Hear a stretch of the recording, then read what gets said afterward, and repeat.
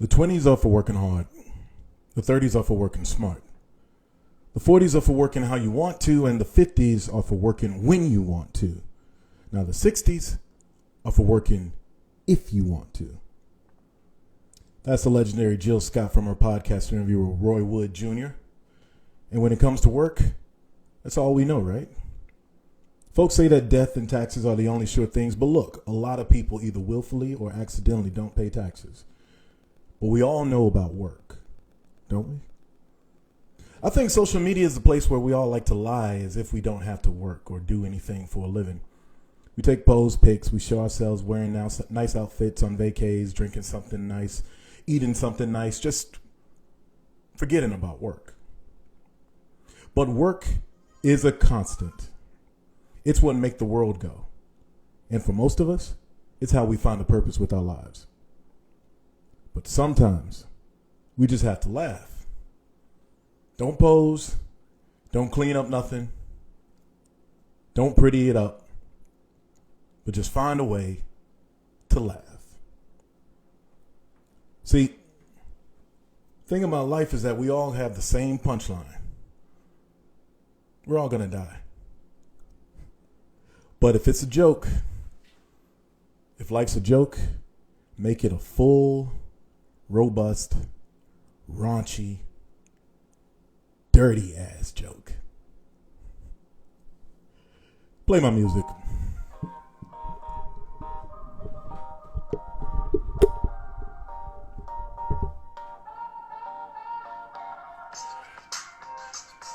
It's the Shawn Show, folks.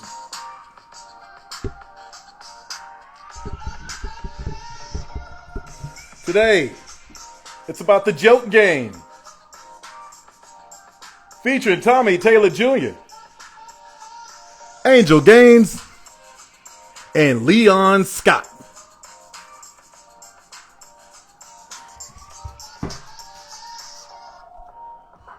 With the final essay, Shawn Says, on Laughing Matters.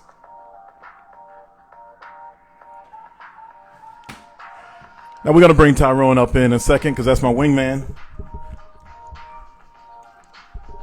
But we're going to get ready to get crack-a-lacking.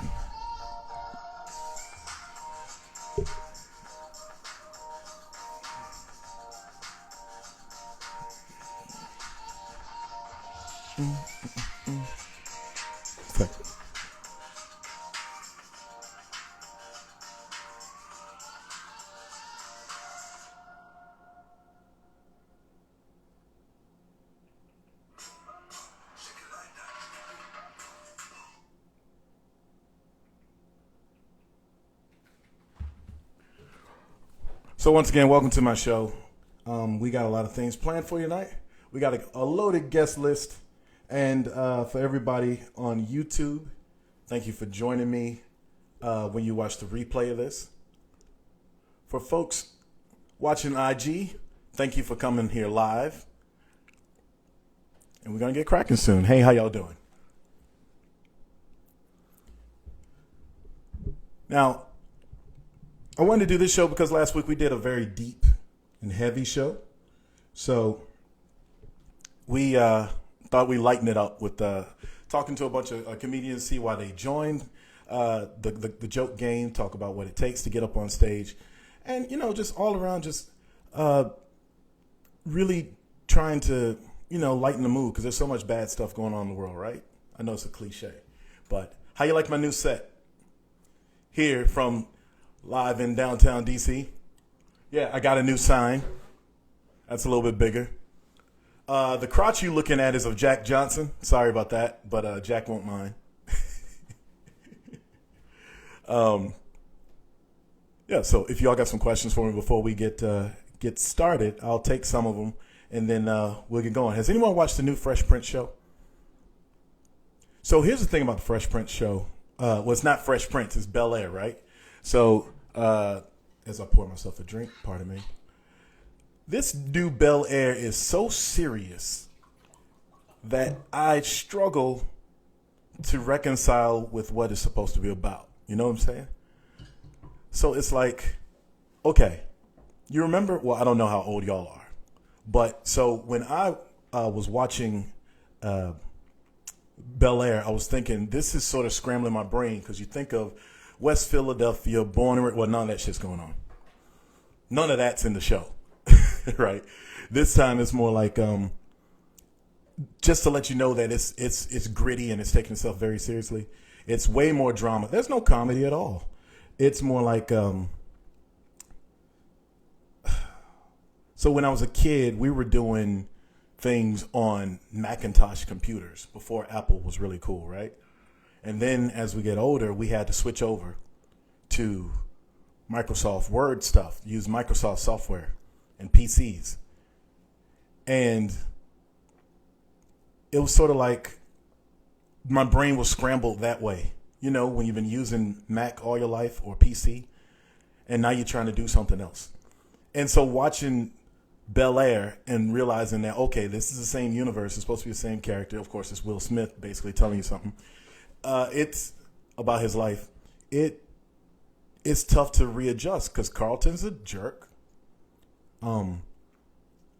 Hillary is kind of useless.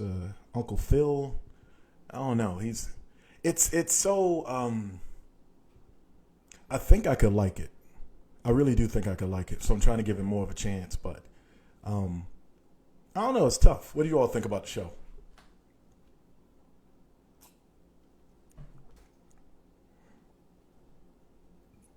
Yeah, he was a jerk before, but it's not. Yeah, I understand, but there's some drama. They covered it in the original, but the original, like, it was like a special episode of Fresh Prince, right? So it's not all the way drama. Jeffrey is a little gangster in the show. But then, like, Jeffrey's like my age, and I'm not used to that either. Like, Jeffrey's like 50 something, and that's kind of a trip.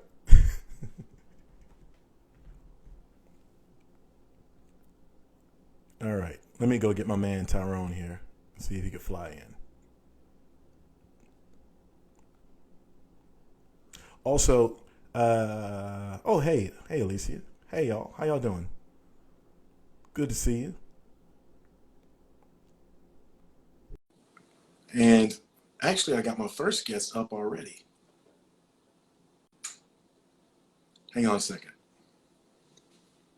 Before we begin with the guests, as usual, she should be flying in now. There she is. Hey. Hey, Kym. Here you go. Hold tight, Tommy. Gotcha. Tommy Taylor is in a car because he has. You got a set tonight?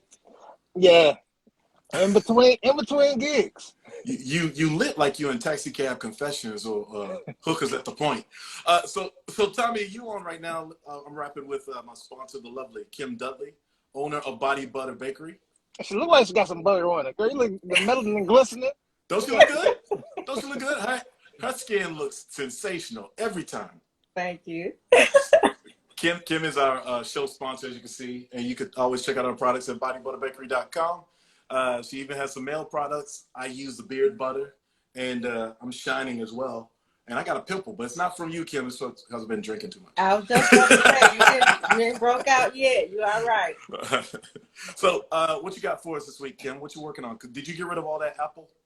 I did. Within minutes, it's gone. So Within Apple, minutes? It won't be back until October. It's gone. Greedy ass fan base that we got. So what you got going on now? What you cooking in the bakery?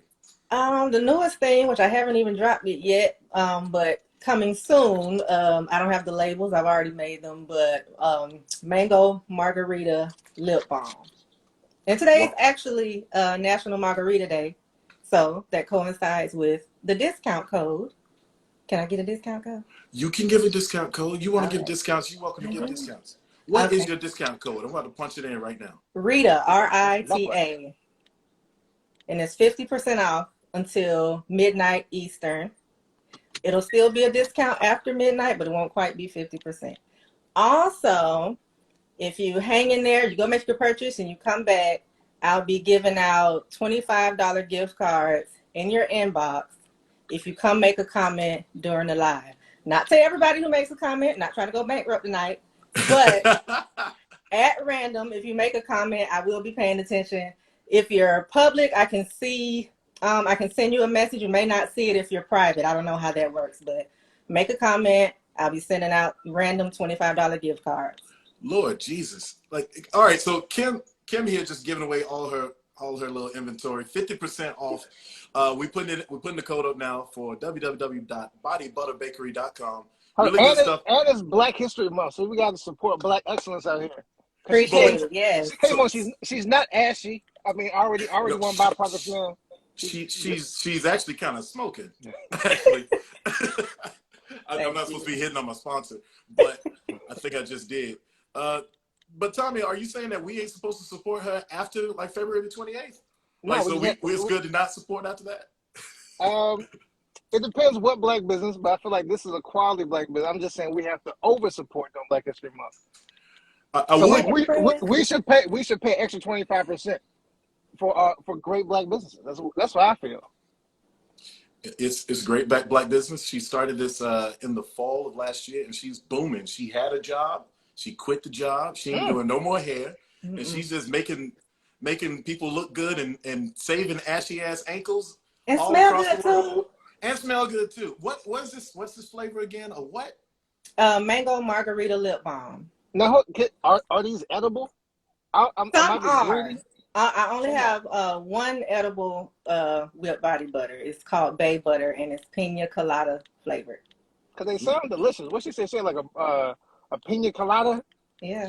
Maybe I'm just hungry, but all of it sounds good. It smells really good. I'm about to put some on some toast. I got a jar for you. If you like pina colada, I got a jar for you. I'll let you have mine. She gave me 3 others because it might be too sweet for me. Like I always tell her, it might be drawing roaches for me, so I don't know if I can do that. No comment. But the edibles, huh? Have you had a man use the edibles, Kym? Your phone breaking up. Have you had him? Wait a minute. Time out. Why is Shawn about to lose his first sponsor already? We're not even 10 minutes in this conversation. You're already about to lose sponsor. He's about to get canceled on his own show. I'm about to get canceled on my own show. Thank you, Simply Kym. Yeah, your Wi-Fi is crack-a-lacking. I don't know. Mine right now? Yeah. Mm-hmm. Ooh. Let me see if I can do something else. No, you're all right. I'm talking about your question. Oh, wait a minute. Oh, because my first show I had bad Wi-Fi. Now you're scaring me. Oh, you did? Oh, no. It's all right. It's crispy. Oh, so you just acting like you. So what was the question? Oh, Tommy, you want to ask the question again since it might get me fired? No, I didn't want to ask a question. I want everybody in the internet. That wasn't my question. Okay. That was yours, buddy. Thank you, Tommy. We're about to get you off and just talk to Kym now. So. No, just kidding. But Kym, once again, we appreciate everything. Who's your favorite comedian, Kym? You want to share that real quick? Probably Dave Chappelle. He can't do no wrong. Yeah. He can't do no wrong. Yeah, I love him. And Chris Rock. I like smart comedy. She likes smart comedy, Tommy. You wear glasses when you on the mic, don't you? I'm gonna be quiet. All right, thanks, Kym. All right, so look, folks, discount code. I got it pinned up here. Just put in Rita because it's Margarita Day, right? It is. Yes. It's Margarita Day. She made something like hot lip mango. What is it? What the hell is it? Lip mango margarita lip balm. Mango margarita lip balm. Yes. But it's not out yet. It probably won't be out till next week. She about to hook it up. So somebody said lemon pound cake. That is my #1 seller. Yes. If I sold nothing else, I'd be all right just selling that 1 cent. She's got a lemon pound cake. What made you think of these? Do other people have this type of stuff, or is it like very unique? Some do, yeah. Not their Ty, not their entire business, but yeah, there are other sweet smelling. What's going on, Tom? Hey, what's going on, Tom? All right. Doesn't she look great though? Like I tell you, ladies, you want to look shiny and presentable, and she looks, edible. Oh my gosh. That's a lot. That's a lot. I went too far. The what green looks good on you. What you sipping on, Shawn? I hadn't started yet. I just poured it. I hadn't started yet. My mind is blown though. Pound cake. I feel like you should make a cornbread One for Black History Month. See, Who now the hell your phone, now your phone breaking up. Who the A hell? cornbread, a cornbread and collard greens body butter. Can I get one of those cornbread I'm and gonna collard call it greens? the Anthony Hamilton edition. No, Sure. Okay. So that's gonna give you diabetes. So can you get him one that's called diabetes? Right. I don't know about that. We're gonna let you go, Kym. Thank you so All right. much. 50% off throughout the show, and if you make a comment, Kym's gonna be checking the comments. She'll Yep. be randomly giving away $25 gift cards, and you're gonna need them too because this is a quality product. It ain't no $4 product, but No, it it's not. it certainly is cheap and inexpensive for you tonight because you have 50% off. That's right. 50% off during the live, and there'll be another discount. It won't be 50% if you watch this when it's taped or in the re-airs. All right. Thank you, Kym, so much for all you do. Yes, And Good to see you again, Kym. thank you. You too, Ty. See y'all. we'll be talking to you soon. Thank you, Kym. Mhm. So, Ty is on the show. That's my wingman. Tommy is in a car looking like a narc. What's up, Tommy? So, tell us about what you got going on. Where are you right now? In the very shady alley right now. Down where I'm at. I'm actually down near U Street. So I got a couple shows tonight. So I'm bouncing around. But I had to come join my man, the Shawn Show, and Tyrone. You know what I'm saying? We got a Pinot Grigio over there, brother. It's actually a Roscato. It's a sweet carbonated red. Jeez, speaking of diabetes, what the Yeah. Did you just get a Kool-Aid flavored wine? What the hell is that? Hey, I don't get it for me. Ooh. Oh, that's smooth. No, I'm just joking. So But Ty's gonna be using a discount code for whomever he get that for. So Tommy, yeah, so you here in DC. This is a national show. So you're in U Street, the historic U Street corridor, about to do a gig.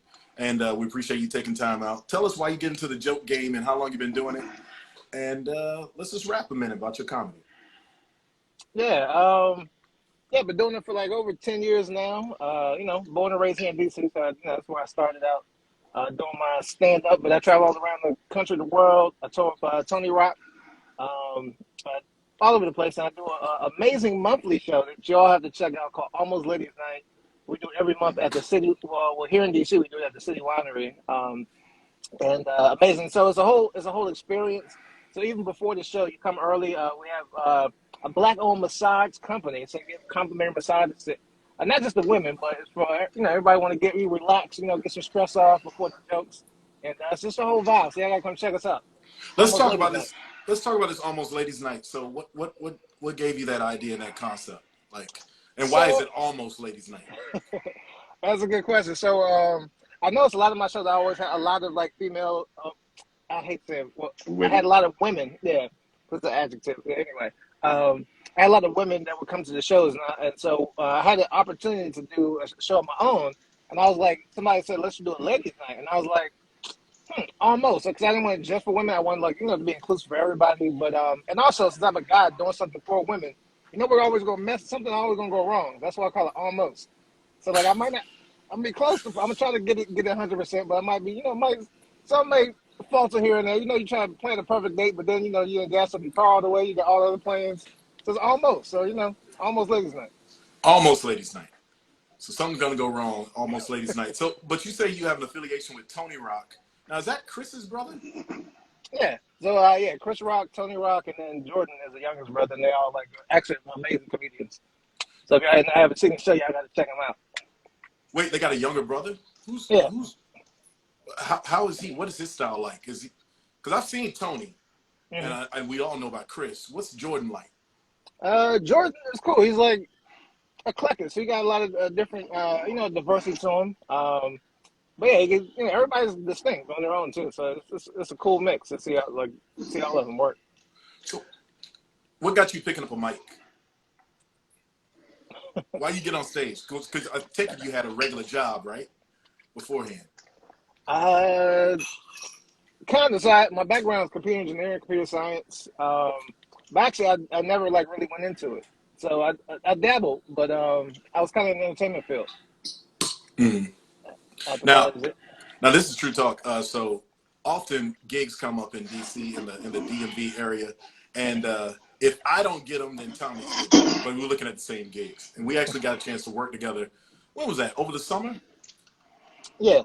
They wanted you to be the barber and me the customer at one point, I think. But then they realized that that ain't gonna work, because what are you gonna cut? So they made me the barber. So anyway, Ty, you got some questions for Tommy? Yeah, I do have a question. What is something about the comedy scene that we don't know about, that you know about? And then I have a follow-up question after that. I feel like we're back on the Ready to Love. I follow up question after. Yeah, we do. You had some insightful questions on there. Mm-hmm. Yeah. So, what was the question again? What was the first part? So the question is like, what is something about the comedy circuit that the public doesn't know? That's like an inside secret that you found out and was like, oh shit, this happens like this. Let me see. Oh, so I guess like the first thing that comes to my mind is a lot of comedians aren't very nice. Okay. So I don't know, like, have you gotten into a run-in with a comic where you about to fight somebody? Nah, not personally. I've seen a couple things, but you would think, I don't know, when I first started coming, I thought like all the comedians just like, just really, funny, like enjoyable people to be around. But there's a lot of like, and for different reasons, sometimes bitterness and like this mixed thing. So it's an interesting mix. So it's not like just the happy-go-lucky people there. And then I guess as they say, comedy comes from pain a lot of times. So like a lot of people are really dealing with stuff, and you're like, yo, they were being for real. Yeah. So, what's your follow-up, Ty? My follow-up question, I ended up asking the follow-up question, and that was going to be the big misconception about the comedy circuit, that we're unaware of. But it seemed like you answered it a little bit, that the people aren't nice. The other thing is like, what keeps you going? what keeps me going is just like, man, so much to talk about. I mean, we all go through like so much every day. I think like friends like COVID was a great like unifying experience because we all like kind of experienced a lot of similar things. So, but there's a lot of nuances like in everything. So being able to like pick things apart, like put your perspective on it. It's cool and it's fun. And I love, in person, I just love like making people laugh. God damn it, Shawn. How does it affect your relationship? Your relationships? That's a good question. I feel like because you kind of like, you got bill collectors calling the show. What's wrong? No, not bill collectors. Are we getting canceled? No, we can't get canceled on a free show. Is it even possible? Like with so many tour dates and travel? I mean, it is possible. So I do feel like it takes a special person to like be in like a relationship. So you have to be like a strong woman, because you have to like be out like gigging, but at the same time you are always feel like you make time for what you want, make time for what you want, and so. But there's still like a balance. I mean, you're doing stuff during the day. You have to be out at night. You have to write. You have to. Now I see Tommy around with some bad. So that's what I was gonna ask. Yeah, like we saw him. He had. I didn't see nothing. Bad. You a lie, Tyrone. You saw. I didn't see nothing. Tommy, it seems like comedians. I don't know nothing. I didn't see nothing. What is it about comedians that draw the baddest women? I see JB Smooth spitting all over the mic everywhere, but he's got a hot girl. Yeah, he's been married for a while though, right? Steve Harvey keeps getting hot women. Like what's about comics getting these bad women? What's up? I don't know. We just keep it real. That's you have. I think women do like genuineness. So I think for real. But you got to be authentic, be genuine. I think comedians do that, and then everyone likes to laugh, but also that becomes a problem. And sometimes you like too much on joke. Like, can you ever be serious? Like, yo, you say you wanted a man to make you laugh, and now I made you laugh too much. So it's a fine line. Wait, so the rest of us is like keeping it real going wrong? Is that what you're saying about the rest of us? Because we can't get no women like comedians can get women. Yeah, man. I'll be talking about bodybuilders and. Hey, that body butter is banging, by Yeah, the way. man. What's up with that, Shawn? I Oh, tried to save it, but I came in like 30 seconds too late. I love Man, my sponsor. Okay. I mean, I could understand how her beauty could catch you off guard, and you might slip up here and there. She's a beautiful woman, though. I mean, you just look at her, and but you know, there's more to her than beauty. yes, I mean, You gotta focus on the mind, brother. she's no, I'm not just focusing on the mind. I mean, she's smart, I she's know you're not. creative, she's enterprising. Hey, why are we talking about Kym like this? Let's get back to you, Tommy. Speaking of women, weren't you on a reality show, Tommy? Well, Wasn't that me watching the show? Wasn't that show on ABC? Wasn't that you on a show called The Proposal? yeah, I try to forget about that. But Hey, What? see that, Let Tommy? me We ain't the only let ones. me go Go research ahead. that right now. Get on the Google box. I'll play Axel Foley music while you do the time. Boom, we boom, talked boom, in boom, my Okay. writer. boom, I boom, said not to bring that up. boom, boom, boom, boom, boom, boom. Oh, my bad. We're supposed to not bring that up.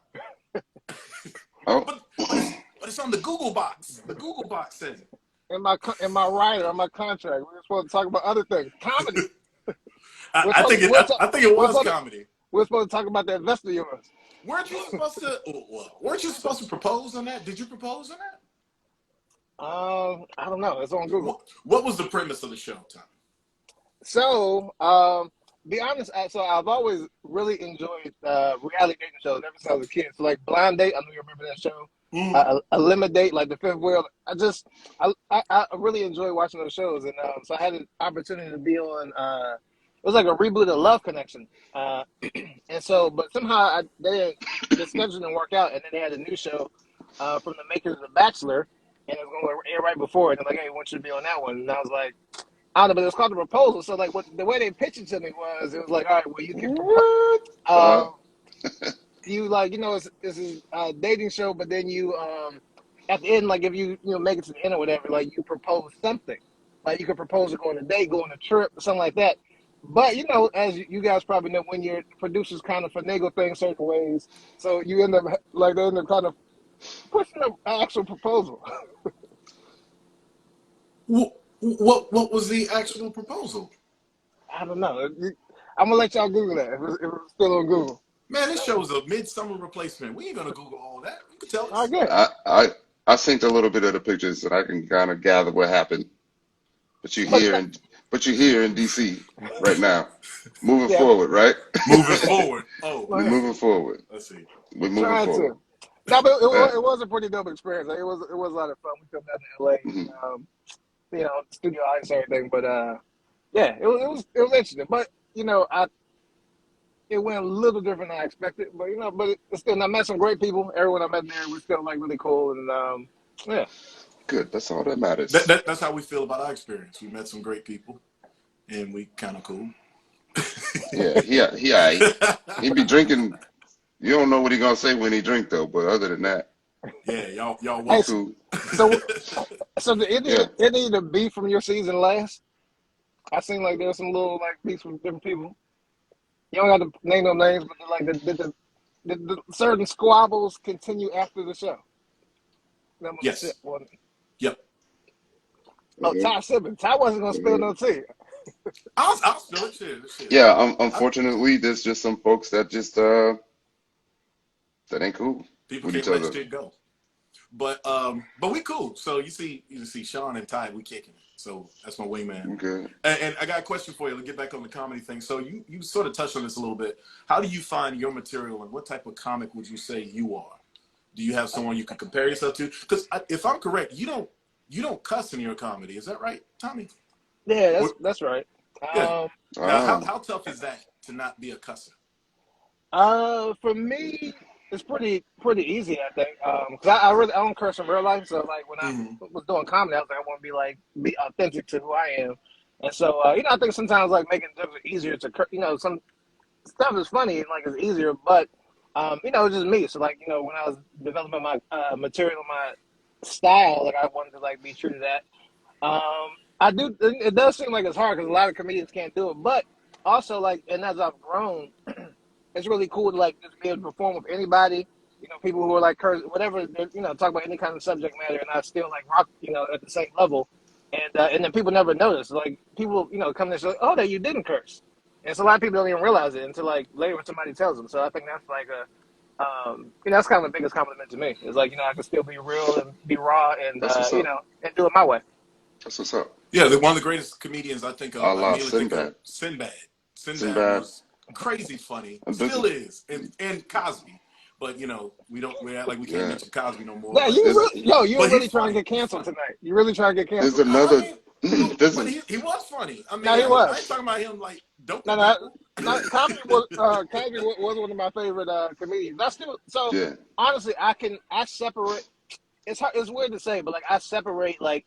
I can own like the comedy and good stuff he's done.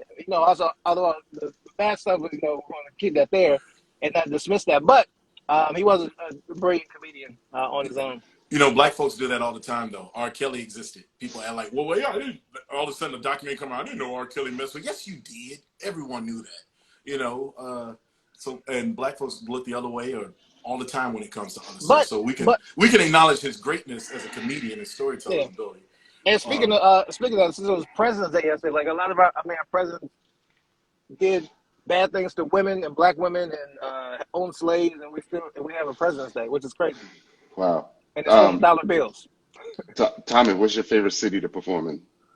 Actually, I have DC. DC is a great city because it's such an intellectual crowd, diverse, and like I have a bit about like the women here too. Like I think DC has like the best women because they're beautiful, intelligent, smart. They're GS95s. Like it's hard. It'll make it hard to leave, don't it? Yeah, but and so you can talk about a range of things, and like everybody knows what you're talking about. It's just a dope city, and it's a great like intellectual black people here, along with everybody else's diversity. So. I think it's one of like the best cities to perform in.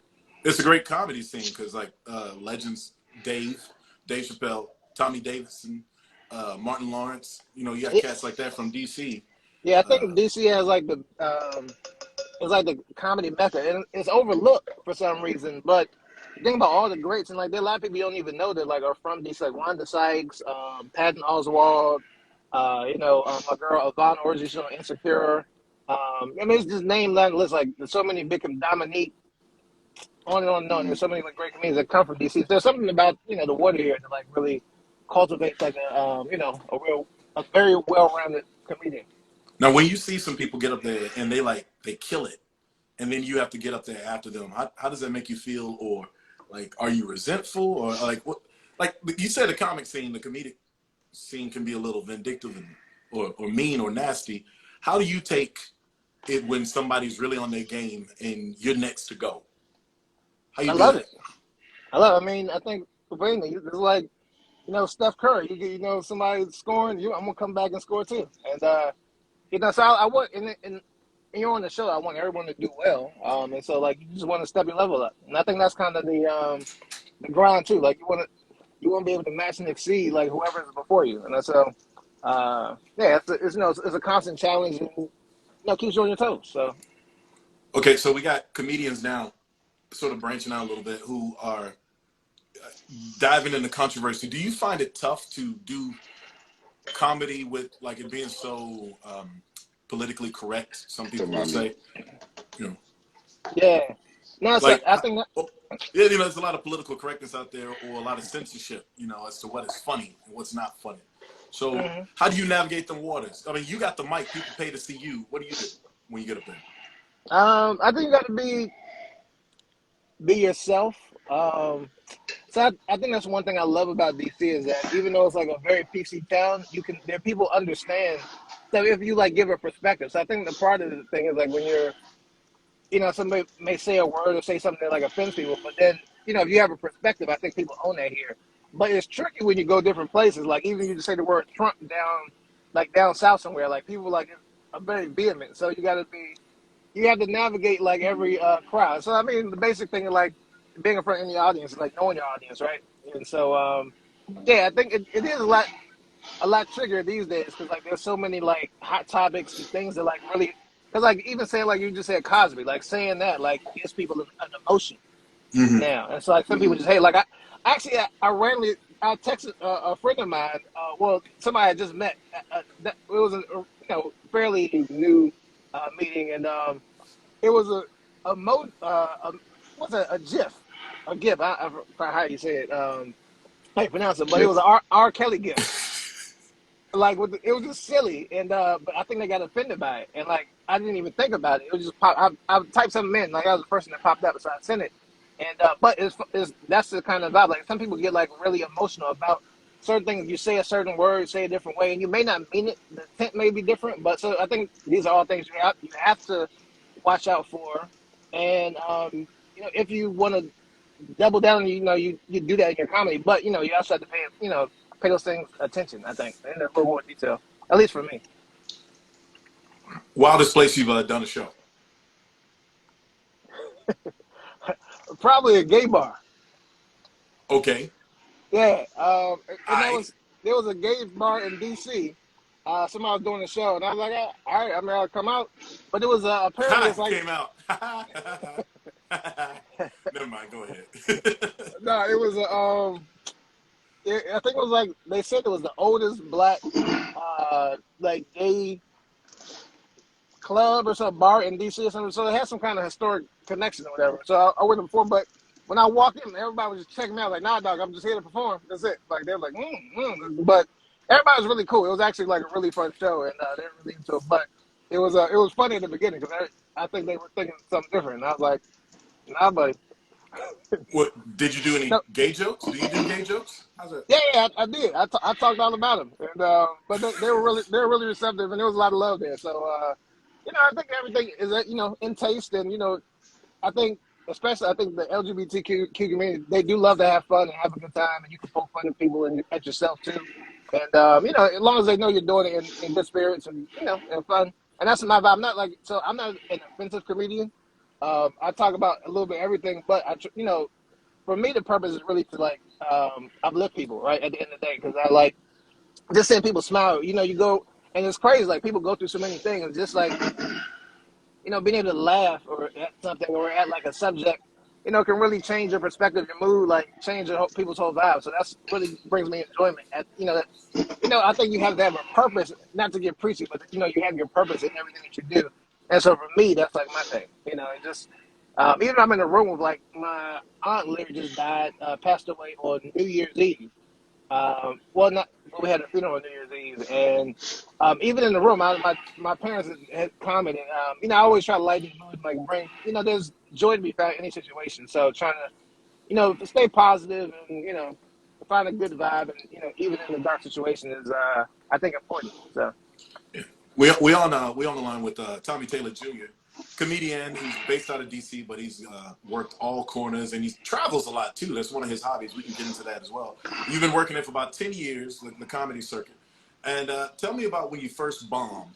How you take that? And can you tell me a bomb story real quick? Yeah, so actually, I think my first bomb was the first black room I performed in. So my first stand-up set was at, I guess, like what you call a mainstream room. It was like, it was a white crowd, Yeah. And I was like, man, I'm killing it. My first time ever. People were like, oh, yeah, you're so funny. And I was like, yo, all right. And so whole different crowd, buddy. So there was this venue on 8th Street, and Michael Collier was like headlining. So I had an opportunity to open up or whatever. Oh, yeah. And I was like, yo. And I was like, I'm finally in front of a black audience. Like, this is my time to shine. I'm about to kill this joint. And I went up there, and I did like my little set that I did at the White Club, and I think I added some other stuff that like I thought really grab the people, and I don't think I got one laugh. There's like boo, boo this man. Boo this man. Tomatoes, tomatoes, tomatoes. Damn. And then when you so when that first joke that is going to hit doesn't hit, and you're just standing there like, yo, what's wrong? And then you start questioning everything. You like, then I think you tense up, and then it's like, I'm trying to continue my set. I'm like, I just want to get out of here at this point. And like, yeah, how much more did you have of a set to do? It was a short set, probably like 5-10 minutes, something like that. Did it feel like an hour? If I was sweating, but more importantly, I was like, yo, how's this stuff not hidden? Because like it was hidden the other day, and so that's the thing about comedy, and it's a beautiful thing, like to understand like crowds and just be able to, especially for a black crowd, it's not even just what you say, but how you say it. Like you have to, they want to show, and so you have to like you just can't be able to, hey, you got boom, boom, boom, but you got to perform, and so but that definitely helped me get stronger. And that ain't happening again. Did you take any improv classes to get your start or what have you, or like stage classes? I remember you came to my one-man show. Still appreciate that. And I had all four. I did 4 characters. Some of them were comedic, some of them weren't. But yeah, so I can understand being on stage. First of all, there's a high when you're on stage and you feel the energy of the crowd and they're waiting on your every word. And if they actually get something you like, that's the best thing in the world. Or you actually find something that you didn't even plan to be funny and they're going crazy over it. So can you explain your time on stage and what you did to prep to be on stage? Because there's a lot of people right now who have your story. They had a job or they had a career, they didn't like it, or they were like, I'm not feeling this, and they want to break out. So what can you tell people as far as your experience is concerned? Don't quit. Don't quit your day job. Don't quit. I thought he's like, don't quit, don't give up. No, don't quit your day job. Sucker. Yeah, that makes sense. Yeah. No, so like, I mean, comedy is really like I think it's one of the hardest art forms, to be honest, because like it's ever changing. Like, you could paint something, you can put up in the, people may feel a different way, like every time they see it, but it's pretty much the same. But like with comedy, like every night you have a different audience, like different waves of cinema going through the country. So like it's you got to stay on top of it. And it's like something you really have to work on. So back to like dating, like you have to be out performing. Like even Chappelle, he's out like every night, like doing like hour, 2 hours, like sometimes more, just working out material because you have to craft it. And so so when you're performing, it looks natural. And there are a lot of natural things that just come up, but you want to build that set. You want to build your material, build your comfortability, all that kind of stuff. But it's a never-ending process. So. What new material are you working on now? Can you try some of it on us? Or I know it's a cold audience. It's cold, so no one knows. Like someone instead of laughing, they have to type in LOL or whatever. But I know it's tough. I'm not gonna try no new material out, y'all, but y'all come to a show. But I'm sure you have a go-to. You have like a go-to set or a go-to bit. Yeah. Like if you know that you might be struggling, do you switch it up and be like, all right, let me pull out the bangers right now? Now like I think I'm in a in a stage where like you don't really struggle too much, but I think for me it's all about the challenge. You want to challenge yourself. Like I like to talk about different subjects. Like was Black History Month, talking about that. A lot of different nuances like politics. Dating's always a big thing. Very relatable. I'm curious because it is timely. What is your take on Black History Month? Like, is it more funny that white people don't care, or black people like are all in on 1 month of Black History? What's your take on Black History Month as it exists? It's my favorite holiday, to be honest. I love Black History. I love celebrating our people. I do feel like sometimes it gets a little too much. Like they start remaking movies now. Like that don't need to be remade, putting like black characters like Annie. I was watching they have a remake of Annie. They had a movie a while ago, but they had some on TV the other day. Like it was a Black Annie. I was like Annie was like a poor white struggling orphan. Like let her stay white. We don't know Black Annie. Yeah. Well, the last Annie, on NBC, that girl looked like Esther from Sanford and Son. That was the oldest 8-year-old girl I ever seen. That girl looked like she has an ex-husband named Arthur. I mean, that's an old ass little girl. Like she didn't look like Annie to me. And then what was it like? She looked older than Taraji P. Henson, who was like the school mom or whatever she was in the movie on NBC, right? You talking about the movie or the show? No, they did a live Annie live on NBC. I like to see poor white people struggling. They should have kept her white. That was a close thing we had to white slavery. She had a Negro spiritual. A white good times. I see. That's what I feel like we need more of in Black history. We need to see more depictions of white people struggling. So like I started watching The Handmaid's Tale on repeat. I was like, yeah, these are white slaves. I started watching like the original Annie. The sun will come up. Tomorrow. That's a white Negro spiritual. The summer. Give me more of that during Black. I want to see white people struggling. If there are any white people, I'm sorry, but I want to see y'all struggling during Black History Month. So you want to see more white people struggling during Black History Month? Yeah. This Black History Month. Because this white girl can't get nowhere. All our movies that we see, because like you start watching Netflix, they got the Black History collection now, like strong Black leaders. But it's always like movies about struggling. We got like Lean on Me, The Color Purple. Like I want to see like some struggling white movies, man. Like they had Moonlight. Was an Oscar-winning movie. So I remember during that year they had Wow, Moonlight. that got me shook. He didn't choke on his cheap wine. His Ripple. It's talking about Black History Month. That's Sanford & Son. He's drinking Ripple right now. Ty's choking on his Ripple. What were you talking about, Moonlight, Tommy? No, I was just saying like all our movies would be struggling. So like they had I remember that one year they had Moonlight and La La Land were the two biggest movies out, like up for Oscars. And like Moonlight again, it's like a movie about like a young depressed like gay Black man trying to struggle through life. La La Land was like white people dancing around the city. Like, dog, why can't we have like La La Lanta? Like niggas doing TikTok dances in Atlanta. Like we that don't rock La La Lanta though. It's the whole movie. La La Lanta. AT Lanta. Oh boy. Someone said there's plenty of struggling white movies too.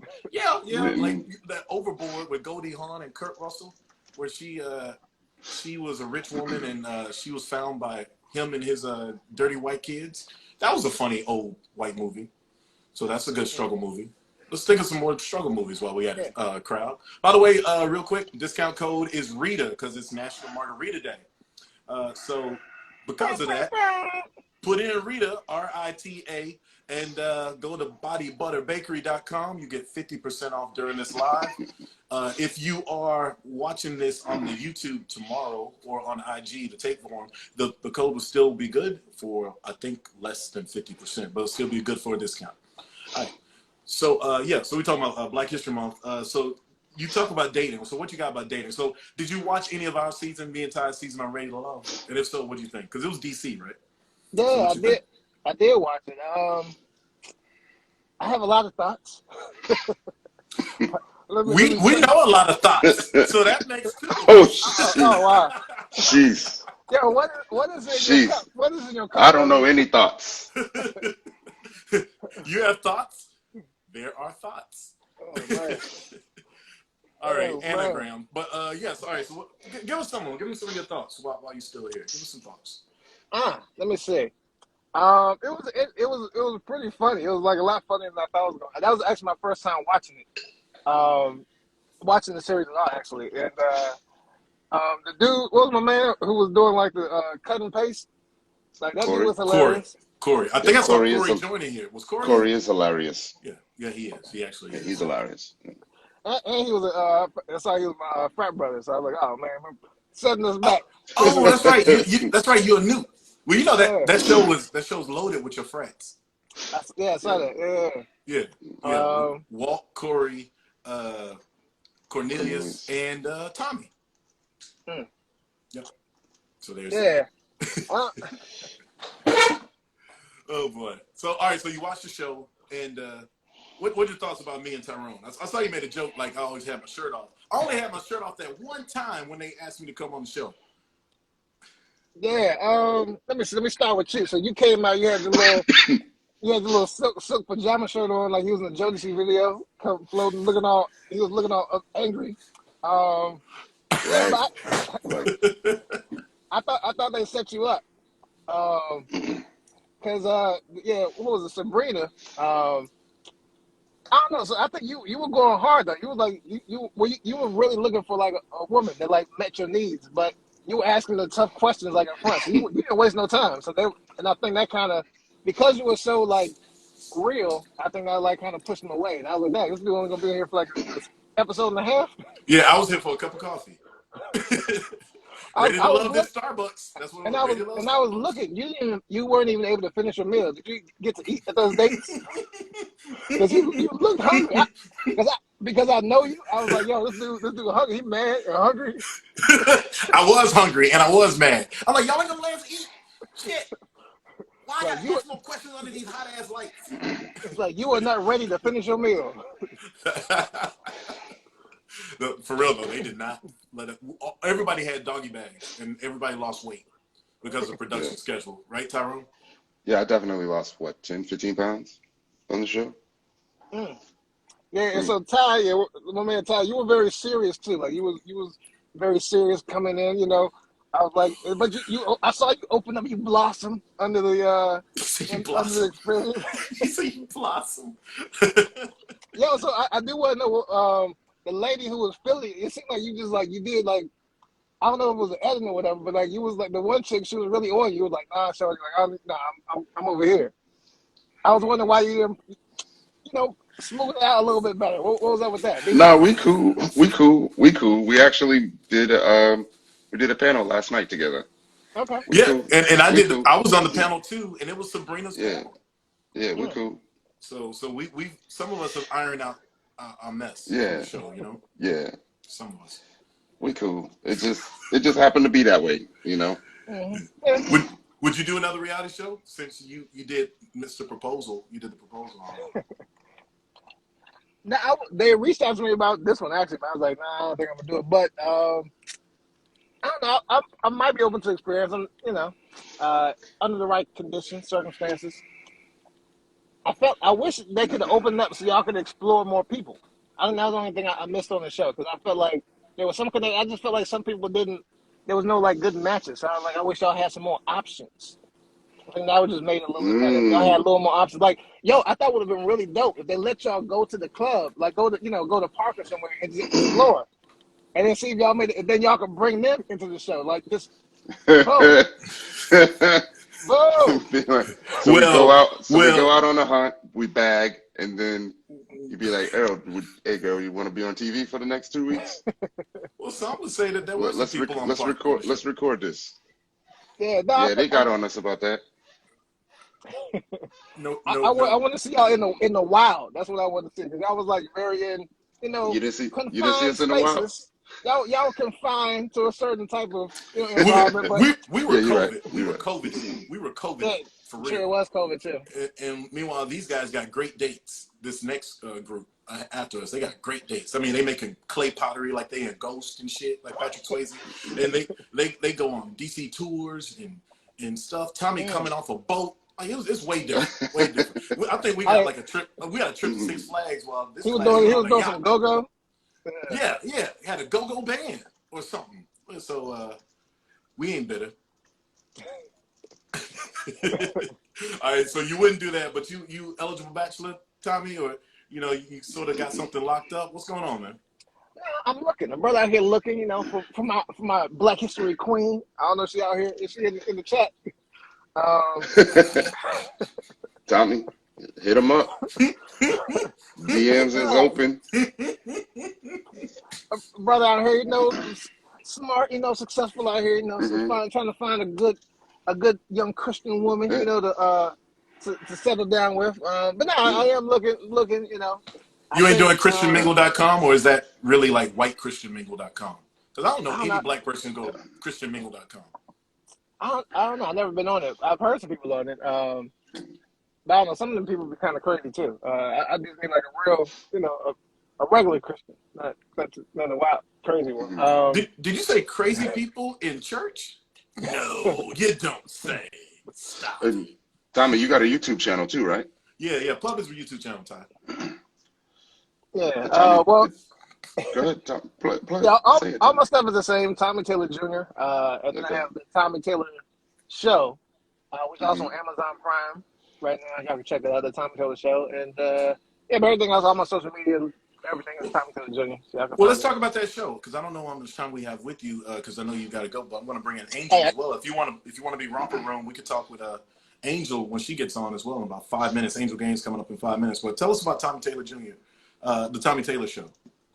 So actually when I was first getting into comedy, so that's really why I started doing stand-up, is because I was, my first love was actually acting, comedic acting. And so I was trying to get my first agent, and like the dude was like, all right, yeah, no, you're really talented, boom, boom, boom. You It's say gonna be get your like, first Asian? bro, Agent. Sorry, I got a bro, diphthong in my ear. They hear that. Your first agent. Carry on. I'm man, sorry. Listen. loosen that vest up, bro, so you can hear better. No, I was trying to get my first agent, and I think it was kind of like he was a dude from LA, boom, boom, and but he was trying to like charge me money, and like in the entertainment community, acting, everybody trying to be actor, whatever, or model, whatever it may be, you're never supposed to pay an agent. They only Right. get paid. Uh, any legitimate franchise agency, they only get paid when you get paid. So you're never supposed to pay any upfront costs. And so because of that experience, I was like, man, like I just wanted like other outlets to show my like creativity. That's why. So I started doing stand up actually because of that. Because I always thought it was funny. But more naturally, I'm visually funny. So I feel like I can naturally show a joke better than I can tell it. Mm-hmm. Before, now I think we both equally. But I started doing a sketch comedy show. And so I was like putting clips online, and we actually won a bunch of awards. And so I actually packaged it as a TV show and like put it on television. And yeah, won a bunch of national awards. Got like a lot of sponsors. I was on like Verizon, got deals with them, and because it was probably a mistake too, because I really wanted to look polished, like it was an actual like TV show, like people were actually producing it. So but just me, because I'm good with computers, my engineering background, like I could like spice this one up. So, but because of that, I didn't want to have an internet look.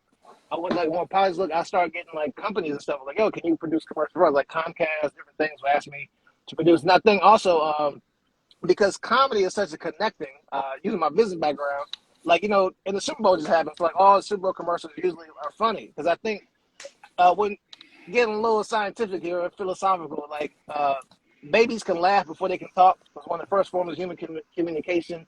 Mm-hmm. And like when somebody laughs at something, it's like you don't think about it. It's just something you do.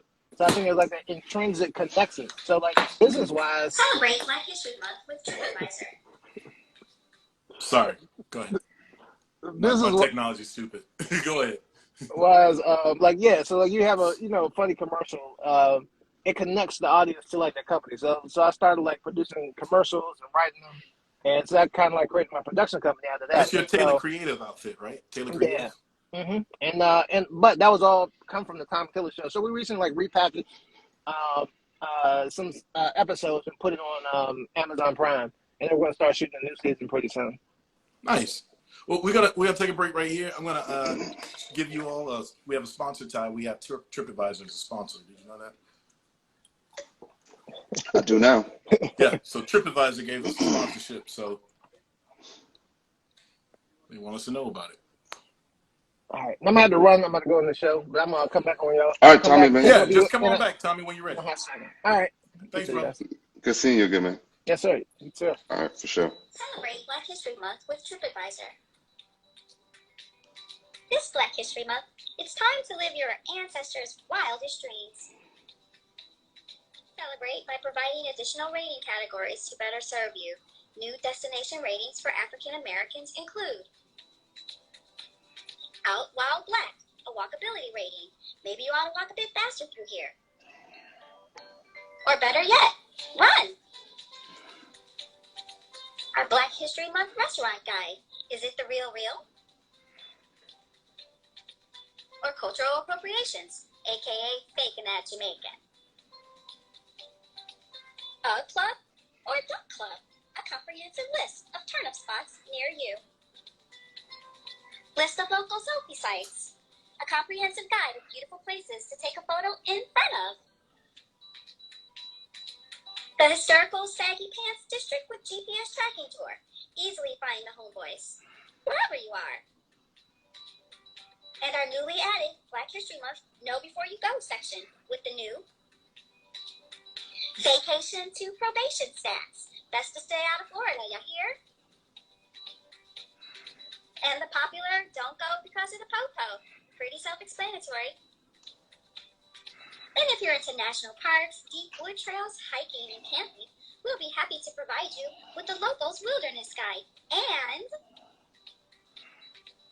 an up-to-the-minute schedule for what's playing on BET to watch from your secure and much safer Airbnb. Because here at TripAdvisor, we be appreciating y'all. After all, you are the #1 consumer group in America, and for this month, we want you to get the best, most beautiful social media selfies to prove just how fabulous you really are.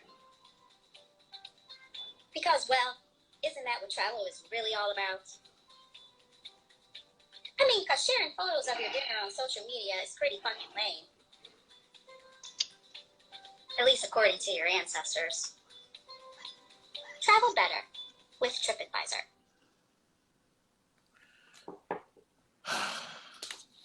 That was a dope commercial. I didn't write that down. That's actually based off of a real TripAdvisor advertisement. So TripAdvisor sent something on Black History Month to my friend who wrote that, Tara Bryant. Shout out to Tara Bryant. She wrote that little bit for us. And they sent her a Black History Month TripAdvisor guide type of thingy.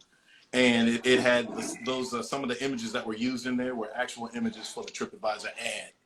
So I don't know whether to laugh to cry or laugh to keep from crying, you know, because it's like, I think the fun thing was watching your face while you watch it. Yeah, I was trying to understand if it was real. Then It's actually based off I of saw some the real ancestors. stuff.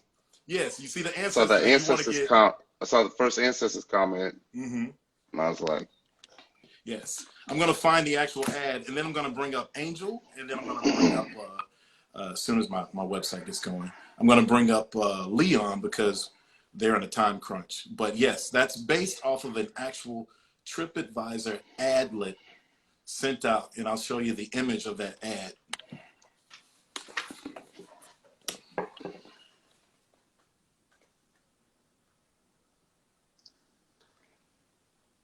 So, yeah, I mean, it actually goes further into some other things too, because this was sent to a real estate friend of mine, and it's like, man, that's kind of borderline racist. So she just made a spoof about it. yeah, I'm gonna just drink. Leon said that middle passage part made him fight in the air like boys in the hood. All right, so I'm gonna bring up my next guest. Angel Gaines is a University of Georgia alum. She is also a funny woman. She's out there in California and LA, and now I have to find her real quick. But yeah, y'all don't get mad at me. Like, get mad at TripAdvisor. We're about to bring in Angel Gaines though to get us started, and then we'll bring in Leon so we can have a little round table. But we want to get to know Angel first. Hey, Angel. Hey, you. What's up? Hey, girl. Hey, Angel. Angel Gaines. Ty How you doing? Ty Wilson, Angel Gaines. Nice to meet you, Ty. Likewise. How you doing? Let me just have a moment. I mean, the last time I saw Shawn, like in your 20s, like we were young, issues. Yeah. You see what was he like? What was he like in the 20s? I like these questions. Yeah. What was he like? Well, that's all the time we got for Angel tonight. So thank you, everybody. Good night. Yeah. Shawn Says will be on YouTube. Good night, everybody. So, let me tell you, Shawn, do I have it out? No, I don't have it out. Shawn is so special to me because he used to write for the Red and Black, which was the college newspaper. It was independent and it was mostly white. It was all white. And I still have it. He wrote about my first major comedy gig. I was up for George Wallace. And he interviewed me, and it was the first time I saw myself featured in a newspaper. I said, Angel, I can get you in the Red and Black. She's like, what?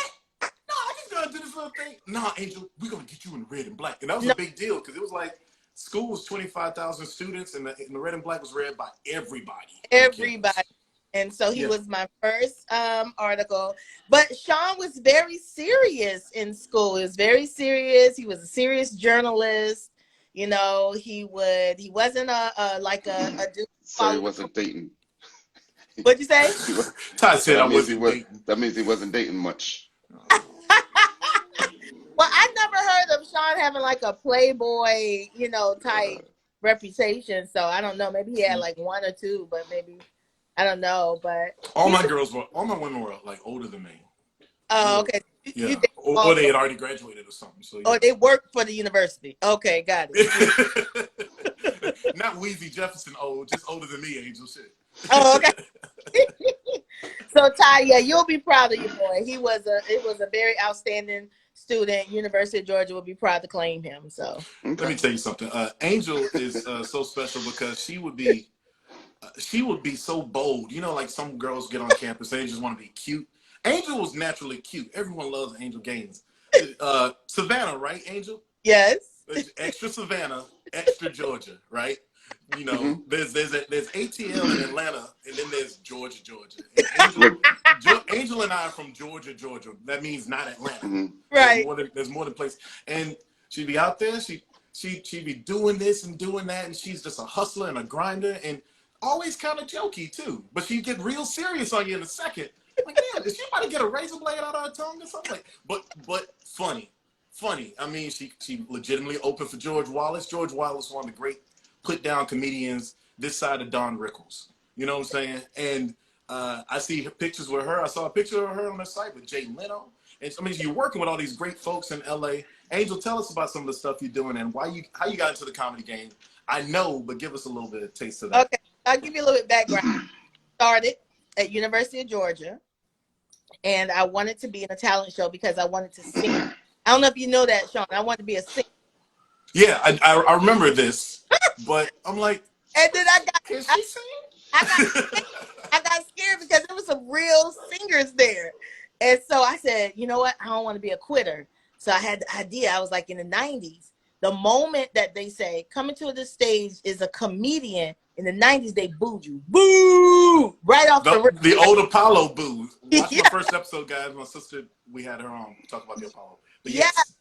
So unfortunately for me, my plan failed because the host was Sheldon. And he got up there and he said, all right, y'all, we got a freshman coming up. She's going to do comedy. Y'all respect her. Give her a chance. I was like, yeah, I don't have no material. So that's how you learn, sink or swim. That I did. I literally jumped in the deep end because here I am in front of all of those students at an Omega talent show. You know, it was packed. And I had to go up there and do 5 minutes of comedy. And my first joke was the absolute worst joke, which was Comedy 101, a Michael Jackson or R. Kelly joke in the 90s. Yeah. I combined both of them. Bad idea. Never say that again in the history of my life. But the point is, somebody with their precious soul booed me. It was one singular boo. And I guess at that moment, that's when the comedian inside of me really stood up and was like, let's just go ahead. I'm about to light that ass up. Yeah. Then on. Angel's a good snap queen. She was really good at snapping, if I remember when I saw you. Angel was like, don't mess with me up here. I got this mic and this power. And so Angel, by the way, Angel, you look beautiful. You look great. I like your red background back there. You know, that's Zoom. Is Compton behind you some shit? Well, we have no idea. Oh, you know what? I think you have some hate mail after this. No, don't hate me. No, this is my little cover for my Zoom comedy show. It's nice. Usually I'm framed a little tighter, so you know. It's nice. That's what's up. Yeah. Are you got a YouTube channel? I do. I'm Angel Gaines on YouTube. I'm Angel Gaines on that. Yeah, at Angel Gaines. My website, angelgaines.com. Yeah. So yeah, that's awesome that we have these memories though, Shawn. That's crazy. Oh man, it's so crazy to see you from that. And you know, from you seeing me from me, and we're still doing stuff. Yes. We're still out front. You know, people look at us like, okay, we can't take them seriously.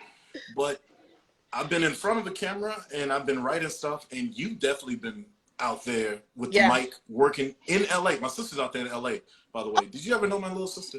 No, we need to introduce us. I will cross text you all and introduce you. But yeah, she's out there doing great stuff too. Okay. But yeah, so it's just great to see us, and like, so knowing those beginnings, Did you always want to be a performer? Because like you said, you were trying to be a singer, and then like you were introduced as a comedian. So was that really the reason that changed you? Because you just gave up on singing? What happened? I think that honestly, I probably was afraid to be a comedian. And I just wanted to be a part of, because you don't know me for singing at UGA. You couldn't even name a song right. I think it was my fear of putting myself out there and then not knowing what the vision is. But, you know, sometimes how you have to take that step and then the stare will appear. I think that's that moment for me. And comedy just stuck with me. Because you remember I did pageants after that. Yes, you did. And then I did... I went on to win Miss Savannah, and then I left UGA for that year, and then came back. We all did it. Well, I had to leave UGA. When you are a title holder, you have and do you have duties for Miss Savannah? Yeah, you have to be in your city. You know what are one's duties as Miss Savannah before you go on? What are those duties? Oh, well, pageants have changed tremendously. So let me take people back to the archives. So when you are a pageant title holder, your responsibilities are, one, to go on to win the next pageant, which is your state pageant, is Georgia. Okay, so there's a lot of prep for that. But meanwhile, you're doing television shows, you're cutting ribbons, you're holding babies. It's like a politician. You're giving speeches, you know, you're doing all that, visiting schools. You are literally full time. You're a dignitary. Yeah. Yeah. Does all that give you the skin that you need now to be out front with a mic, or do you feel even more raw when you're in front of a crowd? Tell me what's that feel like when you're on stage. On stage as a comedian? As a comedian, yeah. Did that prep you to be a comedian? Can you see any correlation? It's honestly, it's like I don't know how other people describe it, but once you hear your name, everything changes. Like I'm nervous. I'm, you know, what am I doing? And going through my lineup, going through, you know, what am I doing today? How much time? Blah, blah, blah, blah, blah. And then once I hear Angel Gaines, it's like this thing just comes, you know, like, bam, like you're into this other world, this other dimension. So we don't experience the laughter and everything like you all do. You know, because it's like you have all the tracks going on in your head. So you have like what your game plan is. You have what's actually going on in the room, and then you have your reaction to the audience reacting to you. So you have to be very attuned to the whole thing. That's why you're not in like a regular state of mind. All right, I'm going to let Ty get in here. Angel, go ahead. Angel, you might know my peoples. Who's your peoples? The Wilsons from Savannah. It's a whole family of Wilsons. Well, you know them? Savannah's not that smart. They was big into church. I'm just going out on a whim. And Angel, there's a whole. I'm just going out on. I'm going out on a whim. On a whim, it's a whole family of Wilsons that were musicians in Savannah. They was into church too. Okay, well, just to give you a little context about, look at this dude. Someone asked what I was sipping on, so I just want to put that out there. Go ahead, Angel. Sorry, baby. They're not promoted me yet. Not yet. Right. So I left Savannah when I was 18 and went to University of Georgia. And then when I came back for that year to be Miss Savannah, I didn't technically live there because I still was traveling. Okay. I don't really know anybody, you know, back home because, you know, unless I knew them when I was a kid. You know what I mean? Okay, I got you. Yeah. So, yeah. What are some next moves for you? Let's see. Well, I'll be back in Vegas for a week at the she said Cellar. Vegas. At the where? I'm sorry, I stepped on that. At the Comedy Cellar. You know, it's the famous Comedy Cellar in New York. They have another location in Vegas. So it's called you know, the Comedy Cellar in the Rio Hotel. So I'll be doing 7 days, 2 shows a night. Y'all come through. Y'all got money like that. It's May 9th, the week of May 9th. So y'all come. Look at Ty. You know what? Ty, bring the whip to I'll be doing stuff like that. Yeah, I know you because listen. I'll be doing stuff like that. I would go. Vegas. Put it in your in May. Yep. I was actually trying to get out to see the Braves versus the Dodgers, but that game might even be canceled. That's in April. Braves come to LA in April. Oh, you know, I know. I do have another trip planned out there, so I'll definitely hit you up when I do that. But Vegas, Yeah. Ty, you want to do Vegas? Ty's already writing down. Ty's writing down. He didn't pay attention. That's tunnel vision. That's how Ty got that tunnel vision. Yay, Ty. That's Yeah, also what got kicked off the show. But he got that tunnel vision. He can focus. yeah. You guys will definitely be my special guest. So, you know, you got my Instagram. You know how to find me. So just let me know, and then let me know how many tickets you need. Man, I got your number. And yes, that sounds great, Angel. But let's so you got this it's like a mini residency, right? You got a week of shows. Yeah, they do about weeks. So you got a week. We got a week. So do you have an agent, or are you now removed from booking your own stuff? How's that work? So the beauty of how I get it down is I work with a lot of bookers directly. Mm-hmm. So I get to just, you know, make my own agreements, because at this point I'm not in such demand where I can't handle it myself. So I'm okay with that. But as I grow, I'll be looking into getting a team. But I always tell entertainers, be realistic about where you are in your career, because you'll spend a lot of money that you can keep just because you want to say, you know, oh, I got an agent or whatever, but you still got to pay them people. Yeah. And 20% add up. That cuts out your check, fool. So, right. So I can do my own paperwork and emails for right now. Let me tell you how great of a booker Angel is. So I said, Angel, can you come on my show? And she said, yeah, sure. Well, she asked me a couple questions, like qualifying questions. I'm not just going to do bullshit or whatever. All right, fine. Answer the questions. And then I look the next day, and I see she's booked for another show the same night. with our UGA boy. I said, this nigga done booked. She done double booked. Angel done double. In fact, I'm pretty sure she's crisscrossed. So when she's done here, she's going to go back over there. You ain't fooling me. She's going to slide that shit down. It's going to be a blue shade. So instead of a red one. You ain't fooling. This fool done double book. Like, how's she going to pull this off? She didn't say anything either. She didn't tip her hand, Ty, or nothing. So hey, listen. I talked to Poe. I had to talk to Arvell Poe. He has a show called The Indie Show. Check it out. It's around the same time, but that's why these things are taped. You can watch these things. And I said, look, this heifer done double book. So how we gonna manage her? So the trick is just to keep Angel on until she realizes that the time is getting close, and then see what excuse she come up with. See what she come up with. See what she come up with about having a lead. I just hit the old dusty trail. Yeah. So what y'all getting into? What y'all about to do? Right. Vegas, please. Ty. Yeah. Ty, can you hear me? Yeah, I can hear you. Yes. Ty, Shawn. Yes.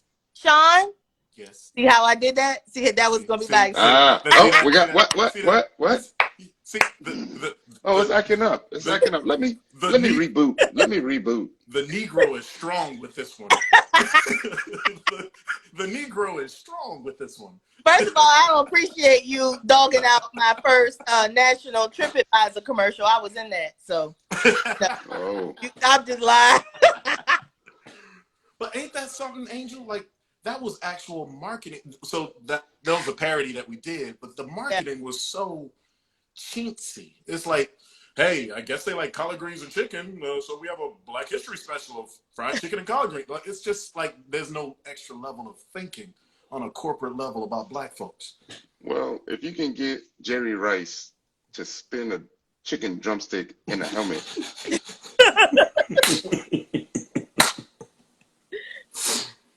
Wow. You know? Yeah, it's not good. Well, tell us as a Black woman. Oh, Lord. Come on. Just give us something. That alone is loaded, okay? Can we just change that intro to as a Black woman from your perspective? Yeah. Uh-huh. No, for you. Mm-hmm. For you. Like, what's it like? How you being received, though? Like, because, like, you know, there's, she's a big Black woman, so she's going to talk about eating and, girl, I need such and such. She's going to talk about how her feet fit into the pumps, and she's going to do big woman stuff. Or she's going to talk about having sex. Or what is, do you feel that you're trying to, like, shade outside of some lines with your humor? Explain your humor and the perception of what you think people want from you when you get on that stage. Okay, so just in your question, what stood out for me right away is the line that you said, what you think people want from you. You are guiding any type of your creativity from that, then you might as well just get a drug habit because it's never going to be satisfying. It's never going to be satisfying. So you got to satisfy you. You have to perform and write that excite you, that are funny to you, that interest you. Because in the topics that you talked about, weight gain or loving food, being a foodie, none of those things are wrong. You know, it becomes, once we create the art as the artist, it's no longer ours. It's out there. So we're not at all responsible for how people curate it and how they assemble it. You understand? So you have a woman who talks about, like, you know, the Miss Pat show. She's a full-figure woman. She has her point of view of comedy, funny show, and it's very real for her, right? But then you can have the same, you know, Black woman do a different show like Abbott Elementary, and it's a whole nother different experience about having a boyfriend who keeps rapping and, you know, well into his, you know, late 30s. It's a pretty good show too. It's a hilarious. I found 2 episodes of it. It's really good. Abbott Elementary. Both of them very funny shows. So once we create our art and we release it, I'm no longer into, like, you know, paying attention to who likes it. You know, I tell people all the time, comments, never read the comments. Well, Angel, we were on a reality show, and I told everybody I did not read the comments. I watched it. I'm first of all, I stopped watching because of y'all. Okay. Because of us? Yeah, because this next right here, this not how the game was played. This whole change, I was like, I'm out. So I haven't seen any of it. I stopped after y'all because y'all were the last of the twist that I was accepting. Because I'm an OG ready to love. I'm an OG. You know what I mean? Like, I'm friends with them on the great Twitter. Atlanta seasons. People love Yes. those Atlanta seasons. Yeah. When it was still genuine. Like. Yeah, and when I saw y'all on it, first of all, shout out to Ty for being just a very even keel, you know, cool dude all the time. You didn't let them ruffle your feathers at all, and you was in some really tough situations. You could have gone real left. Yeah. Because everybody got that code. You know what I mean? You know what? Cameras, right? Shawn, I love your entrance because I knew you, and I knew that this is so far from you. It was the best, dude. You have not walked in no room like with theme music, like, wow, here goes Shawn with the wind. Like, really? No. See, so she knows me, right? So everyone's like, yeah, you had your shirt open, your chest. None of that shit was me. I mean, it was me. We all my muscles. But I'd rather come out there fully clothed. I would have come out there with like a turtleneck and an overcoat. Right. Turtle is 95 degrees. I don't care. I'm coming out there looking like Paddington Bear. I don't give a. Like, come on, that man. is your staple. Turtlenecks. I remember you rocking turtlenecks all the time. I still do. Yeah, he still does.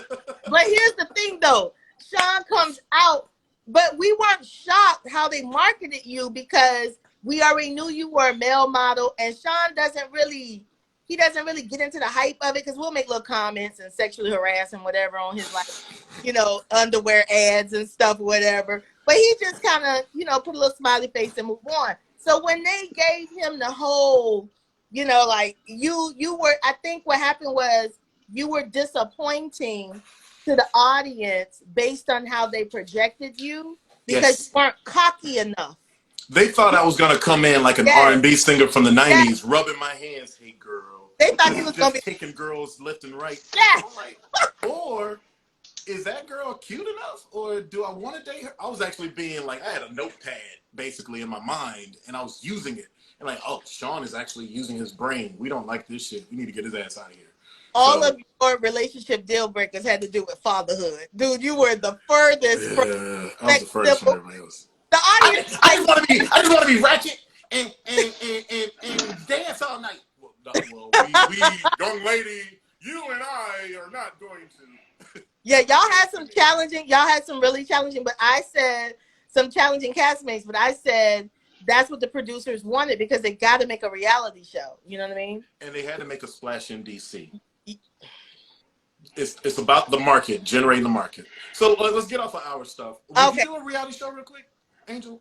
I'm about to bring in another person so we can have Okay. a round table. But I want you to keep talking. Would you do a reality show?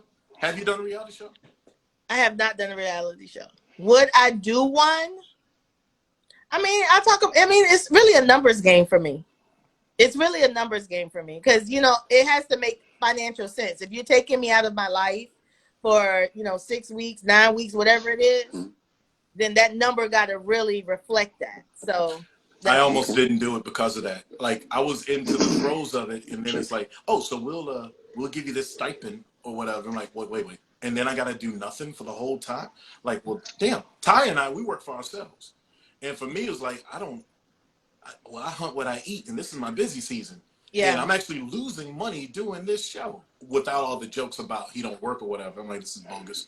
But that was something that I really thought about. But I'm like, okay, I'm still single. Let me just give it a shot. And so that's what happened. Well, let me ask y'all this real quick, too, then. But is there something really wrong with being single? Like, are y'all really not liking it? Because I love it. I'm good. We're not hurting. We're not hurting. I get lonely.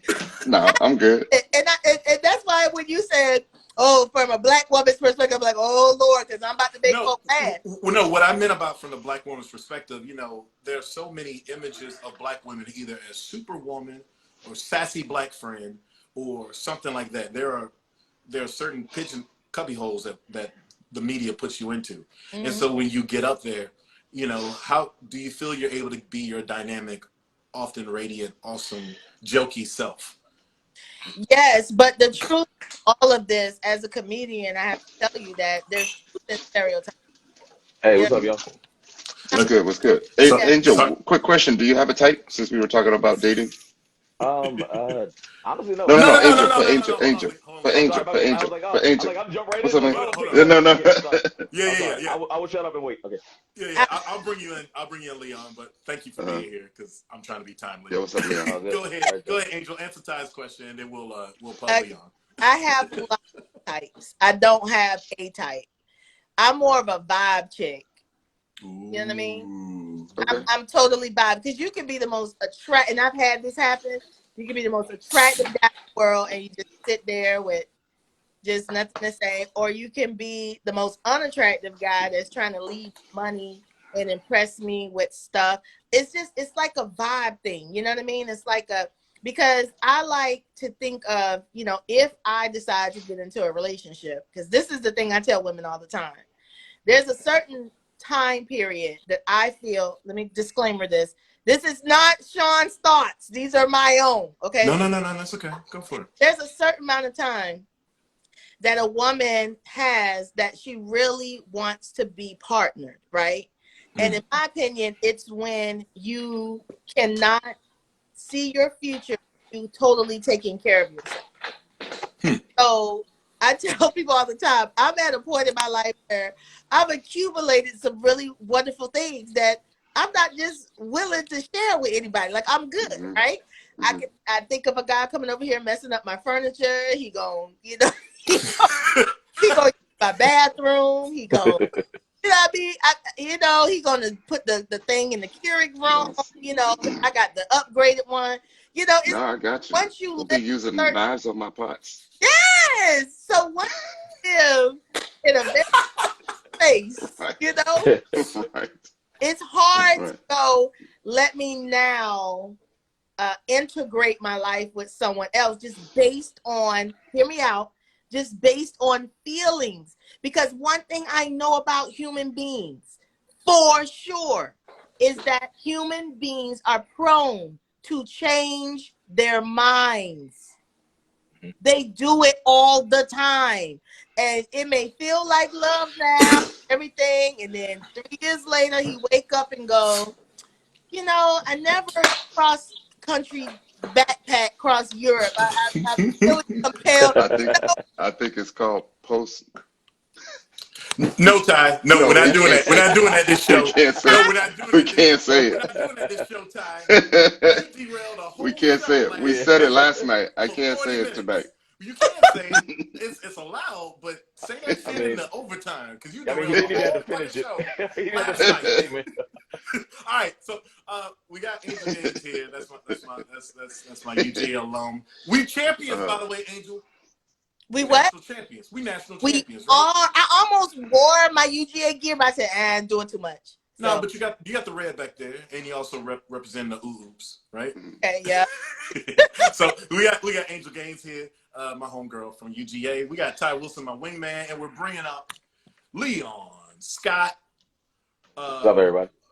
He's like a collector of comedians. Because let me tell you, when I first met Leon, he had something going called What Grinds My Gears, and it was like an open mic grievance session. So you get up there, and it was based off of the whole Peter Griffin's like skit What Grinds My Gears. Is that right? On Exactly. I had a DJ. Yeah, yes, and you had a DJ. Was it DJ Roz? DJ Roz. Yeah, Roz would spin, and then every 15 minutes he played instrumental. That I let folks go up there and just rant and like do funny rants. And usually they were funny. Every now and again it would get real, and I had to like cut somebody's mic, But usually it was fun. Yeah, cool. I did it twice, and I started to do it was like an improv off the top of my head type thing. I remember getting good responses, so like okay, I can keep doing shit. But Leon is sort of like, I won't say you're a godfather of comedians the younger comedians in the circuit, but that and the way you encourage people, and now he's a writer for the local CBS affiliate WUSA 9, open mic with Reese Waters, yeah. who used to be a sports journalist and also was on ESPN, but now he's like just all around humorist and looks like a male version of Queen Latifah. Doesn't he look like Dana Owens? Doesn't he look like Dana Owens? That's a new one. You know what? Because I have to write about him, I have to write jokes about him. But like so I really asked him. I've asked him who he be compared to, and he was like, the one he usually gets is hanging with Mr. Cooper. Yeah, he's got a little Mark Curry to him. Yeah, but then he also said, like when his hair was low, people said he like Jay-Z because of the shape of his head. But the one he said that really got me, the one where I was like I lost it when he said it, was he was like, when RuPaul, when he's dressed like a man, and I was like, I looked at him and I was like, oh wow, that is actually pretty accurate. Oh Jesus! Yeah. I'm gonna find some pictures of Reese Waters and I'll show them to everybody. Real quick. No, but please don't fry my boss while I'm not here. gonna fry your boss up. I'm not gonna mess. I will mess your boss up, but no, I'm not gonna do that. It's 9:38. It's 38 past the hour. Real quick, you got to give a shout out to my sponsor, Kym Dudley, because her awesome product, Body Butter Bakery. Go to bodybutterbakery.com. You get 50% off. The code is pinned at the top. It's called Rita, RITA, Rita. 50% off of this fantastic product. I use it. I think Tommy wants my pina colada that she sent me. I'm going to be like, hey, brother, you got to get your own. I'm going to have to be like that old commercial. No, you can't do that. But now we got Angel Gaines here. She's out there in LA. You're in LA right now, Angel, right? I am. I live in LA. Mm-hmm. Leon's right here in DC. Ty and I are in the DMV. I'm in my fantastic studios here in the Shaw neighborhood of Washington, D.C., and we're just talking comedy. So, Leon, we're bringing you in, and Angel, of course, we're going to hold court. Let's just talk about the joke game a little bit. Okay. As comedians, do you feel it's tough to tell jokes now? Or like there's jokes that you see that were told like 5, 10, 15 years ago that it doesn't seem like anyone would dare touch now because there's going to be a 140 character counter to what you have to say. Mm-hmm. How do you all figure with that? Or do you figure that you may or may not be big enough to worry about that right now? Tell me about what your perspective is on that. Okay, I'll jump in. First of all, whatever was funny 15 years ago is not going to be funny now. You know what I mean? Because you think it's too dated? It's too... Yeah, it has to be within the times. It's kind of like if we did, a Claudine movie, and used all the original language. I mean, nobody's saying, what's that? Yeah, and all that. Like, saying so. One thing about comedy is that it's an art form that has to evolve with the time, right? Because what's funny and relative is where we draw from, and it has to be within the now.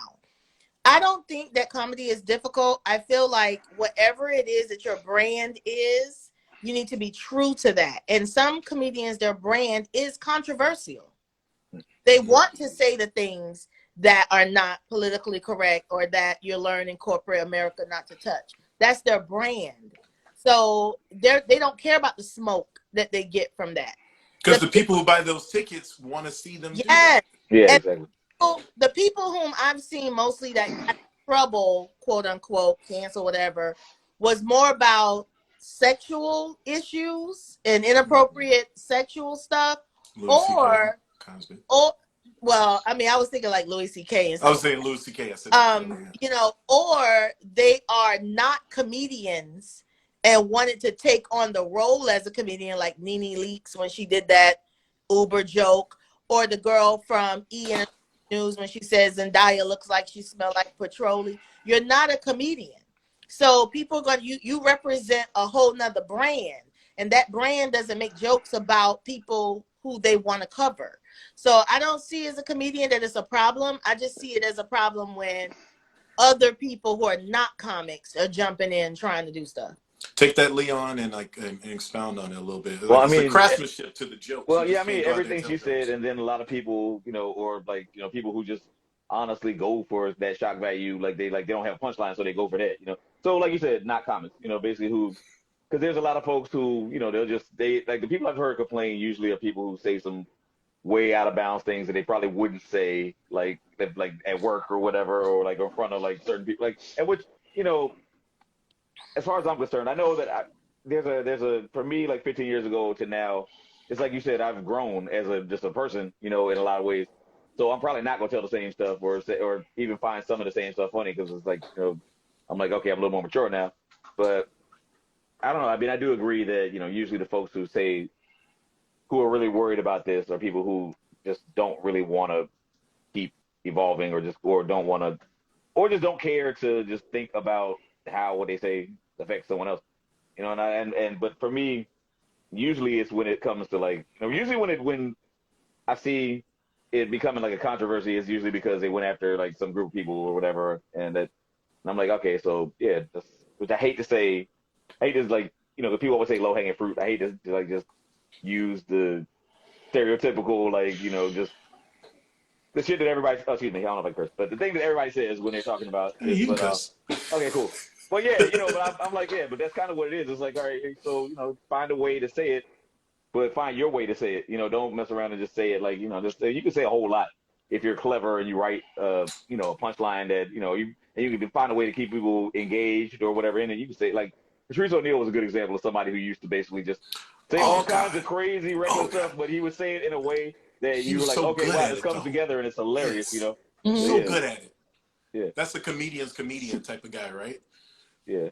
Go ahead, Ty. I got a question, since you all were talking about like how long you were in the game. I see people who aren't even really comedians now on YouTube getting millions and millions of views, being able to influence because of the advent of technology, right? And one of my favorite people is like Long Beach Griffey. So he's not a comedian, but he'll do a skit for 1 to 2 minutes, who will touch on many different topics. He'd be on the verge of getting canceled. So my question is, like, how is that transition from literally having zero technology at all to being able to use technology to help your brand?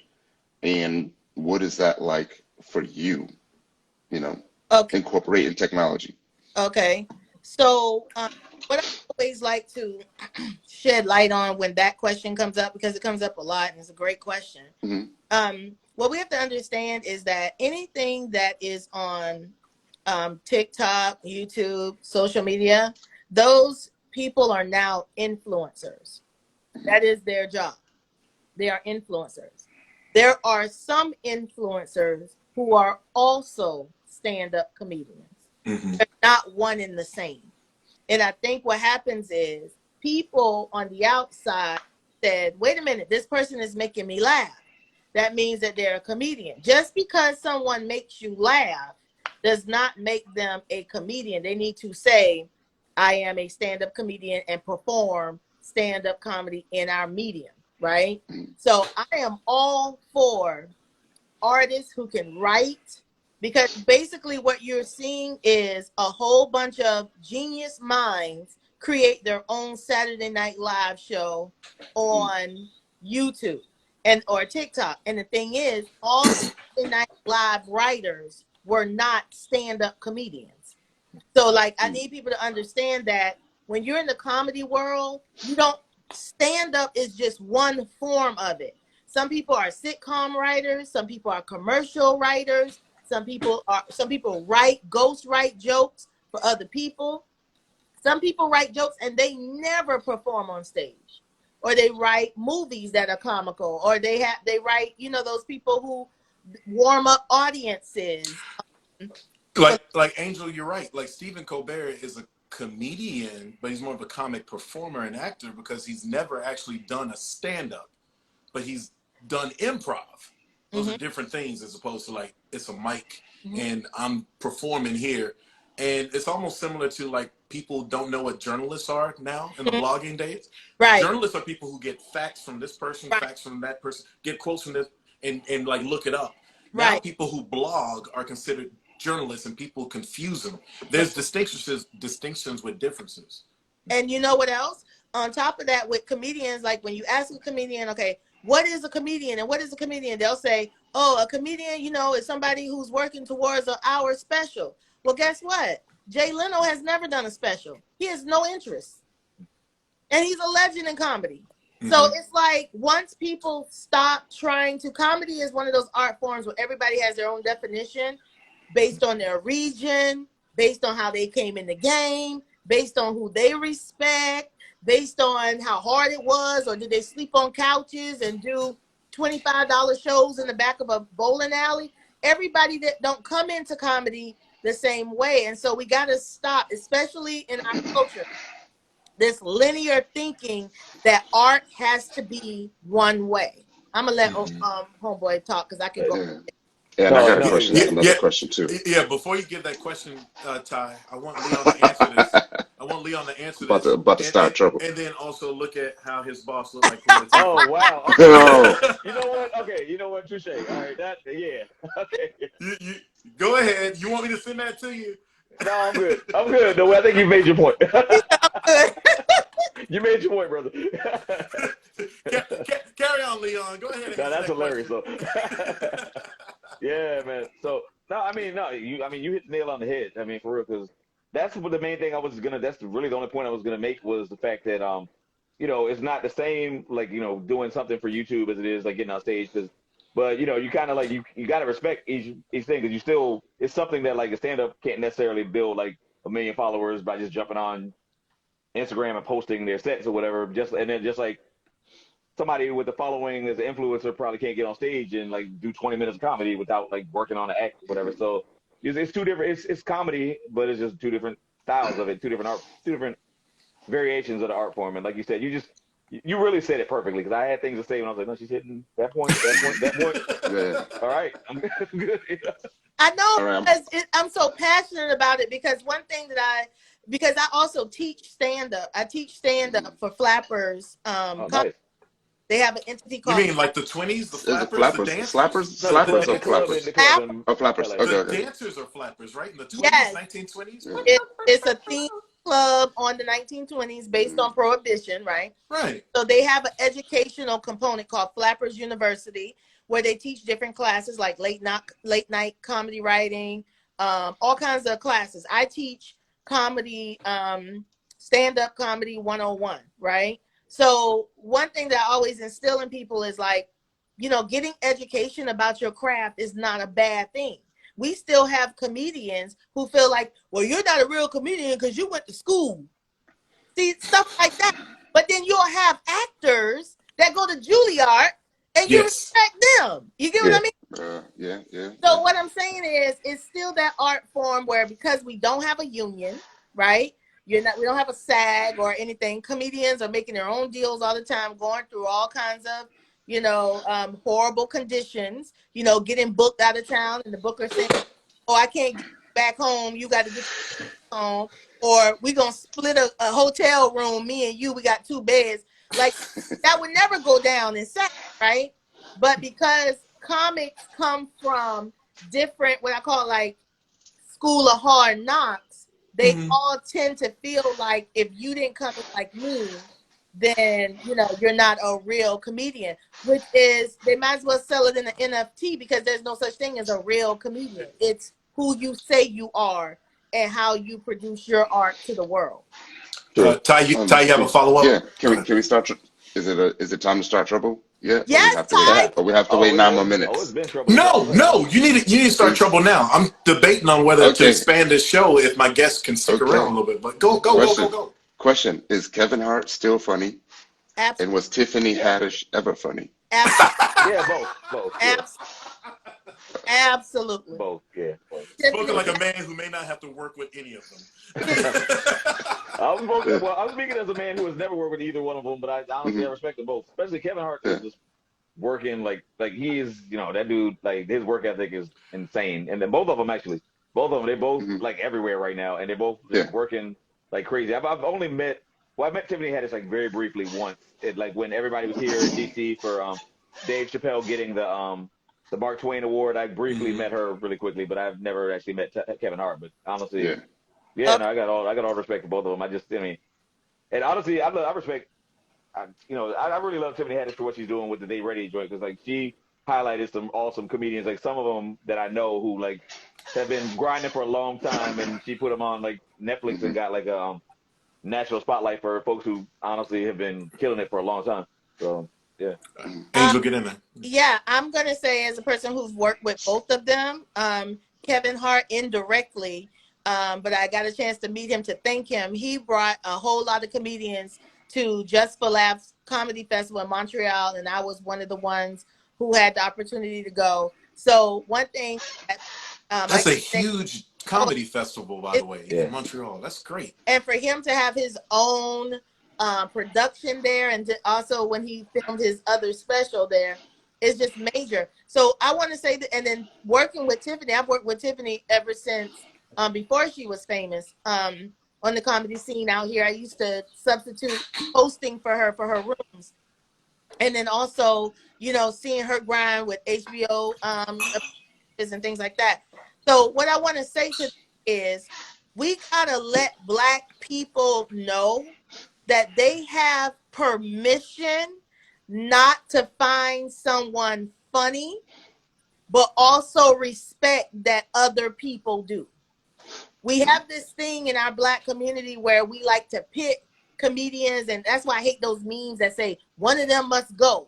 Yeah, I hate those memes. Yeah, I hate those memes. It's like, the thing that I feel like they're like, well, why do other races progress so much differently in the arts than Black people? It's because we're not conditioned to have more than one star at a time. We want the one. That's why we can be in barbershops for hours arguing Kobe, Jordan, LeBron. Yeah. Why can't you just have them all? Yeah. Jordan. Just have them all. The answer is Jordan, though. Jordan. It really is MJ. But I just want to argue with you. We're conditioned, but what I'm saying is, when you deal with mainstream comedians, there are mainstream comedians that make so much money in comedy, you've never heard of them. They're not even your cup of tea, but they have a following. There's just satchels of money being made by comedians that you, like Angel said, you never heard of. Here's my take. My thing on Tiffany Haddish, I find her endearing, and I didn't used to find her endearing, but I was home for Christmas, and she was like there for Price is Right, like Price is Right primetime special. And I used to think that her "Hey, she ready" thing was too much, but I just saw her, and it's like there's something about her that just, it's winning. It's winnable. Whether she actually crafts jokes that are good for me, a 45-year-old Black man, maybe not, but I don't hate her. Kevin Hart, he's a working man. That dude is a machine. And the way he puts on other people as well, because he's very, he's always thinking about where he came from and wants to help other people as well. So that's my answer to that. Yeah, that's what I'm saying on, is that you got to understand, if you don't find somebody funny, they're not talking to you. Yeah, it's not always your comedian. Yeah, it doesn't mean they trash all the way around, but like it's funny because there's so many people that's like, oh, you either the greatest all time or you trash, and they do that with everything. They do it with singers, they do it with basketball players, do it with everything. And we need LL Cool J to come out and just take away that acronym, because when he came out with GOAT, greatest of all time, everyone's using it for everything. Now we got to make comparisons. We always have to have a Rushmore. I'm tired of listing shit all the time. It's just we just enjoy this ride. Yeah, true. It's like they say comparison is a thief of joy. That's like the realest quote I heard in a long time, because comparison just makes you not enjoy the greatness that's right in front of you, you know. So yeah. All right, so I'm going to ask some questions real quick. Leon, how much time do you have with us? I'm good, man. I'm home now, so yeah, I'm good. Yeah, you are home because you had a gig earlier. Angel, how much time you have? How much time you have, Angel? Angel has 14 shows to get on tonight within the next 12 minutes. I'm gonna fix y'all for these hand shoes. If y'all let me go get some wine, I got all night. Do you? Yep. Okay. So here's the thing. Look at Ty. He don't believe I already know. Yeah, Ty. You gotta get I already know that trick. And help like that, never coming back again. Because I tell you, the Negro is strong with this one. Like I said, the Negro is strong with this girl. Okay, watch this. Watch this. Y'all stay right there. Look, I'm gonna let you see the chair. Yeah. That frame about to freeze. That frame about to freeze. We're never gonna see Angel again. No, guys, that is true. Did you hear us earlier? She double booked the show. Yeah, I definitely heard that. Yeah. There ain't nothing more Negro than that. She double booked the show. No, I mean that's also ADD. I've done that myself too. Like, yeah. But then again, because you do have ADD. And Negro, so there's a little both for my. I got like I'm double afflicted. All right, boom. So here's what I'm thinking. I would like to run this till like 10:30, the actual show, and then we'll have overtime. So it's optional. But if you can stick around till 10:15, 10:25, because I have my summation after that. That's where we'll have our cut point for the YouTube show. IG people, you'll be rewarded with the overtime. You're welcome to watch and stick around for that. But like T-minus another 25 minutes or so. Shawn is so professional. He acts like any of that makes sense to us. Hey, fools, y'all we all like there. That's I'm just not like you're at work when you don't know what's going on. Like, okay, yeah. Right. I got it. Angel, Leon act like he don't do TV. He's at the news station. But guess what? There's still a whole lot of TV terms. I've been in there 4 years. There's still TV terms. They say I gotta like go on Google. But that machine over there. Okay, all right. I learned them on the fly. I used to be a journalist, so I know that bit. But the TV part, there's a certain thing. So that's why you read 58 past the hour. Although, quite frankly, it's really 53 past the hour because I started at 8:05. So 53 past the hour. He's good at that. You remind me of the radio stations when I was a kid getting dressed in the morning with listening to music. It's 38 past the hour. We got Angel, that's for them to let you think that they are there live. Them jokers are not there live. They're going to church like you are. They already take the shit. They just sync it up. So 38 past the hour. Well, I mean, as someone, they don't tell you what time it is. As someone who worked in because the show that I was doing, the first show that I was doing was called Get Up DC. Before it was still writing for the same comic, Reese Waters, but it was live at 6 a.m. So this is comedy first thing in the morning while people are like, getting ready to go to work and everything. So we had to do stuff like that appealed to, like soccer moms and just everybody else getting ready to commute and stuff. So which is cool, but it's a challenge. I wouldn't even say limiting, it was a challenge. Leon, because I'm an insomniac, I stayed up. I would watch some of that. Yeah, and we do like rough fire. It's like, man, we don't want to hear this shit. But I'm gonna tell you why it's harder and why it's going so much better now. Even though, honestly, that's the show where I got nominated for Emmy right before was the morning joy. But you see that he just dropped some shit. He just dropped. Yes, I did. I was like, aha, put my dick on the table, boom. All right, no, but for real, it's wild because every 7 minutes we had to break to go to the news, traffic, and weather. So even when we started getting a rhythm, it was hard because you had to start right back over again. But, and it was a little frustrating, but it was cool. I mean, it worked, but it could have. This is so much smoother what we're doing now since it's 7 p.m. over 6 a.m. So and you guys are 30 minutes this time, right? And then plus I don't have to start writing at midnight and live on that graveyard shift thing, and then basically leave work and go home while everybody else is coming to work. It was just weird. I didn't like it. How many real quick before I'll open it up to everybody else? How many writers were on that show? It's just me as myself, and then there's another comedian named Randolph Terrence who's really funny, and it was us two, and then we had our producers would add stuff to the edits, but it's just basically us two. Hey, I write stuff.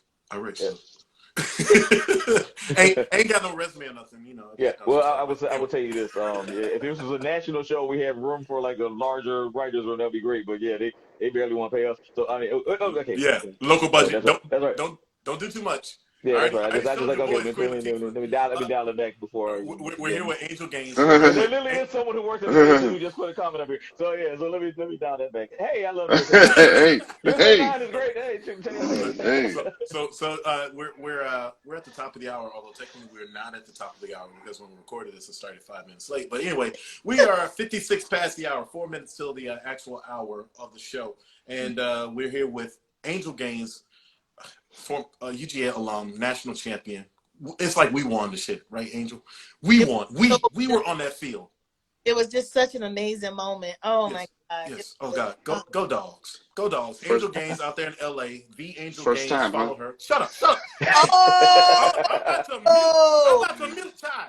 We're about First to lose time, the huh? wingman. I'm about to clip my wingman's wings. wait a minute. Don't you interrupt national champions talking Who does national Ty champion stuff. Who does he represent? Oh, Ty is he's a different type of hater. He's a fucking New England Patriot.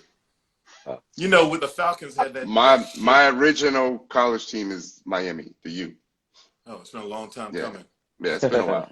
Y'all, it's been a while. Y'all got your 40-year streak now because them while. ain't gonna win Like, it again. Talking like that's like, why are you talking? Like that's a private. Oh, well, notice one person has been extremely quiet. Hey, Leon. Yeah. Hey, Leon. I went to Hampton, so I'm like basically I got my Hampton blue on tonight. But yeah, we're a small black college. We're not winning the national championship. The Hampton Pirates. Hold on, everybody. Hold on. Scrub it. I'm supposed to do this thing. All right. Top of the hour, basically. We're here with the Angel Gaines. At the Angel Gaines. We're here with Leon Scott. Leon, what is it? Is it at Leon Scott? It's at Listen to Leon. At Listen to Leon. There ain't no blacker name than that. And then you see him, it's like, where Leon at? and then you got Ty Wilson here. That's my wingman. Ty Wilson, 21. Follow all three of us. We are sponsored. This is the Ty Show. Hell no. This is the Shawn Show. One of these days, I'll be more than just wingman. One of these days, I'll just. Ty has 14 shows, by the way. Ty is more popular than I am. So whatever. Whatever. Ain't listening to that. This is the Shawn Show with Tyrone, presented by Body Butter Bakery.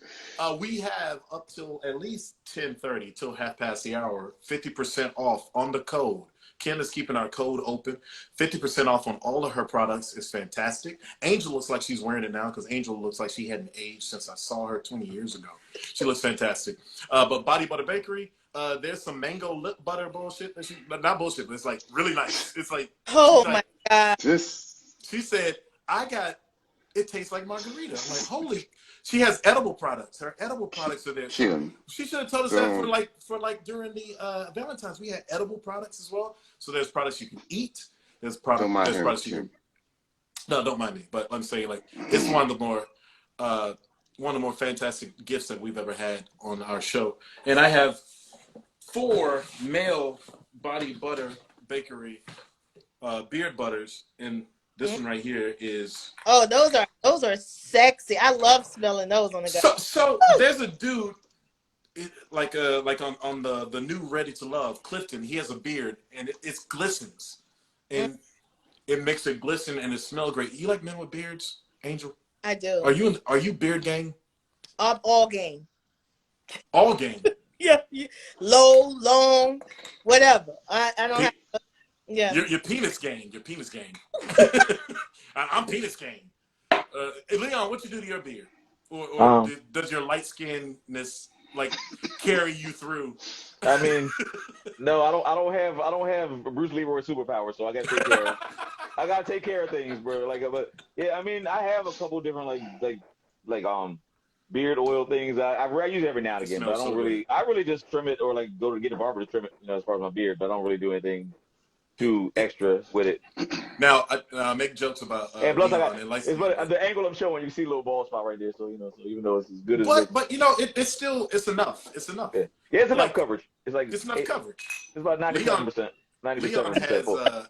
Leon has a thing where he talks about light skin jokes. He has his literally name on my website is lightskinjokes.com. So that's where you see my comedy stuff at is lightskinjokes.com. When did you acknowledge that light skinness? No, I mean, honestly, different.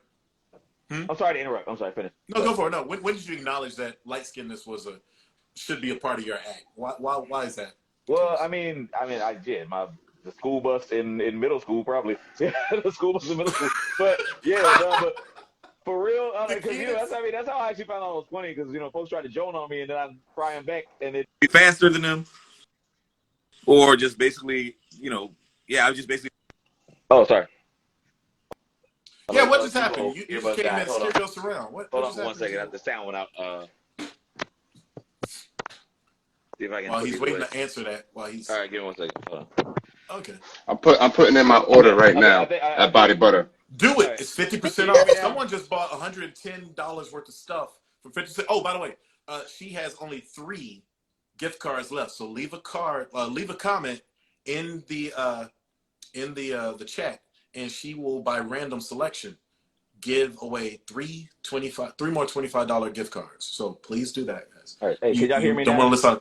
Yeah, I can hear you. Okay, cool. Tyrone, however, he's doing too much because he's buying Body Butter Bakery. Right, And he's freezing up, but so, we're still whatever, here. So, so Angel, you still there? to finish Yep. my thought about being beige. Cool. To finish my thought about being beige. Now the reason why I bought that URL was there's one mic that I used to go to, and the host used to always like make light skin jokes when I went on stage right before I went up. He'd be like, "Oh, this next dude, so he waffle colored or whatever." They would just make a joke, and so I was like, "Guess what? The URL is $7. I'm buying it." And so I did that. And so the next time he did it, I was like, "Guess what? Check out my website, light skin jokes." And I could tell who looked at it on their phone when they started laughing. And so I was like, "All right, cool." But I honestly, at this point, I am trying to figure out a way to get my actual name from the person who has it right now, because somebody's just sitting on it. Somebody's just sitting on the URL for Leon Scott, and I know it used to belong to like a drummer in the UK, but it's like basically now every time I search for it, it's a different price, and it's more than I want to spend for a URL. There's a drummer from Loose Ends taking Leon Scott. No, a drummer from Loose I don't know. Ends, the UK. But guess what? That's not even the worst Leon Scott from the UK. I found out because I Googled myself to see where I was on the Leon Scott depth chart. Yes, I did. I Googled myself to see how I looked out on Google. Well, I did that when an Emmy nomination came, and I Googled myself. There's a British underwear model named Leon Scott. Like, this dude has an accent and like he's ripped. So I'm like, I thoroughly hate his whole existence. And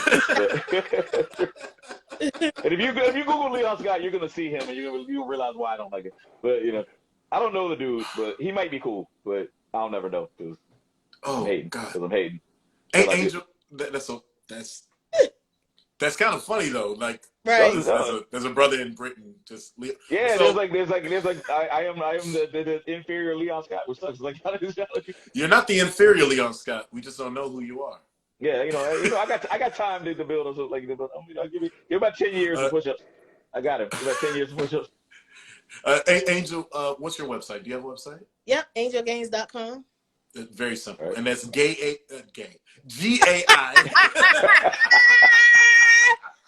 I ain't never seen nobody come out like that, Shawn. But GAINES. I'm gonna put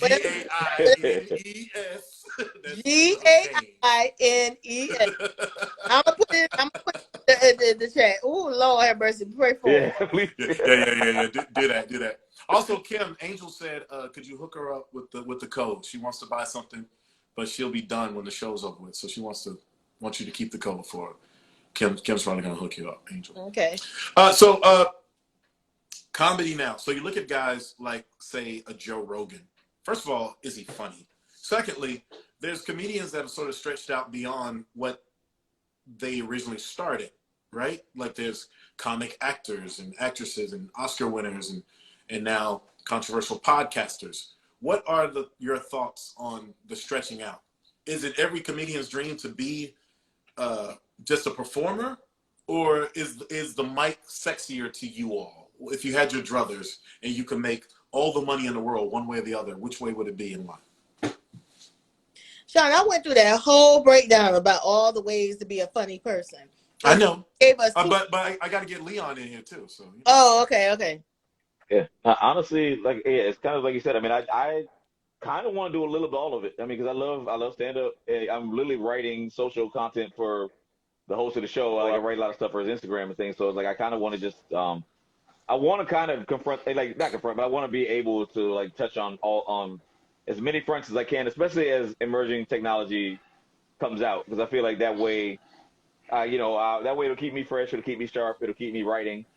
But I mean, ultimately, I love the stage the most because I love hearing the laughter live in the moment, and I love the just just being in the element, because like not knowing, like, kind of trying to figure out, okay, this is, just trying to like, trying to read the room and then just do what I got to do. And then if somebody like, and also observing what's going on around me and stuff. It's fun. It's a great challenge. I love it. But ultimately, I love all of those things. So I would kind of want to keep doing at least some combination of writing, getting on stage, because I feel like that's how I learned how to write for other people, was by being able to construct a joke for myself. And how long you been doing this, Leon? How long you been? Well, I started it. Well, I mean, I wrote a blog years ago, but I didn't start getting on stage doing comedy. I was writing a blog that won some awards. It was called Listen to Leon. That's why all my social media is still at Listen to Leon. But first time I got on stage was like 2008 or 2009, but I didn't stick with it until like 2010, 2011. I guess that's when I started doing it on a regular basis, around that time. Leon, you said you had a. Oh, so go ahead. No, I'm saying, so it's been over like 10 years now. So, but yeah, definitely, yeah. Before I get you in here, Angel, Leon, you said you had a story about how you bombed one time that you wanted to share. Oh yeah. You want to share that real quick? Yeah, I'll go ahead and tell it, because it was actually my first year in comedy. A friend of mine reached out, told me she had a cookout that she wanted to like book somebody, a comic for. And I didn't know any better. I was like, okay. She told me how much. She was like, oh, you make $250. And I was like, okay, cool, I'm gonna do it. And she was like, I need you to do 20 minutes. I had maybe 5 at best. 5 to 6 minutes. So I said I would do it. And then I get there. As soon as I get there, the birthday lady was turning like 50, I believe, and her husband, they were both drunk already. And the husband looks at me, and he's wearing like a lime green like short set, and he was like, you don't look funny. And so I was like, bro, your outfit looks hilarious. And so, like, I made fun of him, and he did not like it. People laughed, but he didn't. And so I was like, okay, so I'm off to a bad start already. She told me, okay, don't curse. Everybody that cookout was cursing, including the little kids. She told me, she told me, this is where you're performing. It was right in front of like a moon bounce where kids were jumping and screaming. And she never told me what I was going on. And like people were dancing when the DJ was playing. And she grabbed the DJ's mic and just said, DJ, cut the music. What's your name again, baby? Oh yeah, Leon. Leon's gonna take some jokes, and just threw the mic at me. It was the worst, and I had no idea how to even recover from that. So I was just like, that went into my set. They listened for like about those 5 minutes that I had, which I'm proud of, because then it was just terrible. And like somebody in the back started doing the Apollo Theater mountain siren, like, wee. I was like, okay, I'm getting the mountain siren. I believe that, ladies and gentlemen, good night. I got on the stage. Trying to get out there as quick as possible, because they'd already paid me. I tried to get out there as quick as possible. And I get to the door. There's a dude at the door waiting, this old guy, and he was like, I thought you were funny. Like, it was like the nicest thing he did. It was basically he was saying, please don't kill yourself. Like, he was like, I thought you were funny. It was so bad. The woman that I took to this show, like, we had sex like twice, like the night before that morning. And like, then, we ain't gonna work. On the way back, yeah, she's like, yeah, I don't know if I think we should just be friends. Wait, did you lose some because you bombed that night? It was breakup bad. I'm serious. When I say that for real, I mean it. It was breakup bad. It was terrible. Like, honestly, I'm just so glad. Like, I had to get out there as quick as possible, because I didn't want them to anybody try to fight me and get their money back for what they paid me for that. So yeah. So I was like, let's leave immediately. That's a good bomb story. Angel, you got a bomb story? Yeah. If you good at comedy, you got plenty bombs. Yeah, definitely. Yeah. Can you share one with us? Yeah, let me think. What's a good one that you might can relate to? And I like while you're thinking. I like that you said if you're good at comedy, you've got plenty of bomb stories. Listen, yeah. let me go ahead and take that a step further. If you're good at anything you do, you fail. Yeah, you fail. You fail a lot. Yeah, you have to fail fast and fail forward. That's how you ride bikes. Use your knees and fall. Bust your ass. You're gonna bust your ass riding this bike. Go ahead, Angel. God, you got a little bit of undertone going on in your I was gonna say. You noticed that, Leah? I noticed it too. Yeah. What you talking about? Every time Shawn talk, I go, wait a minute. How do I feel? I wanted to talk about you busting your ass. He's like, Leon, you see what I see though, right? He's like, when you ride a bike, you gotta relax your throat, and I'm like, whoa. I love that Leon. Leon and I are both Sagittarius, and so we gotta cut each other up no matter what. 'Cause he ain't shit. He ain't shit. Ain't ever gonna be shit. Ain't ever been shit. Oh man. Yeah. And Shawn will be like, speaking of throats, have you tried Speaking of this edible throats. body butter baker? Bodybutterbakery.com? And it's Hey, that was Kym. Hey, Kym, that was Ty that time. Body Butter Bakery. Yeah. Shawn. Kym just shakes her head every time. The By the way, URL. she said she got you, Angel. She said Okay. She said just take But care no, The URL's wrong in the slowly thing, Shawn. becoming a creepy uncle. I just want to let you know that. Slowly becoming. You know what? The kids and Shawn in there, y'all come on in here. Y'all come. How am I the creepy uncle? All right, so yeah, you're right, Okay, Tyrone. So go ahead, answer the question while I fix Yeah. I fix this that bag for you, Kym. bombing. I see it. I would say, my greatest humbling experience of bombing would be 10 o'clock shows, several of them, but I'm just going to go right to Comedy Union. That used to be my nemesis. 10 o'clock p.m. Comedy Union. Because the audience, not their first place they've been, and they've already been drinking a little bit, so their expectations are hella high, and they need it fast. And I was up there, and they already smell blood, because I already knew that I ain't had it. Because as comedians, if you honest with yourself, before they introduce you, you kind of go, I ain't got it tonight. So what do you do?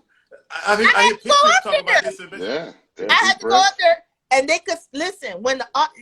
Any comedian knows the last show of any club is going to be your hardest, your most difficult crowd, because their attention span is already shared. They already have night experiences. They're not coming like the 7 o'clock, which is, we just got here, we're ready to eat our wings, and like 10 o'clock come, let's see what they got to do. You know what I'm saying? Like, they come with an energy like, you ain't funny, nigga. Exactly. I got up there like this. Right. I got up there like this. It was over. It was over. When I tell you the silence, I'd rather be booed any day than the silence. Yeah, that's the worst, the silence. Yeah. Well, Letterman tells you you're supposed to embrace the suck. The silence is a self-esteem snatcher. It's like you up there like this. And it's like, well, let me go and let me leave. It's like, no, be humiliated. Then you're trying to go on. You're trying to transition. You start, your brain is like, what to do. Your fight or flight reflexes come up. Your body's saying run, but your spirit saying stay. And your ego is like, jump, kill yourself. So it's like all this stuff is going on, and you just somehow finish your time and pray that light come on. And a good club owner will light you early. Yeah. And he did. And when that light came on, I was like, thank you, Jesus. I got a question that's the opposite of that. Go, Ty. Because I know what my moment was, and I be hoping that everybody could find this moment, but I call it the figuring out who the fuck you are moment. Okay. And essentially, there's a point in your career where you say to yourself, like, I can do this. Like, I am somebody, right? And I'm not wasting my time up here. So do you remember that moment? Ty took my question. Yes, but that moment does not exclude you from bombing. Because bombing is about the material. Exactly. Who you are as a person. You could be a celebrity and bomb. We've seen that. You know, the problem with celebrities that bomb, they get exploited because there's so many, TMZs and stuff, whatever. Yeah. And you can have a bad night in whatever you do. So I never forgot who I was, because first of all, you got to remember, to get on stage, you had to have been doing something right to get there. People don't just give you opportunities. You had to have been doing something right to get the opportunity. But at the same time, if you're doing material and you're not confident in it, or for whatever reason as an artist, you have like an issue that night, you're going to bomb. That's just what it is. Yeah, and, true. and you could have killed at the 7 o'clock. Yeah. rip the But it's a different ball. crowd at 10. Exactly. 10 o'clock, see, the thing is, in comedy, our game is every possession is 0-0. Mm-hmm. Yeah. You know what I'm saying? You You never have a lead. You never know. It's game over. I ripped that, game over. You 0-0 now. New possession. You don't get to go, I was funny at the 7 o'clock. Ask Yeah. them. Yeah. You got anything on that, Leon? Yeah. So that's how I always remember it. It's always 0-0. You only as funky as your last cut, right? So it's like you gotta, in comedy, you don't get the, and that's why I try to tell people, like, they'll say, oh, I went to see, like a celebrity and they weren't funny. And I was like, because you're seeing them work on new material and it's not funny yet. Yeah. It's never funny yet. And they're special, so they gotta do new jokes. Well, Leon, take that and then also talk about as a comic writer, where you don't get feedback until you see, even the ratings aren't real feedback, but you don't get feedback until you hear who watched the show, you saw the tape or what have you. So it's a much more delayed gratification. How does that work as a writer doing comedy? Yeah, definitely. Well, I mean, first to what you said about, like, first off, the 10 o'clock thing. I used to have a comedy show that started at 10:30. Like, me and my friend Haywood, we host a show called, and it was really fun every week. But yeah, every now and again, you get some folks that were out partying before, they were drunk. Everyone was drunk and terrible. They were all terrible. Or they walk in the door and they just walk in the door like, okay, make me laugh now. And I'm like, all right, well, yeah. No, like, I was gonna tell another long story. No, go for it. We have a little bit of time. Go for it. All right, there was some folks that came in there. Like, honestly, this is a whole story about how the front row. I dealt with a heckler one time. I tried him, but the whole front row tried to fight me as a result. And so this happened because the dude was there on his birthday. He's really drunk, and I didn't know it was his birthday. Didn't really know he was that drunk until he started, like, kind of talking really loud. And so I'm doing my set. People are laughing. He's right in the front, and so I couldn't ignore him. So I was like, hey, man, I don't want to be like a teacher. Why don't you repeat what you said for class? And so he yelled out, my nigga, you ain't funny. And so once again, I was like, you know what it is? And I started frying his shoes and his pants and his shirt. And then I got to his hairline, and that was literally the line, because I said his hairline looked like the aerial view of a stadium, and I was like, dun, dun, dun, dun, dun, dun, dun, dun, dun, and I went over like this. So the audience, like, when I tell you they lost it, like, white people were doing, like, Def Comedy Jam shit, like, oh, like, white people were doing it. So I was like, when white people do it, yeah. So I was like, okay, I've won. But he got really pissed. He got very pissed. He literally tried to grab the mic out of my hand a couple of times, and and our stage was real low. So I was like, hey, bro, you need to sit back down. Don't get on the stage, because if you do, I'm literally going to throw you off, because that's what you don't belong on stage. So grabs me, puts his foot on stage, pushed him off stage, and he was drunk, so he fell. And then he started swinging, and then next thing you know, people came and broke it up. But nothing happened, thank God. But it's funny, every time I watch, like, a World Star video, I'm like, why do people, like, do this or act up? Like, why do people, like, go off after a fight? And then, but then I was like, when I realized this whole melee happened and nobody actually landed a punch, first thing I did was just walk on the stage. I was like, I don't know. It was instinct. I don't know why that instinct was there to, like, just be the most, like, world star-ish person you ever see in your life after avoiding, like, what could have been a catastrophe. But yeah, I just know that, like, basically I learned a few things from that, but just basically, like, when I deal with hecklers, if they could take a joke the way that they dish it out, they'd probably be comics themselves. So I'd already won the battle a couple times before, but I kept going. Maybe I should have probably just let it go at a certain point. But that brings up, like, the Cat Williams stuff, like in Detroit, where didn't he get beat up in Detroit? I don't know, but all I know is I'm glad I didn't, because they was like 4 of them. And I left the building looking around like, okay, are they going? Okay. So yeah. But okay.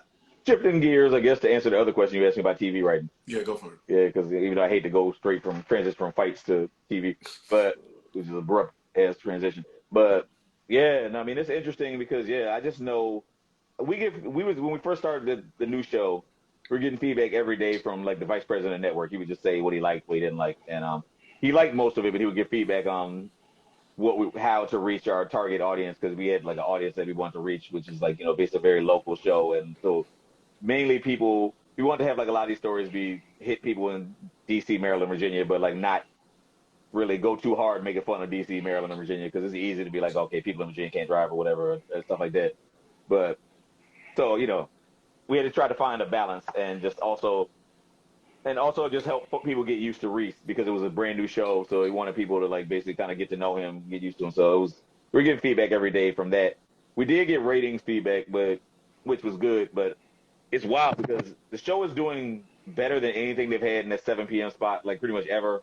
Mm-hmm. But what humbles you is when you realize that every night Wheel of Fortune's still kicking your ass. Because it's at the same time as Wheel of Fortune. And it was like, yeah, okay, so Yo, like that Pat like, Sajak, man. yeah, the senior citizens are not going anywhere. Like as long as Pat Sajak is there, they're going to keep watching. So yeah, so yeah, I don't know. So it's interesting. So you get feedback, but it's just I just try to be professional and not take like if it's criticism, I don't take it personally. I'm like, okay, well, let me just make an adjustment. This was I'm just doing the job. It's not like you said you're not funny because if that was the case, they wouldn't be paying me.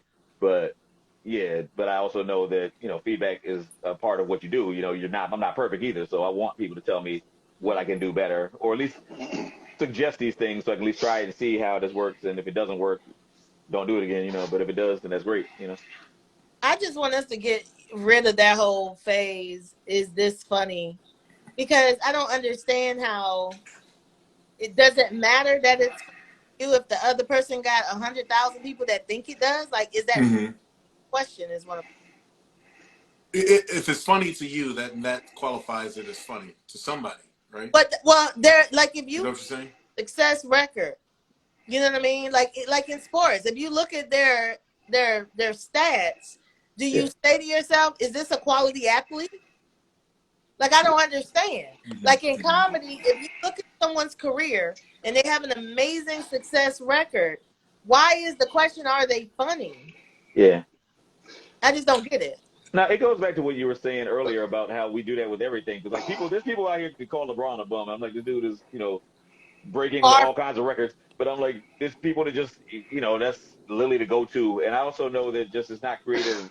To me, it's just not creative when somebody tries to say like the first insult they have for comedians, "Oh, well, you ain't funny." I'm like, all right, well, a lot of people disagree with you, so like I'm confident in myself to know.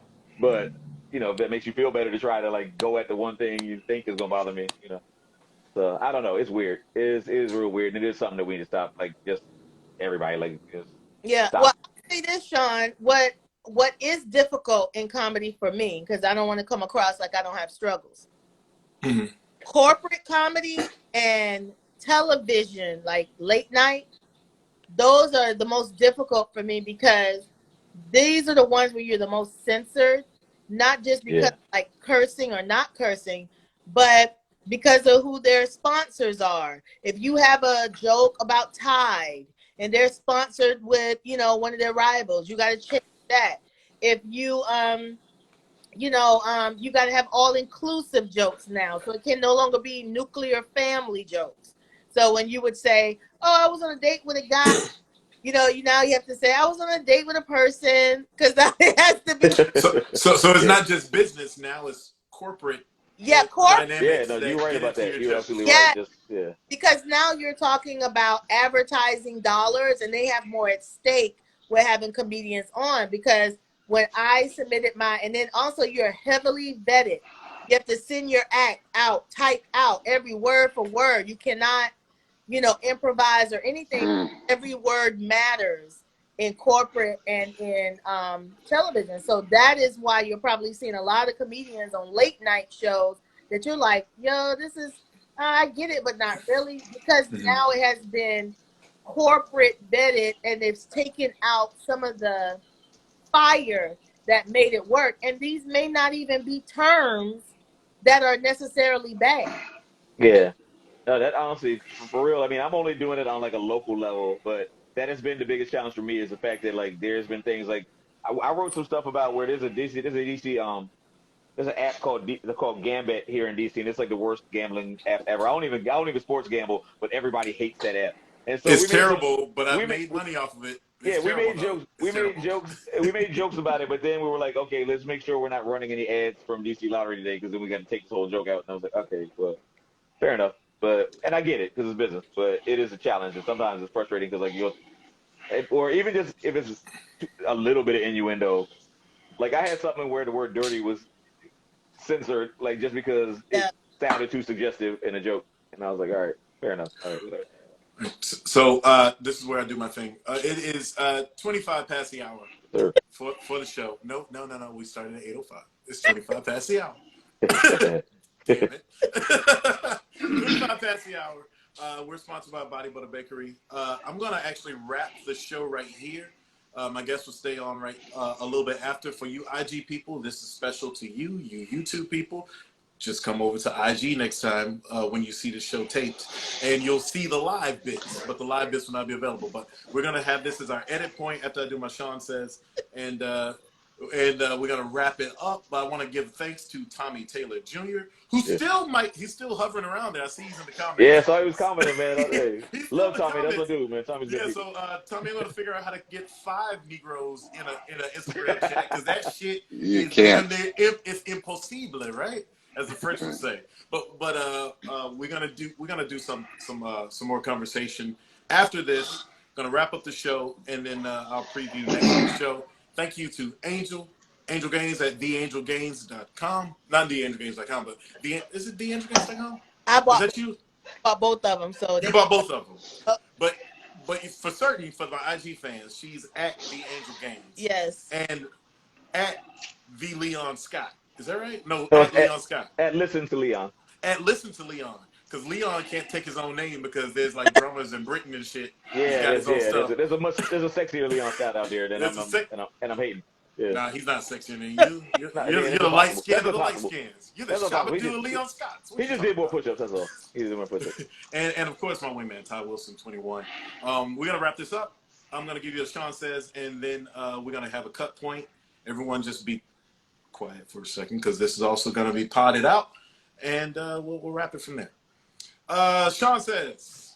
I have a little sign here that says Shawn Says. Uh-oh. Says Shawn Says.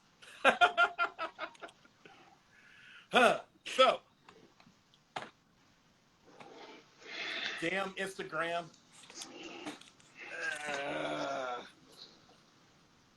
Hello, friends. Can you all hear me? Yes. Yeah. Good. Because we're going to do this with the... I tried to laugh as quietly as possible. I'm sorry. No. This is a good show. Bodybutterbakery.com. This is what I'm saying. When you take stuff too serious, the universe will bring you back and be like, yeah, exactly. I'm live. Because he thought he was in CBS studios right now. Right. Hey, I'm sorry. This is how you do it. Okay, 5, 4, Shawn Says. Everyone, camera 1. Yeah, like everybody be quiet. Everything was perfect. And now he's dark. He done messed up the set. And that's called karma. I think the power went out. What the fuck? Leon, yeah. Before you came on, he was clowning my backdrop. Yeah, I heard it. I was watching. Oh, yeah. So I saw that. So yeah, this came back to karma. Yes. Everyone's talking about karma. It's not correct. Karma's not a part of this. Although it is funny though. That's the lady part's like, everybody be quiet. I'm like, that's the worst part. Because you told them to be quiet right before it happened, so everybody had to notice it. Like, you couldn't even play it off. It's like you told us to be quiet. It was, man, this is gonna be the best edit ever. The quietest laugh I've ever had in my life. That's what it got. Sean's like, we'll edit that in post. Yep, that's just gonna be a post. He's about to keep that in. That's great. Roll Tide. Look, Cletus, I'm about to block somebody. Yeah. I come back to Roll Tide. I just told him that's another comedian, Cletus. He know that he get one, and so he tries to harass me. Look, Cletus, we sure don't care about Roll Tide. This is Shawn Says. This shit's important. Important. Shawn, you want me to count you in? Okay, no. Shawn. Oh, you want to count me in? Go ahead. Yeah, go ahead, Angel. 2, okay. Here we go. And 3, 2, 1. Thank you, everybody, for coming. Everyone shut the hell up.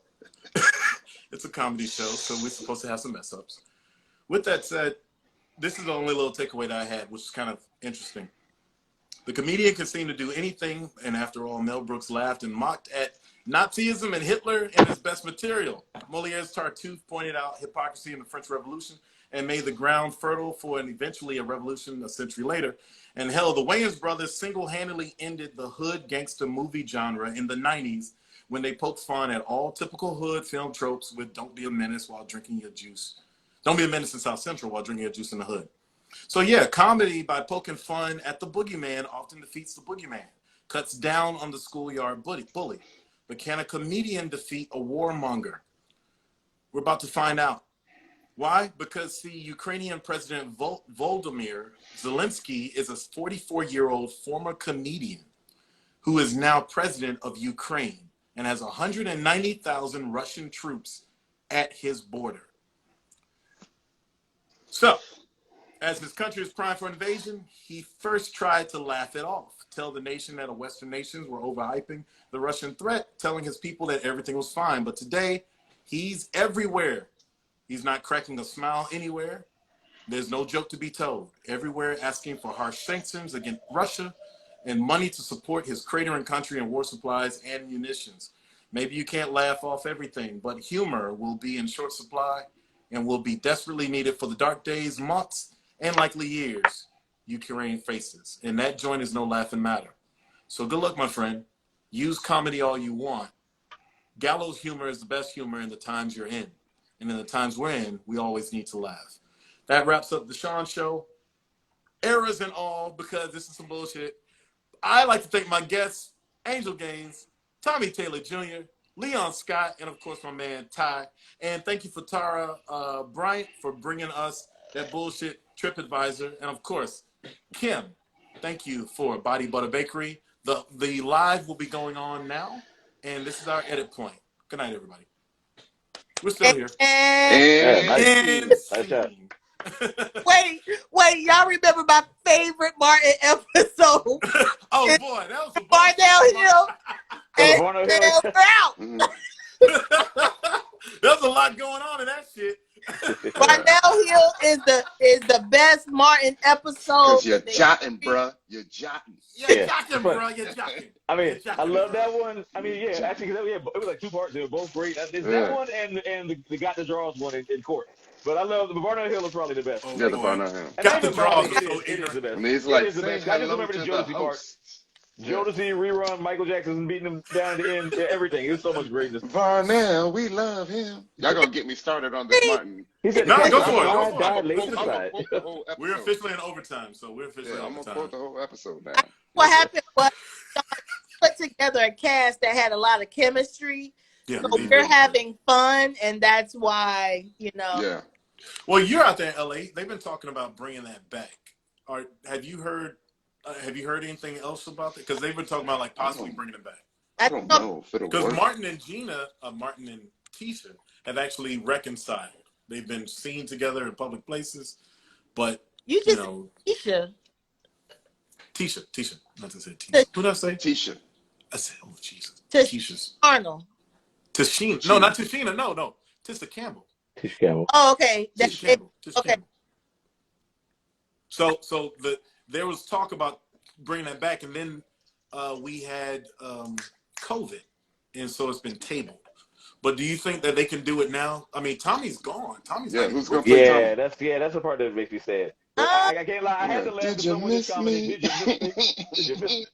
I thought that they were just doing a reunion show like how Friends did a reunion. Yeah, I think that's what I think it's gonna be, like the Friends and the Fresh Prince where they said I could use that. Yeah. I saw that Martin was trying to do a whole show again, but if it's a Friends reunion, that'd be good too. Yeah, I prefer that, to be honest, because I mean, I feel like you can't really, you're not gonna improve on what was amazing the first time. It's hard to make lightning strike twice when you did something that great, especially without Tommy, Truth be told, the sitcom was so physical. I don't know that they are up to that physical comedy point. Yeah. That's a good point. I can hardly get on my couch. You know what I'm saying? Right. I couldn't imagine jumping out. And we're younger than them. We're younger than them. Yeah, you know what I mean? Jumping out the window. Remember how he did all that stuff?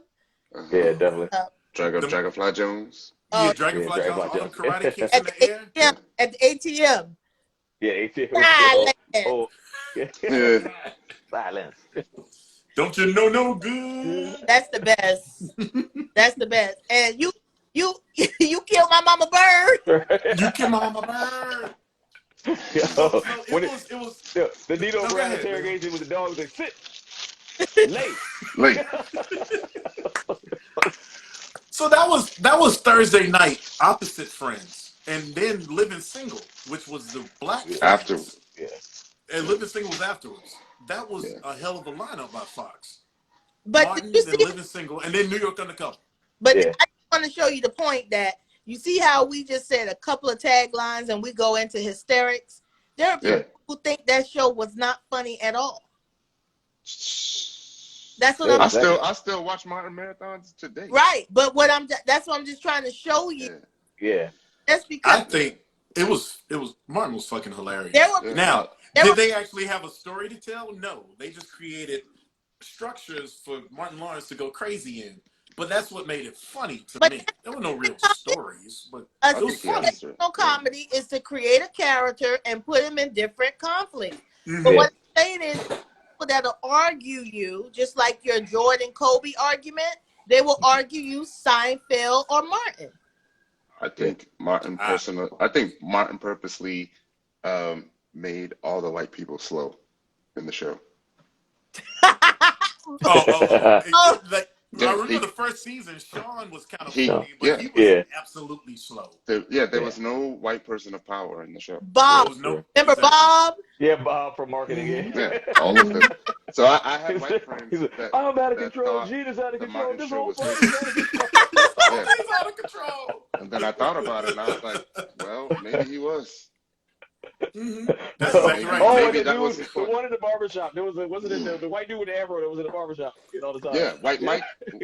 White Mike. The only person that could have been was maybe the cop, but the cop didn't say nothing. Yeah. So every character, even the dude in the bathroom that was washing his hands, like, you don't wash your hands? There was never an important white person. There was no important white person on the show. No, it was usually like the bad guy. Like I remember the one where he was trying to find that burglar, and to come to find out it was a cop. It was Bull from Night Court. Yeah. Oh, Richard Mole. That's his name, Richard Mole. Yeah. Damn, Night Court. Night Court. Remember the first episode had the dude the plumber, and they called him DP, dead plumber. Man, that show is so many great moments on that show. I'm sorry. Where's Drum Man? Where's Drum Man? He's still doing stand-up. I just saw a special on him. He's a stand-up on YouTube. Yeah, perform stand-up. Yeah, he's still performing. Reginald Ballard, I believe, is his name. Reggie Ballard. Yeah. But yeah, I was gonna say, to your point, I've literally heard people say the same thing about Martin. I'm like, man, what's wrong with you? But yeah, it's just comedy is subjective, and once people can accept that, it would be, it'll stop a lot of these conversations that folks are having. Yeah. Well, everything ain't for everybody. Some people really love, dry humor. Some people love like Three Stooges. So crazy. Well, the Seinfeld crowd has really grown quite a bit because of people being able to watch the reruns, and they're getting older, and they sort of get the little stuff. But Martin stop has cutting Angie off. That's all I know. I didn't mean to. Hey, Angie. Ty has already vouched for you now. First of all, he done gave me a nickname, Angie. He gave you Angie. No one has ever called her Angie. He can call me Angie. You can mind your business. I'm flirting with Ty. Have you watched the show? You clearly haven't watched the show. Ty flirts with everyone. Ty has a cute name for every woman that comes through this show. Listen, Shawn hates. I was gonna say that was. The girl start flirting, she's all like her and everything. Okay, I can be. The point. All right, Angie, go ahead, Angie. I was going to just tell you, Shawn, to give you some historical context about this conversation. Yes, ma'am. I actually was on a date where what's that bougie school in Atlanta is like that we don't like, that we're rivals with. Georgia Tech. Emory? Georgia Tech. No, I went to. They're bougie. But Georgia Tech, I met this dude, and we were in his. He was like, "Okay, Seinfeld, come on, you got to be quiet." He wanted to hang out and watch Seinfeld. He black, so I was just like thinking, like, no, that just meant like come over, right? Like we gonna watch Seinfeld. He was serious about Seinfeld, and he put me out. Wait a minute, you got put out because of Seinfeld? Man, he chose Seinfeld over. Why isn't this an actual show? He put me out. You got put out over Seinfeld? I never liked the show that much to be like, okay, she's here at my place. Guess what? But it's 30 minutes. You got 10, 15 minutes to get out. That's horrible. Oh man, that is a travesty. I'm so sorry that you went through that. Wow. Oh man, that's traumatic. Oh man. Damn. That's all right. Ty gonna make it better. You should have been wearing somebody but a bakery. You could have had some nice legs. It led y'all to this moment. And that smell would have like. Damn right. That's what I'm saying. Somewhere. Yeah, I'm gonna show up. Somewhere around May 9th. Somewhere around that time. Yeah, I'm gonna show up to Ty House in my body butter bakery. You will slide your ass right out the. They got some edibles now. They got some edibles now. Watch out. Okay. Okay. So I got freaking flyer miles, Ty. Don't play. This is the worst live ever. No, this is actually enjoying we can walk to the airport. I'm walking distance from DCA, so you ain't even got to worry about that. Live ever. Just get here. I'm the only one over here smiling like, oh, I love black love. Look at this shit. Yeah, you can love black love all you want to. You hear about this shit for the longest time. Leon, you married? No, I'm single. Oh, never mind. So, yeah, Leon. I gotta go with proximity. Oh man, that's what I'm in DC, so I'm just as far away. So wait, somebody was from LA earlier, I thought. No? You are. It was you. So I can make I was about to bring someone in from LA. I was about to bring someone else from LA, but I can have the whole live. You know. Miss Gaines. We were all show up on the same date. No. What bullshit episode of Ready to Love outtake is this? Yeah, for real. All show up like, okay, so what would you do to win my heart? I'm like, God. Sean. Probably not this. Sean, that would be a fire episode. I could come back and talk about all the dates with all y'all, give all the details. I got a feeling Ty and I are still gonna get voted on. We still gonna lose that shit. Nah, you know the wild thing. We rigged the shit and we still lost. Wait, I want to say what the people say. Man, not again. Ladies, it's okay. I'm here. Let me know in the chat if you want me to go on a date with all these 3 single men and come back and give y'all the down low, the down skinny, whatever you call it. Put it in the chat. Straight dope. You got to give the people what they want.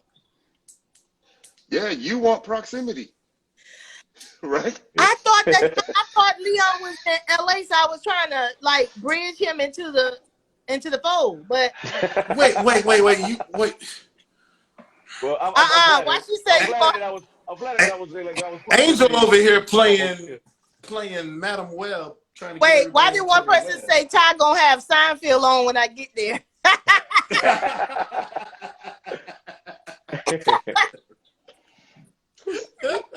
Come on now, Miss. It's funny because I actually like Seinfeld, but I'm like, yeah, that's a lot. I don't like anything. I don't like any show that much to kick somebody out that came to see me over. That's wild. Here's the thing. Leon and Ty, y'all the only ones because Shawn had his chance. Truth be told, come on, he had 4 years and he didn't say nothing. Angel, I'm carrying along 45 years 26 years ago, 27 years ago. So don't be on here talking about I'm pretty now. Well, shit. Are you saying you weren't pretty then? What the fuck was I saying? No, you said you ain't tell me I was pretty then. You tell me I'm pretty now. I'm saying it's 26 years ago. Angel was busy. Wait, Ty, you got Angel's ass was busy. Let me just say that. Angel's ass was busy. I don't know. I'm seeing red flags. We back to Miss Gaines now. We might have to. He said we back to let me help you. Let me help you. Let me.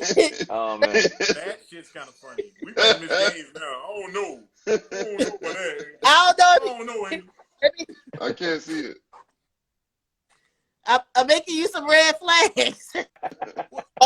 Is that a red flag? Whole lot of. Yes, she's drawing. Why does the flag look like a nose from a cartoon character? It don't look like a flag. It ain't waving anything. It's just a triangle. Listen, don't y'all love honest women that'll tell you, so they don't waste your whole time? Just a couple of times, right? Hey, I'm the king of not wasting time. Yeah, we saw that. The world saw that. Come on, man. I ain't gonna lie. When I watch the show. When I watched the show, I saw folks that I knew on there, like Shawn there. I was like, oh, this is awesome. I was like, yeah, but I know I wouldn't have lasted after one episode just because they'd have been like, I was looking at everybody looks tall, and I'm like, yeah, I'm 5'8" in my tallest Timberlands, And I'm like, yeah. And I feel like they would be like, oh yeah, you know, I like him, but I want short babies. Like, and I feel like I would have gotten kicked off immediately for that reason. Like, I would have been charming, but then they'd be like, yeah, but you know, we gotta give him a stepladder because you know. So, I don't know. I don't think I would have made it long because I've looked at the show. I know Shawn was like 6 feet tall. I haven't met you in person. I'm 6'2". Them dudes would have Like voted. I'm down here. I can't tell the difference, bro. I'm like, if you up there to me. I would have been voted off when they got into that little deliberation room and everybody had the same story. Oh, yo, that was wild. That was hilarious. Like, can I say Oh, you mean like when women are talking about what Corey did with this and that, and like everyone discovered that? Yeah. Corey. I would have been Corey. That's why I respect Corey. I was like, Corey, you just did it kind of wrong. Like, you can't cry at the end. You gotta.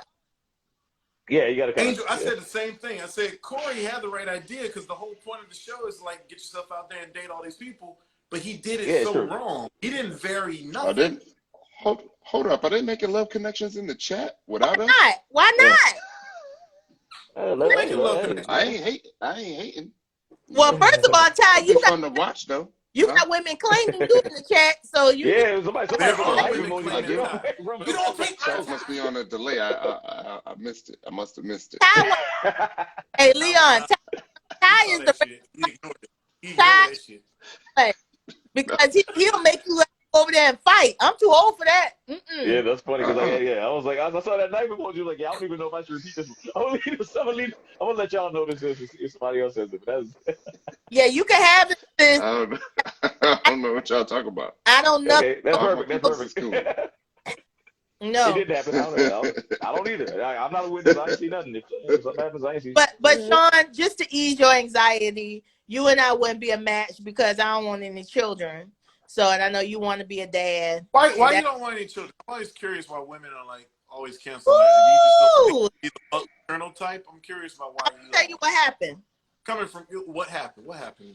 For me, when you are the youngest in your family, my siblings are all way older than me. I'm 11 years apart from my youngest brother. So when I was about 12 years old, I became an aunt. So I already done changed diapers and prepared bottles and was babysitting a lot. You know what I mean? You had adult responsibilities. Yeah. And so when I see baby clothes and stuff, I don't get all like warm and fuzzy. Oh, that's so cute. I be like, girl, he gonna spit up on that. He about to poop all that up. It's work to me. And I'm at a point in my career where I get to have fun. I don't have no responsibilities. I get to just wake up and go, what I feel like doing today, where I want to go. I can be spontaneous, you know what I mean? And remember, I was a teacher for over 20 years. So, you know, I taught elementary, middle, high, and I also taught special ed. So I have that. I've used my maternal instincts, and I've felt those bonds with kids and things like that. So do I want to, like, have that in my house 24 hours? No. I've had it, you know what I mean? And people like the fantasy of that stuff. When you see these moms stressed out and stuff, you see them at the baby shower posing with the little cake in the cupcake tray, and then, you know, 3 months later it's, I wish I didn't have to do this by myself. You get what I mean? Well, see, so I told everybody, like, you know, I'm 45. I still have the energy and the ability to be a father. Mm-hmm. And I can see that for at least the next 5 to 10 years. Yeah. But I'm not kidding myself. Like, you know what? That shit tapers off. I'm not going to be a 55-year-old graybeard motherfucker with kids at 2 and 3 years old trying to take I'm not going to pawn them off. So I'm getting to the point where it's possible if stuff don't happen soon. So I'm not totally against the non-kid life. But if I can still do it, I'm still going to do it. And let me just say this. And 9 times out of 10, I'm not saying in every case, but 9 times out of 10, when a mother has a kid and she has an entertainment career, you don't never see her no more. You know what's interesting, Angel, you say that? So a woman told me, she said, well, because of the life you lead, even as a father, you may not be a good one because you're going to do entertainment stuff and other things if this is the track that you're on. And so, like, all right, I thought about that. I'm not putting that on myself, but that is something to think about for people who are aspirational. People want things, but they don't think that far ahead. Like, all right, what's your career track going to be, and are you going to be a good parent, whether you have a kid or not? In your case, Sean, I think with men it's a little bit different because usually you get a partner who kind of is more amenable to your career, so you can do both. You can have the best of both worlds. Men do it all the time. I could, but I don't want any woman just to be subservient. I still got that. That ain't so. I got Joe and Julia in my mind. My mom and my dad, who were parents and It's kind of like business partners. So. It's kind of like women who I just know that I'm not the type of woman who could fit into that lifestyle, and I see it as like women who are married to military men, athletes, police officers, and entertainers. Do you think that's the only type of mother there is, though? Like, you wouldn't be more assertive as a mother? Why would I want to bring a kid in the world and let somebody else raise it? That don't make no sense to me. No, I'm saying like, what wouldn't you want to? Well, I don't know. No, I think I got it now. Ty, you have. I got what you're trying to say. Yeah, I do have a daughter. You have a daughter. 13. Yeah. She's 13, so I'm 45, so I'm most likely done. I'm cool with that. Hey, I don't see Ty. It'll be fun to try though, but I'm most likely done. The fun to try is a nice little line in every man. It'll be fun to try. We can practice and shit. Ty. If it's meant to be, it'll be, huh? You're not gonna get a vasectomy? No. Why? Why would I? Because then you can eliminate having to go to needle and they don't care ever. Men don't like that absolutely. I'm good. Oh, really? I'm good. I know a lot of guys who do. Yeah, I well, know the folks I know is they because married, they already got 3-4 kids already. Yeah. They don't want no more. Oh, you say they don't even want to slip up. You saying you open to having another kid? Yeah, I at least want the option. Oh, okay, I got you. All right. Yeah. Leon, you have kids? I mean, I'm still young. I'm still youngish. I don't have any kids. But I'm honestly about the same 45. age. I'm like 44, so I'm about the same age as y'all. So I'm like going through the same thing. I'm actually thinking, if it doesn't happen soon, I'm just like, I'm content with it though. I've actually, because I thought about it, and I do feel like honestly, even if I'm in a situation where if I'm with somebody who has a kid, I'm like, my stepfather actually was amazing. He's still, my mom and my stepfather still married, but the thing, he's a great dude. He actually had an awesome influence on me around my formative, my high school years and in college and everything. I couldn't have asked for someone better for my mom to marry as far as just being a good person. Leon, did I hear you say I'm 44? I'm not y'all age? I said I'm about y'all age. I'm sorry. I said I'm about their age. The two men. I don't know your age. Hey, sucker, you're 27, right? You're 24. No, we did the math. We did the math. No, I'm 40. Did you just say 27? I'm 40. I'm not one of those ones. Listen, I love every time I get another year, I'm saying it out loud. I love it. Yeah, no, I just talk fast. I was saying, I am about the same age as all of y'all. Literally, the same age. Yeah. When's my birthday? Yeah, when's your birthday, Angel? December. Oh, sorry. That's what asking me. Really, Shawn? I didn't say anything. Go. I didn't do anything. The tongue action, really? That's chapstick? Yeah, you see these. Is it the body butter? Is it the body bakery lip balm? Is it the body butter bakery vegan lip balm? I didn't do anything. Come on. Shut the fuck up, Ty. Come on, Angel. What you got? What's your birthday? September 25th. September 25th. All right. I was asking real questions. Is that Libra? Yeah. Wishy-washy. We're not wishy-washy. Not at all. We're very decisive, but we just not impressed easily. And we crave balance. Too much of anything will kill me. What? Balance. I don't like. What does that mean? Too much will kill you. Hold up, y'all. I'll be right back. Uh-oh. You gonna get some more of that sweet ass wine you've been drinking? Red. Whatever. That Ripple. He doing that Cabernet. So he was doing.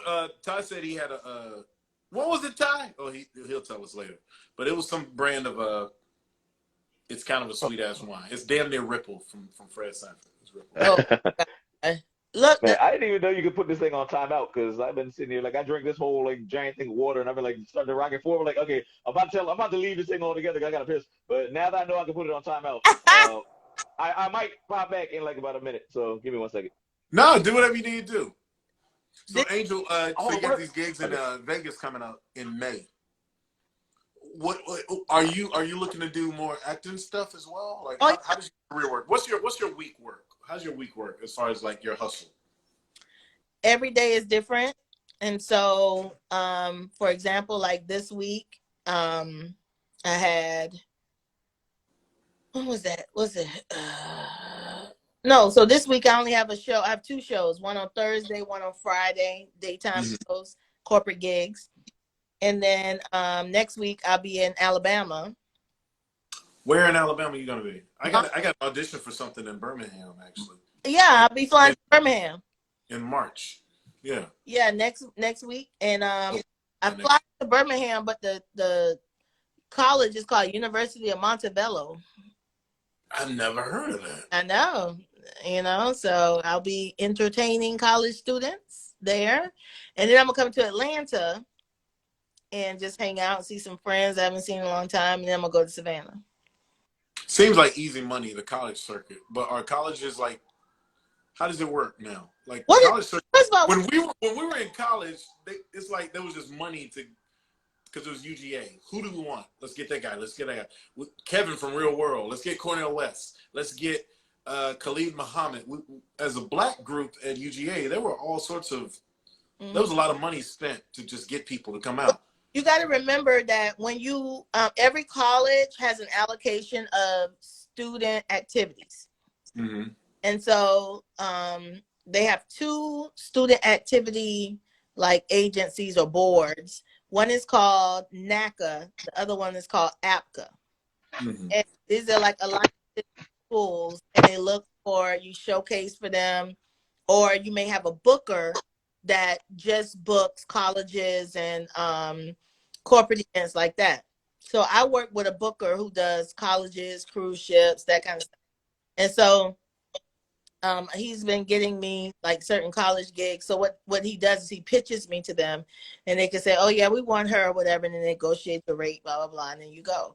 So it's not an easy gig to get, you know what I mean? Because you got to kind of go through a couple of gatekeepers to even be selected.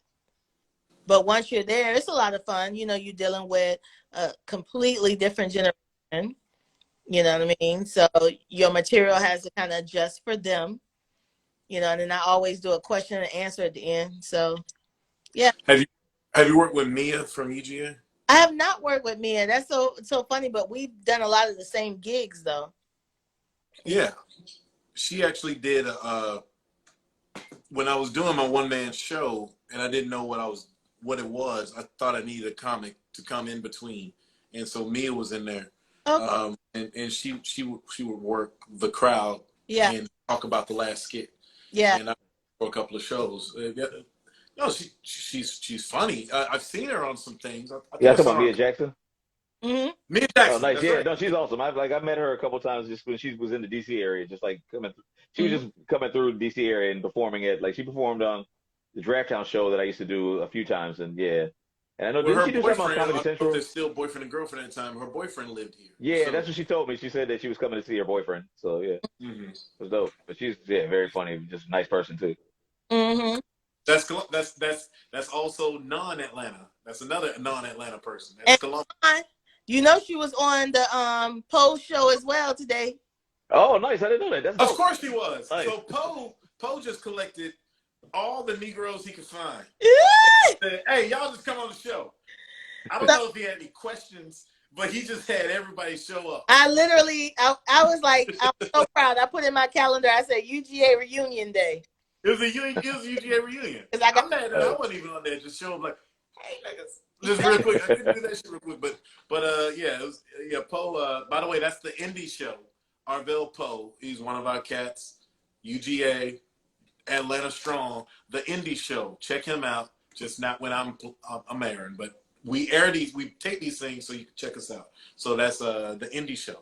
And so all these comics that you see, including Angel, who quadruple booked the night or whatever the fuck she did. Stayed on way longer than just to prove to y'all. Y'all ain't gonna get this treatment no more now. And look, hey, I'm appreciative. I'm like, yeah, I know you had things to do. You're still here, so this is pretty dope. Yeah, you got stuff going on.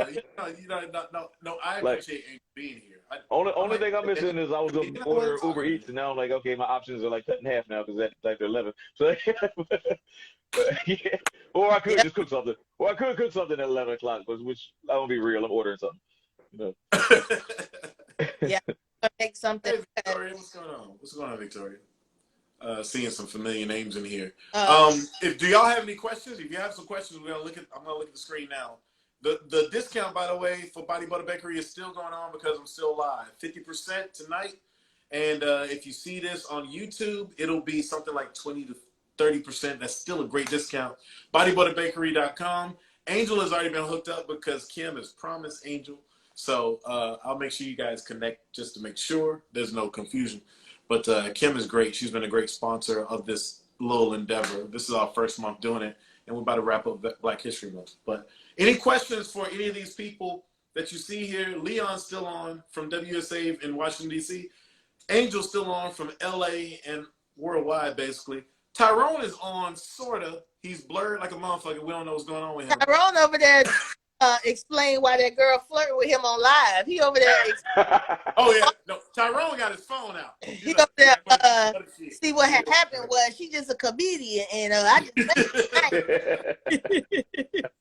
That would be a very Tyrone move, by the way. You know.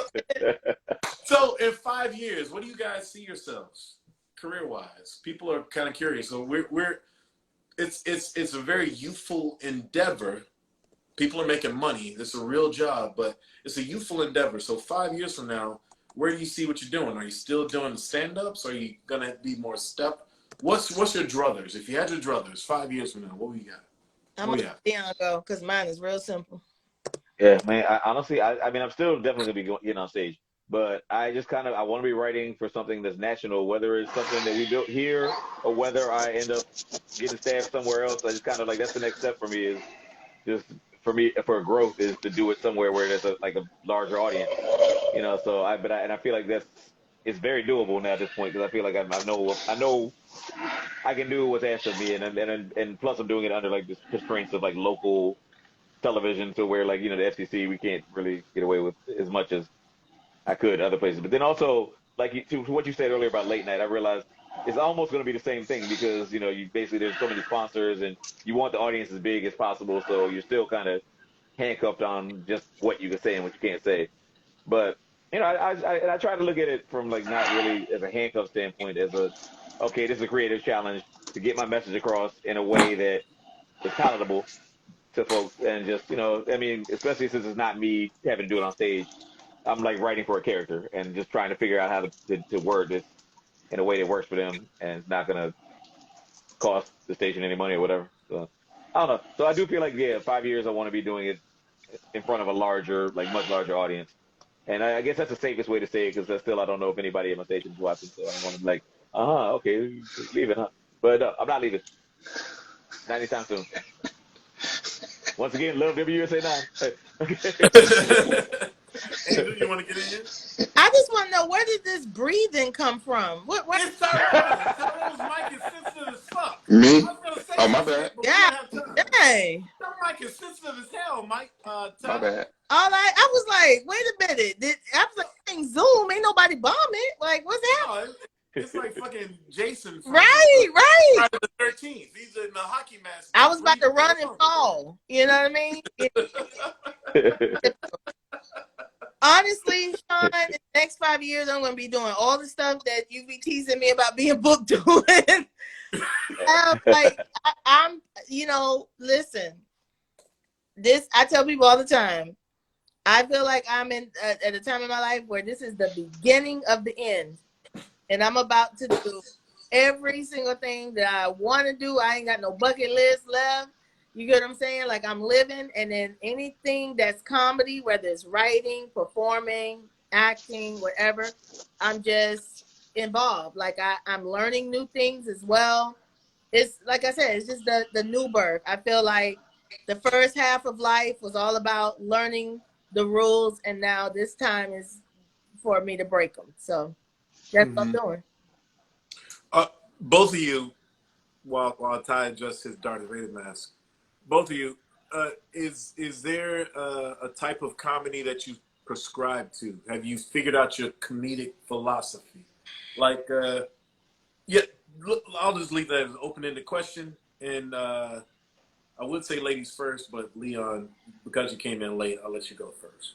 All right, honestly, for real, it's I would say I just try to find the line where like brilliance and ignorance converges. Like, you know, so I try to find a really clever way to say something silly or a silly way to say something profound. Like I just try to find a way that usually works for me. Just like trying to make people laugh and be like, oh, that was really clever. But, you know, but then sometimes it's just, you know, I don't know. I mean, yeah, I just I observe things in life. So it's real observant, but that's usually my sweet spot is when I can find some like really like either silly way to say something really profound or some really profound way to say something silly. It tends to work for me.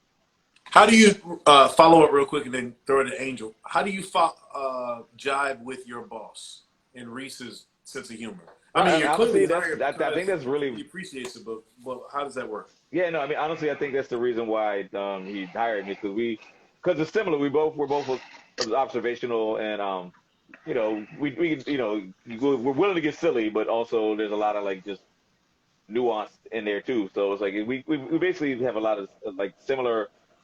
He'd say things certain ways that I like that I wouldn't, and I'd say things certain ways that he wouldn't. But basically, our thought process is pretty similar as far as our approach to a joke. So that helps a lot. So and really, I just watched a bunch of his stand up before we actually got started writing and stuff. Like once he saw mine.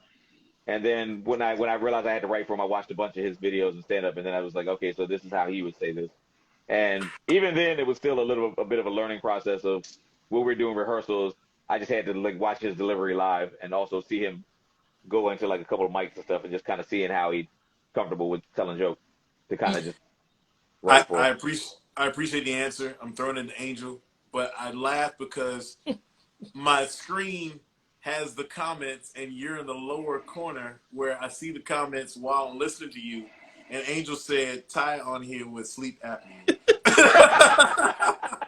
Yo, I can't even see that. My comments haven't refreshed. That's funny. I can't see it either. That's funny. Angel snuck that Why shit in there. tell him? I knew that. Oh my God. Now you got me afraid to breathe now. Nah, shit. you know. I mean, where your microphone at? Dang. Right here. Is it it's in right the here. nostril time? Where is it? No, it's in the headphones. It's in the headphones. They're in the headphones. Yeah. Them shits are too good. Them My shits bad. are way too, What you want me to way do? too good. No, you good. I mean, I'm just clowning. It's all good. Yeah. We can all start acting like you know. It's that Alfred Hitchcock shit. Your lack of faith for stuff. You remember that video of Biggie sitting up there in the bed? No. Is this better? Man, Is this better now? He about to force choke all of us. Just like, But I love the Ty Defense Squad that's coming for us though. Yeah, I'm glad I can't see whatever they're saying about me. I'm sure they're probably frying. They're probably frying Thank me y'all. left and right. So yeah. Man, fuck y'all. Y'all don't know. No, you know what? I'm actually, interrupting the broadcast. This is not going to be usable for pod. Angel, answer the question. I forgot what the question was. Yeah. All I'm gonna say is, man, get the company that made those headphones to endorse you guys, because they're great. You know, so yeah. What's my comedy style? Yeah, have you figured out your comedy philosophy? What's your comedy philosophy? I don't even think it's necessary. I honestly don't. I don't think it's necessary because as an artist, I just get to create. And the moment that you start defining stuff, then you create these boxes and you try to stay in the box. So my thing is, that's other people's responsibility. If they want to hire me and they look at my comedy, then they get to determine if they check their box. Because sometimes, like, even though I'm clean, my topics are not considered clean. Mm-hmm. You know what I mean? I actually think you're onto something, because I think there are some comedians that I really do love and adore that I think have gone meta and looked at themselves and like, well, this is what people expect of me, and they're doing that. And well, shit, fuck it, I'll name names. He ain't gonna work with me. Dave Chappelle. I feel Dave is now on this TED Talk Dick Gregory kick, where I got people who expect certain things of me, and he produces things that he thinks are people. My personal opinion of Dave is like, I think he's still funny. I don't think he's any fun. Those are two different things. I think he's still funny, but I don't think he's fun. That's my personal opinion. Other people may disagree, but comedy is what people take it as. But I think there's some comedians who are like, well, now that I'm here, I need to do this lane. Could you all talk about that as far as expectancy? Like, I like your answer, Angel, of like, I ain't got no philosophy. What's funny and what I do is what I do. But I also think like what you're saying about Dave Chappelle is true for me in my experience with, you know, Sim, and, you know, I feel like Dave does what he wants to do. And because he has a team and everybody, that's true. That's true. They know how to package it and sell it. But I don't think he at all has anybody in mind when he gets up. Because Dave Chappelle, what people don't realize is like out here, Dave Chappelle will get to a comedy club and do 6 hours. And all of that material you'll never see. But he if he had a comedic version of Prince or John Coltrane, like in those art forms, those guys would just go somewhere and they would just be artists and own it and just riff. Yes. Maybe there'll be some stuff that's pullable, but they're those types of guys. Chappelle honors the art of comedy, and he goes in and he strums and figure out what it is that he wants to repeat again. You know what I'm saying? Did I mess up? Is my internet messing up? No. You power through it. I think. No, you were smooth. Shawn, I got questions in the chat. I keep seeing my name. What's going on? All right, so ampersand so ellipsis has been asking a lot of questions, quite frankly. Okay. This is the one I immediately see. I asked Angel when she did her first stand-up. I don't know if she could see it. Yeah, because you probably joined late, but Angel can answer that. And I want to make sure I balance this out because I want Leon to be in here too. It's not just a one-sided thing. Angel, did Shawn say you're going to be in Vegas? Yes. So let's just give this. You pitch Vegas again and talk about your first time, and then we give it to Leon because there's questions in here for both.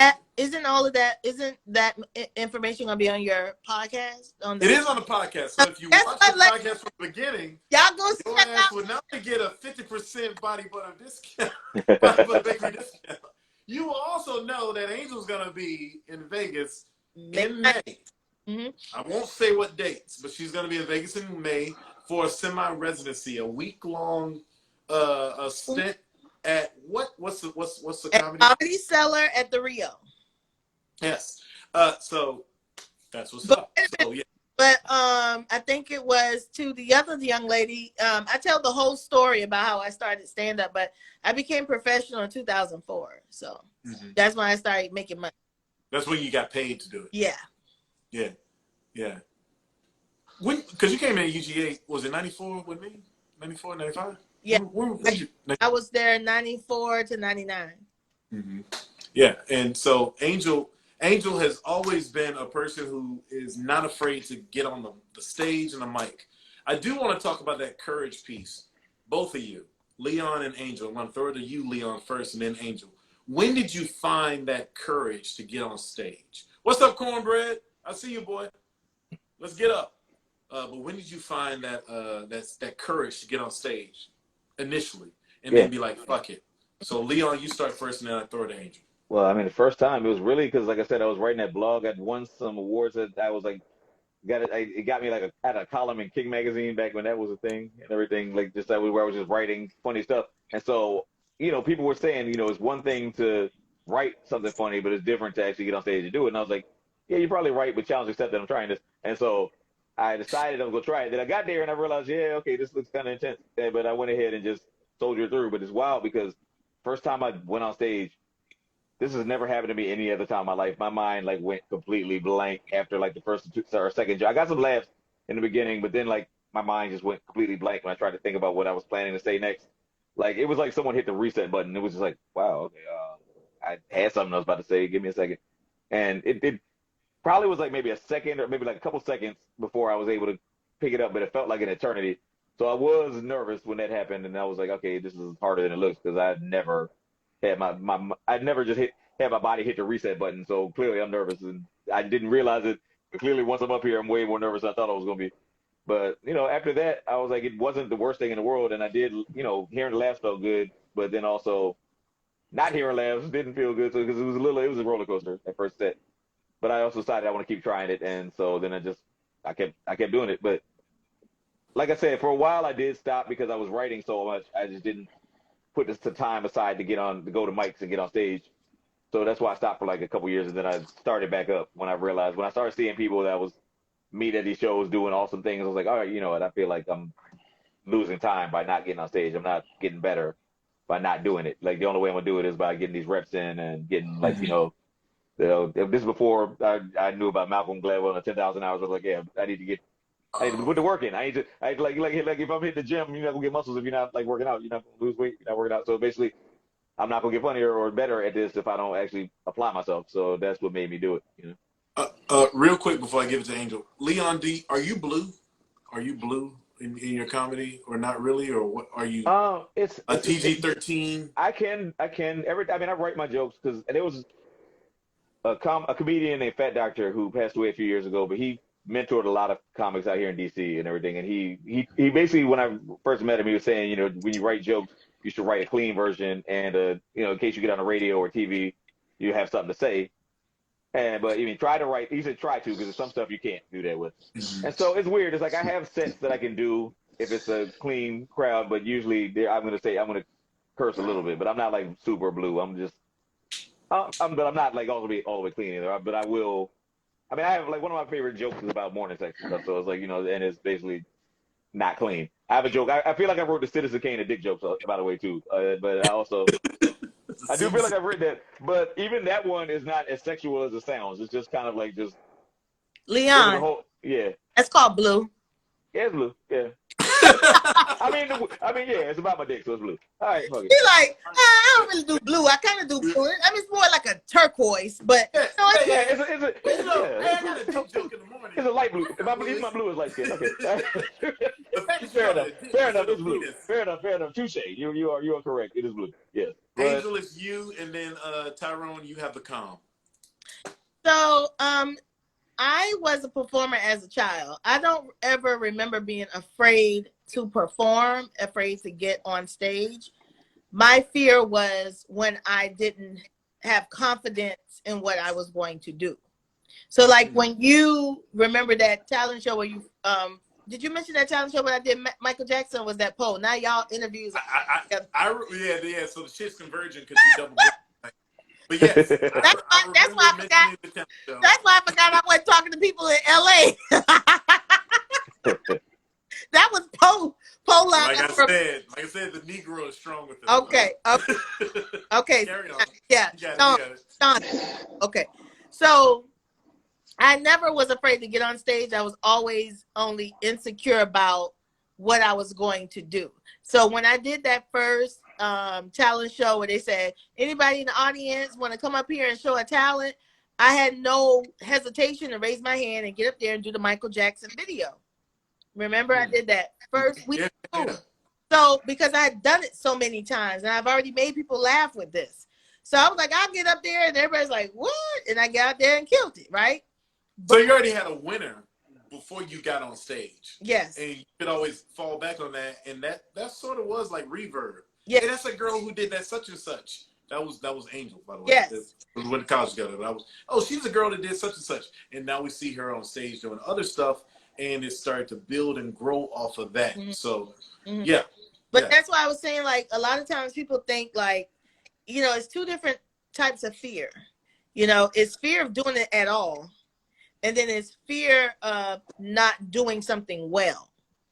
Mm-hmm. And so I think when you love your craft and what you do, you're going to always carry that fear of not doing it well, because your whole goal as an artist is to always express your art at the highest of its potential in the most unique way that allow people to feel something from it, right? So yes. that's our insecurity as artists. We kind of come with that. But that's why when I saw one of your listeners right now, Fluorescent, was saying she's very funny, but she could never do it. And it's like, you could do it, but the difference is you don't know how to do it. So that's why we have classes and learning how to do structure. Because to me, if we had to like talk about the most talented people or whatever, I feel like the most talented cats in the world are those barbers in those barbershops. My dad was a barber. Their timing, their wit, their callbacks, like their ability to keep everybody involved. Oh my God. In the show. My dad was performing, and I didn't realize when I was a kid. My dad was a barber. I'll bring the picture over here. My dad was a performer. He was a performer. When he was talking, and he read the newspaper, so he was up on current events. Yep. He had a witty comment about every little thing. Yep. You're the sharpest person. You're the sharpest knife in the drawer. Yeah. And everyone respected you because of that. Yeah, but the thing is, his passion is cutting hair and running a business. He don't want to be on stage. Yes. So Yeah. saying like, you know, it's not about, you know, you can have more than one talent too, guys. You can be very talented in something and not have any interest in doing it. That's exactly right. So, yeah. Ty, you got to come. It's getting late. Ty, you got to come. Ty getting sleepy, y'all. I see it. We ain't entertaining him as much. I got a question for y'all. What has been your most favorite moment in your career thus far? Meeting you, Ty. I appreciate it. I have not Likewise. had conversation with a reality star in this capacity, you know, because I'm serious. Because I watch the show. You don't think you ever meet these people, even though I'm a reality star. Huh? I'm a reality star. Shawn, you didn't have enough episodes. You're on your way. You up and coming. First of all, can we talk about what Shawn got going on with this aquarium? Shawn, this is I think he said it's 30 gallons or some shit, it's right? a serial killer motif, Shawn. You got like an African mask with a boxing glove, fish lit up. This looks like somebody is in there gagged and asking for help. Jeez. Then you got the sign on the fish tank. I know good and well you ain't supposed to rest nothing on top of a fish tank. This is not ending well for me. And who is up there? Is that Muhammad Ali? That's Jack Johnson. You respect Jack Johnson. I'm coming. Are those books already signed, Shawn? I'm coming over here. That's Jack Johnson. That's Jack Johnson. Jack. Okay, so yes, that's true. Yeah, so that's Jack Johnson. Being on a live with reality stars is a new one for me, so I take in every moment. But if you want like a more broader or general one, I would say probably my experience in Montreal, because I never, had performed in front of an international audience that didn't speak English as their first language. So that was really a real good treat, because I had performed in London before, but they speak English. So I was like, this is amazing. It was a different type of delivery and a different type of experience. So, was anyone ever saying "Femme la bouche"? Not to me. Okay. But that sounds very naughty girlish, and I got outfits that I wear for that. So if they want to. Are we thinking about the same thing? We speaking the same French? What that mean? Now look, Ty has tried this shit before. He spoke Korean, and that shit didn't go well either on the show. So is that correctly what you? No, I think it means shut up. You might be talking about the song, the Voulez-vous coucher avec moi? No. You said something like "la femme la bouche." I said "femme la bouche." I think that means shut up. Saying is, wow, that sounds like it could go in a naughty direction. Yeah.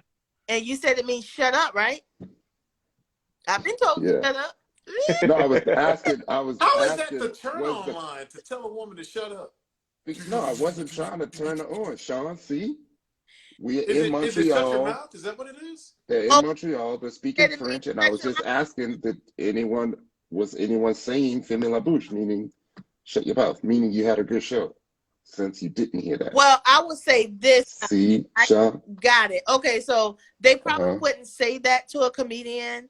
They were, because they paid money to be there, so it wasn't like a heckling, like a club. But they were silent at times when things didn't work because it didn't work. You know what? I'm gonna just not tell no more jokes because all my jokes it's just been crash and burn. No way, Ty. You're not done. Ty, you just an acquired. That's all. You're not done. By the way, I just want to share this with my dad. Oh, nice. So this is let's see how to do this. Weather forecasting. That's my dad. The two gents around him are my uncles, and that's my mom. My dad is no longer with us. This was one of the first pictures when the shop opened in 1981, 82, like 40 years ago. And that's my mom. She became a cosmetologist to work with my dad, and she became the manager, and he was considered, she always said he was the owner. But he was like, well, she's the manager. She runs the shit. They had a cute little relationship, but yeah. So that's my mom and dad. Yeah, man, my uncle Tommy, my dad's brother. Actually, my grandfather and my dad's brother, they basically were both barbers. And the barbershop, like, honestly, it just closed up maybe like 5 or 6 years ago, like the family barbershop. But for years, my dad was saying, you know, you need to learn how to cut hair, and I was like, I don't really want to do it. But I really wish I had. As soon as I got to college, I would have made all the money if I knew how to cut hair, because everybody I knew that did know how to cut hair had lines out the dorm everywhere. The lines were huge. Yeah. And guess what? That's when we were wearing short hair. Like, remember, I used to go get my hair cut by Devon, because everybody, women was wearing short hair back then too. Remember? Mm-hmm. Yeah. I think his wife is still sporting a short haircut. You see her? Your soror. Devon's wife. I don't know his wife. Oh, it's all the names, the college names are leaving me, but let him go. You into, and you got a fish tank behind you. It's not a good time. Hey, this fish tank is a good. Hey, they actually changes colors too. I can change the color. See, that's the kind of stuff that keep you single, Shawn. Let me tell you something. This fish tank, this fish tank. So like, hey girl, look at this. Exactly. Watch this. Girl, I saw Marie Love. I liked him, and then I went home in his fish tank. I ain't never heard that. I can look at y'all's background and tell all your kind of dates, how you are. See, like, look at Ty. I don't even see much, but I can tell you right now, Ty is meticulous. He's the type that'll go in the bathroom after you and fix his towel back the way it was supposed to be on the rack. Yeah, that is pretty funny. I would. I would. That's about right. Ty is not one. He is not one for like being loud, like popping gum, or he's very like gentleman-like, but he'll let you know like this is you out of pocket. He probably eats well and work out, so you're not gonna be able to come to his house with Oreos and Takis, because first of all, he don't want you to touch nothing with your hands. True. I don't eat sweets. He give you some gloves and a mask. He give you gloves and a mask. Leon, on the other hand, is gonna be a lot of fun. He's kind of like anything goes, long as you cool, he cool. But the moment with Leon that you kind of like make him feel like he got to fight, he out. That's not always true, but it's close. It's pretty accurate. It's pretty accurate. Yeah. Okay. Yeah. I pick and choose the battles, but yeah, you definitely yeah. Well, what you pick and choose the battles, Leon? Yeah, I pick and choose whether it's worth it, but yeah. but you're right. You're pretty accurate, pretty spot on. Shawn is the type that is going to interview the hell out of you. And he's going to make it seem like it's intellectual, but he's really interrogating you to see and size you up. And he looks for highbrow jokes. So you can't go in with like highbrow jokes. Yeah, you can't go in with like, Shanae said this. He ain't going to. I like those. Shawn is like, and then Putin looks at him and says, really? You'll never get Ukraine back.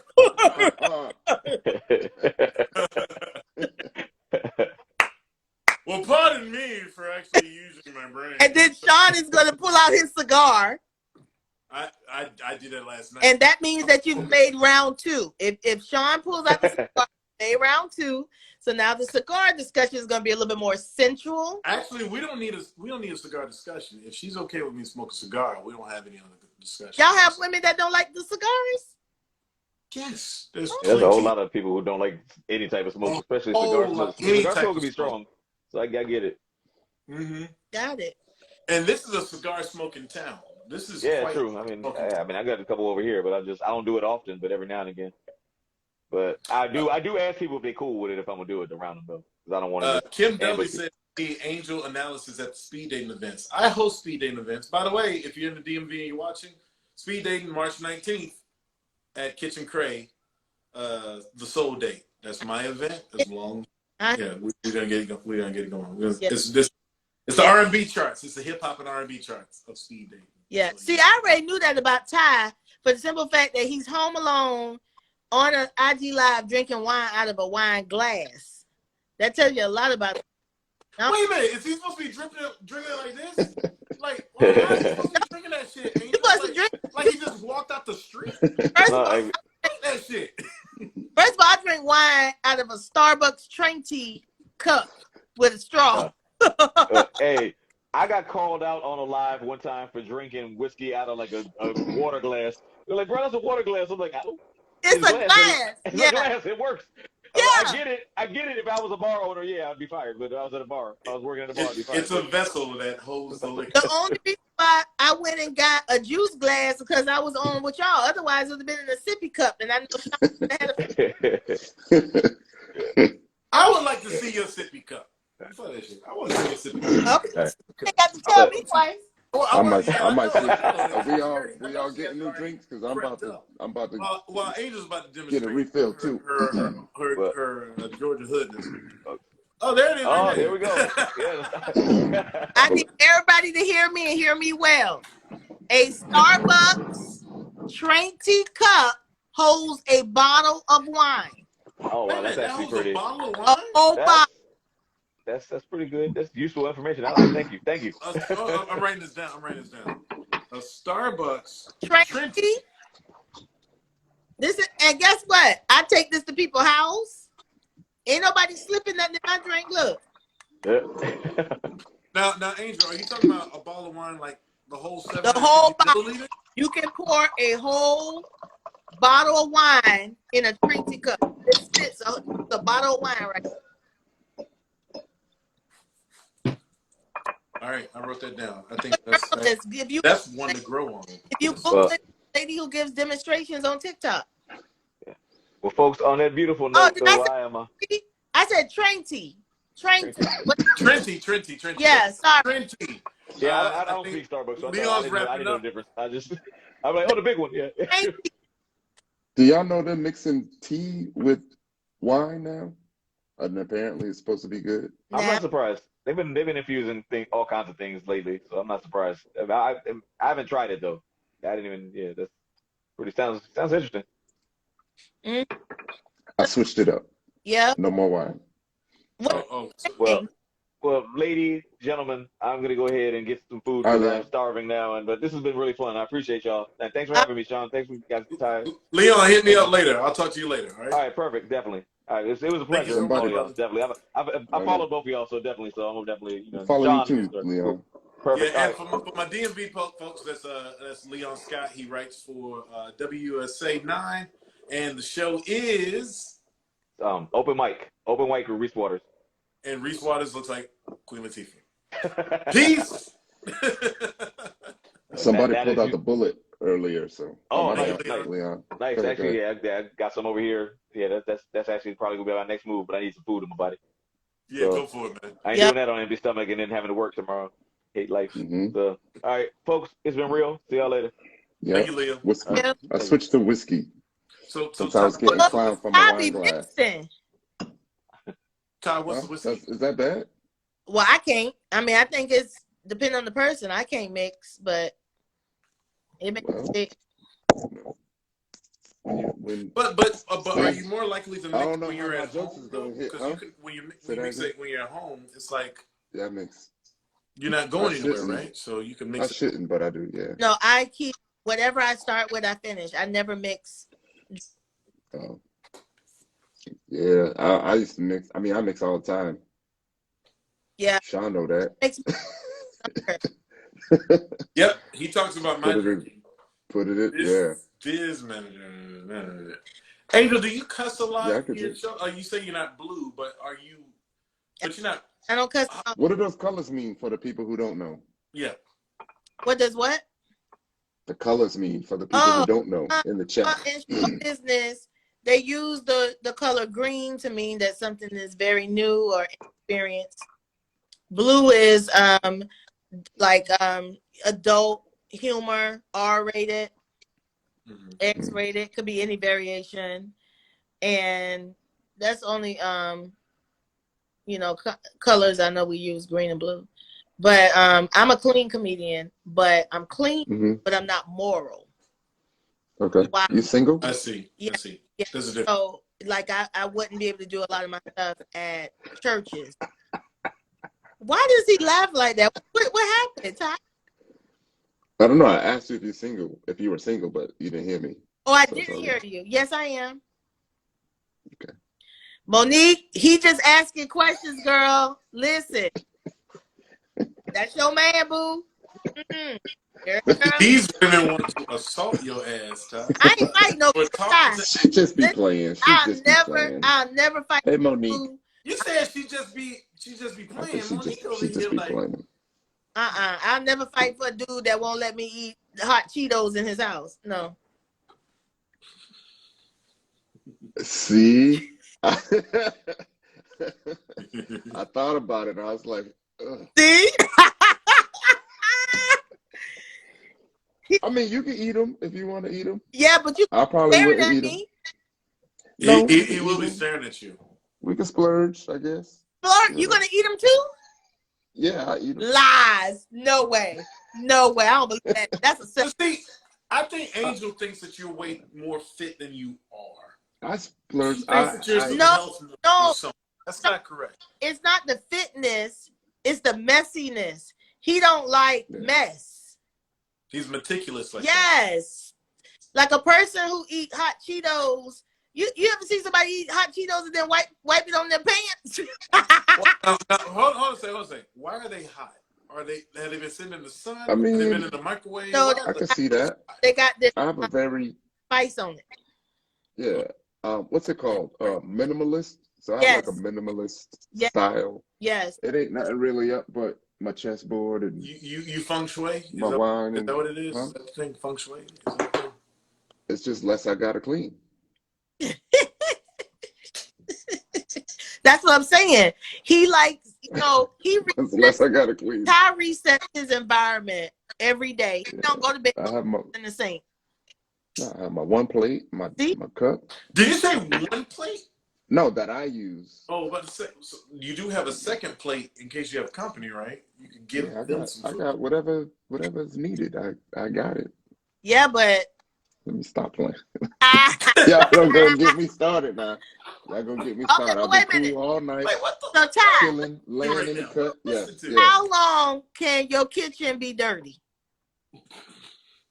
Like, how many days can you walk past some dishes and stuff? There's a difference between all the dishes being in the sink and the kitchen be dirty. Like the kitchen can't be dirty. Okay, but I would let dishes pile up in the sink for 2-3 days max. But the floor, if the floor needs to be mopped, you're gonna take care of that right away. The floor wouldn't get dirty, so there's really no need to. There's no need to mop it. My co-host is a fucking serial killer. Hey. He's with letters from different magazines, typing out letters and shit. He's got those damn kidnapping letters. Sleeping with the enemy. He's just sleeping with the enemy dude that don't let the canned goods be turned the wrong. That's correct. That's correct. No, it ain't that bad. Angel's got it. Angel's got it. Hey, Shawn, remember that song they would play for him? That dun dun dun. The classical music. I can see my kitchen. It ain't that. Okay, give us a tour, Ty. Give us a tour. Oh shit! All you got to hold on 1 second now. Hold on, Ty. Your kitchen right now looks like a freaking model home. You look like the apartment that they're.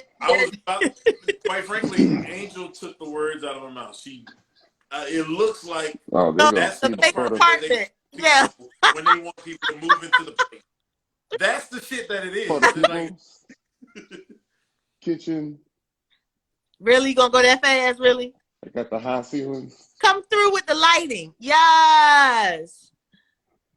Wait, with the island. Yeah. He's sitting at the island talking to us. Come Yeah, on. he's at the Yeah. island. Look at that chilling. beautiful light. Look at all the lighting he has. Yes. Why you got all that lighting? With the high Yeah. ceiling. Why are you sitting at the fucking kitchen? You got all that lighting. Well, that's where my desk is. My desk is right there. But I'm gonna do something. I'm gonna make that a studio upstairs. See, first of all, a woman has to have some level of cardiovascular. Look how them stairs, how many that is to go up there. Yeah. Nothing big, nothing special. Just a little. Nothing special. Then he got to do the See, body. Hey, Huh? Ty. You got him walking Yeah. now. Ty, and go in the he refrigerator. never stop walking. Let's see what's in the refrigerator. Ain't nothing in there. I Ain't walk nothing in there. outside and I'm going to show you my damn homeless encampment. This In my Ain't nothing in there. There's a homeless encampment right This outside. about to prove my What'd you point, say? Shawn. What'd you say? This gonna prove my point. This dude don't like Eggs. messy. Ain't nothing in there that's messy. It's probably bottled water, a pack of turkey No, meat, it's not bottled water because because you got a filter. You got an alkaline system. yeah, Open I it. do. Open the refrigerator. I got a cold one and a hot one. Look, see what I'm saying, Shawn? Look. I got some Popeyes in I there. hate He got Popeyes. I hate my whole face. I'm just gonna drink this What blood am I right doing because right I'm now? way messier. I'm Georgian. First of all, I am so proud of Ty. Ty. You proud of him? With Popeyes in the refrigerator, Popeyes is my favorite. Hey, Ty, you got to heat it up in an air fryer. Yeah, you Yeah. do. You do. That's my baby right there. That's my baby. That's air the fryer problem. right there. We got the same kind. Boy, that air fryer is my best friend. That's why, listen, that's why women, we ain't got time for y'all. Women with an air fryer and some nice sheets, we don't care about y'all like that. We don't. I got an air fryer. I put up with men. I'm about to go put them in the air fryer now. Yeah, I bought some creature comforts to help with anxiety. So that's where a lot of that comes from. You said creature comfort? Yeah. What's that mean? I never heard that statement. Creature? Basically, I like stuff in the house that's going to make me feel good. Oh, yeah. Both mentally and emotionally. Yeah. Yes. So, like, I don't need it, but I have a kettle that's got blue lights in it. Yeah. Like my teeth. Yeah. I have that one. My hot water kettle. I have that one. It turned blue when it's hot. Yeah. I have that one. Yeah. No, you got the clear one. I got the white one. I got the clear The little window. See? We ain't that different. We ain't that different, Ty. Monique about to be mad. We can't, boy. We gonna be dating. Let me see what. Like that scene from mine when we both moved in together. Y'all want to see my favorite room? Y'all want a tour? Sure. Yes. Let's see your place. Are you downtown? Where are you? I'm in Mid City. You're in Mid City. Yeah. Okay. All right. So let me show y'all the life of an actress. So over here is where all of the auditioning goes. This is my wall. These are lights. So my craft services over here. Wait a minute. That doesn't look like craft services. That look like... Hold on, man. Why? Where's the crafts? Where's the food? I see now because I have words in front of your screen. Yeah, I see it now. these are all my gifts. You got some nice pictures of people who I've never met. They watch me audition every day, and yeah, I have them up in my home. So those are my muses, and then I have fresh flowers because that's what I will require in my trailers. So I got to do it for myself. So wait, so it wasn't a gentleman caller that gave you the fresh flowers? No, I buy my own flowers all the time. See, in my home. Oh, I heard that. All right, word them up. And you got to see it in on. See, that's a joy. Yes. Still wants to know what the fuck is going on. And See, then, all joke. this is the old angel that you knew. Hey. Oh, that's Miss Savannah right there? Savannah, you know what I'm saying? So Paying that's my attention. little mini tour. That's what's up. My setup is so delicate as a motherfucker. Sean, I don't want to see it because I don't want you to, I don't have to tell them. I'll just show you. That's the stairwell to my bedroom. Hey, everybody, y'all are now witnesses. Y'all gonna get called in by the DA. Just know, so you know. I'm not doing all this other shit. I'm not taking shit around because I've already had the power go out 3 times. So because I kept kicking the damn light switch. Yeah, so I got a lot going on. So y'all can't get. Well, I'll show you my whole way of I'll do that next time. I can't be showing y'all everything. Y'all do that next time. Yeah, that's what I was thinking. Ty, we're going to Vegas in May. Ty, we're going to Vegas in May. May 9th, 10th, 11th, 12th. What's some dates again, Angel? May 9th through the. Look! Why am I looking for my phone? I don't even know. She's like, shit. Sometimes. Yeah, it's May 9th is a Monday. Yeah, so yeah, I already checked. So like 9th through 15th or something like that? What's that Sunday after the 9th? That'd be the 15th. That's my last show. So May 9th to the 15th. Hey, Monique DuPont, you're Monique says she got Well, it's your birthday. You can show up, Monique. Come on, Monique. You can stalk Ty and kill Angel. That ain't funny.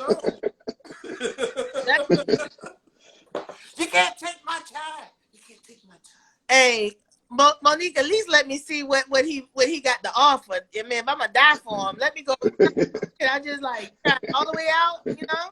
You say you're gonna die for him. Let me at least know. You know.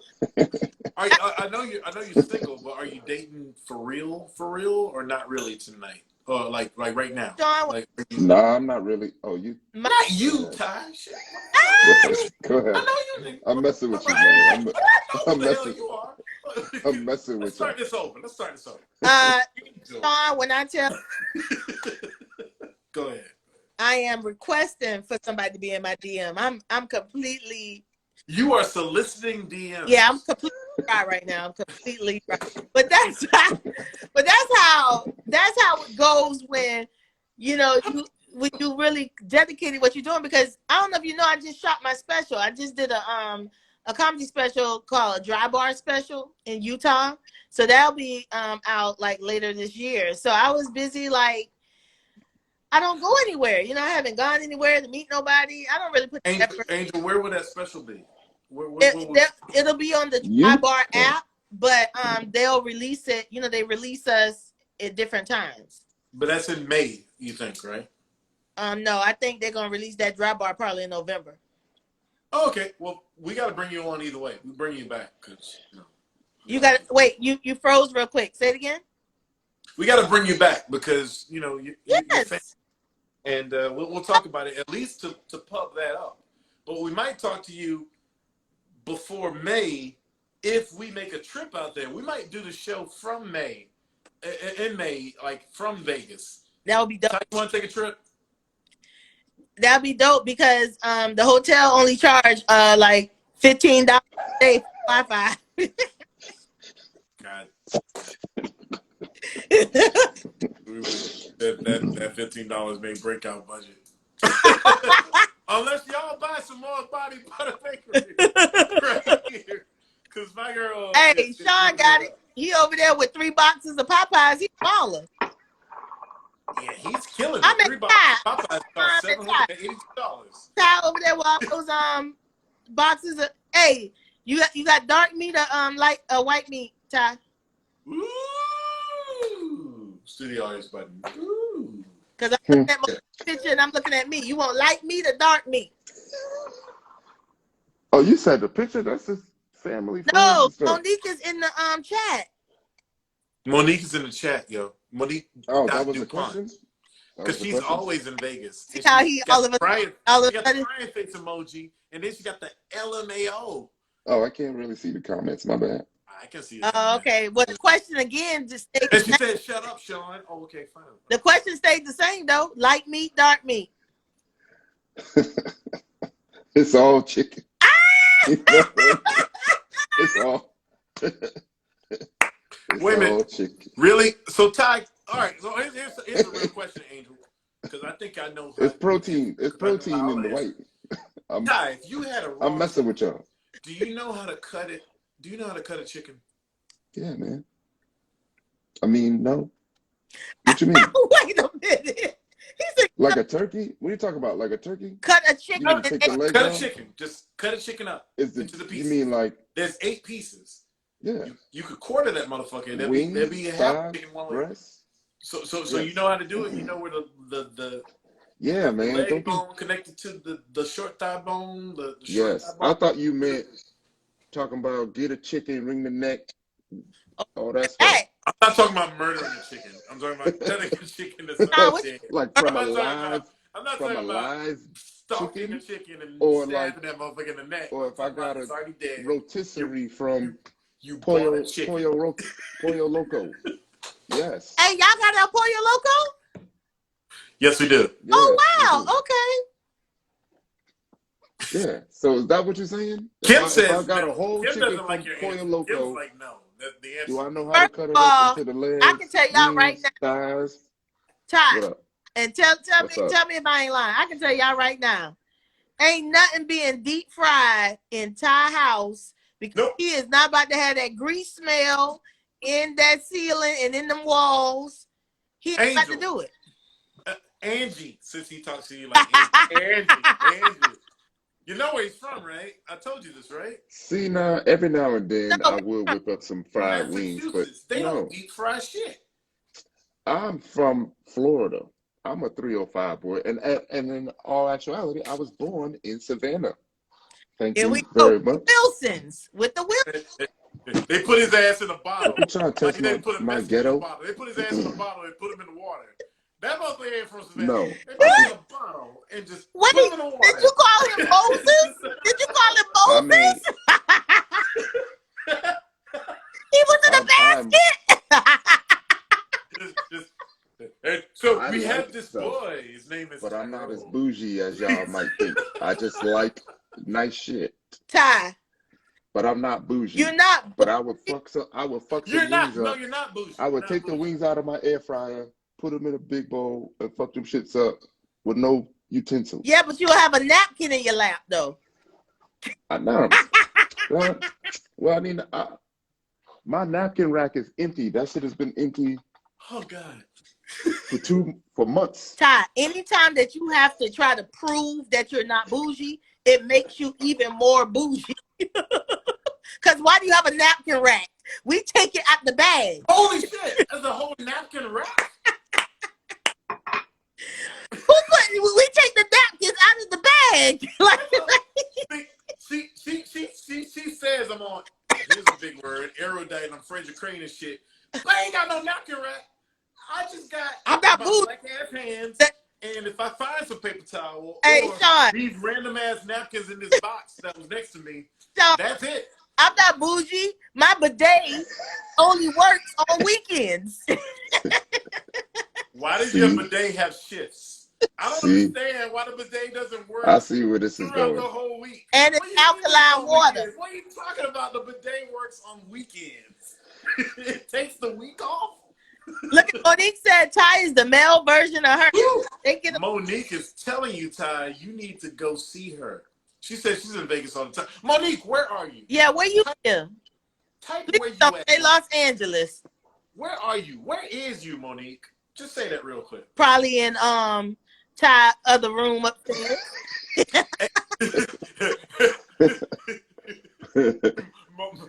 She upstairs. I can't even say what I was gonna say. Yeah, Monique ass is right there. Actually, Monique's right No, next to her. Monique said LA. Oh shit! Is it LA or Louisiana? Los Angeles. Whoa, Ty! So we're going to the West Coast. We're going to the West Coast for real. Oh, I've never been. You never been to y'all the West got to Coast? come. No, this is my view, y'all. This is my view. Let me know what y'all think. He's showing the view.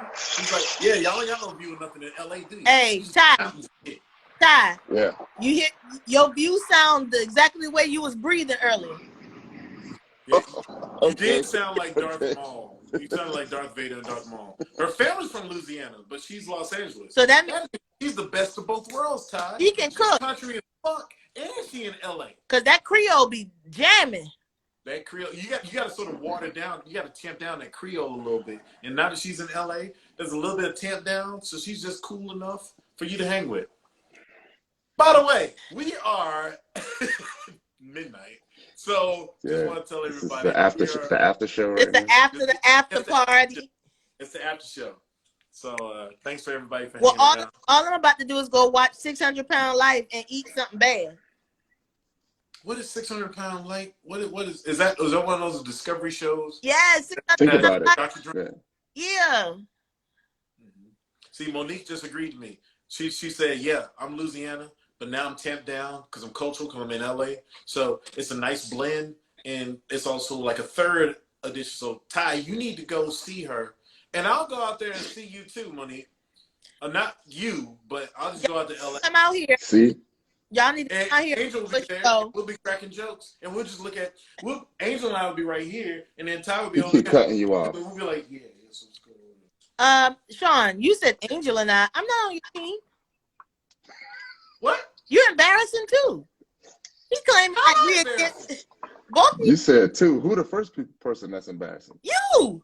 She obviously thinks that you're embarrassing. Hey, I got to say anything negative to get Monique on my side because she told me to step off her men. So Monique had a razor when she said they're trash individuals. Monique said you told Harpo to beat me and fuck with Ty. You trash and Ty trash. They're all trash. Only Monique deserves to be the one to get them. Yay. Only Monique, she says. Yeah, Monique, follow me, get my DM so we can know who we know. And then guess what? Then I'm going to tell Ty. Ambush. I'm going to be like, because Monique look like she used to date Usher. She look like she got a pass.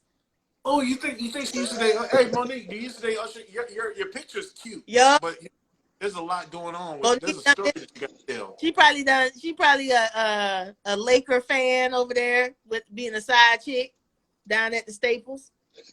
She was the reason why Usher wrote "Let's Make Love in This Club." She was an inspiration. Let's make love in this club, Monique. And he took that shit out. I'm just kidding. Thanks, but no. Capital N-O.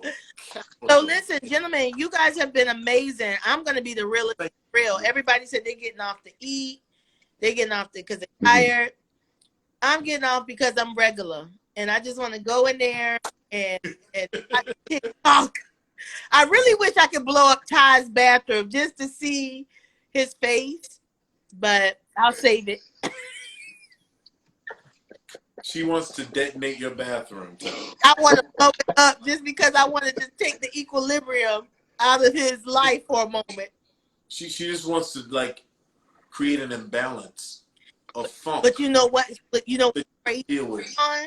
Low key. He kind of proud of me about that though. He like that.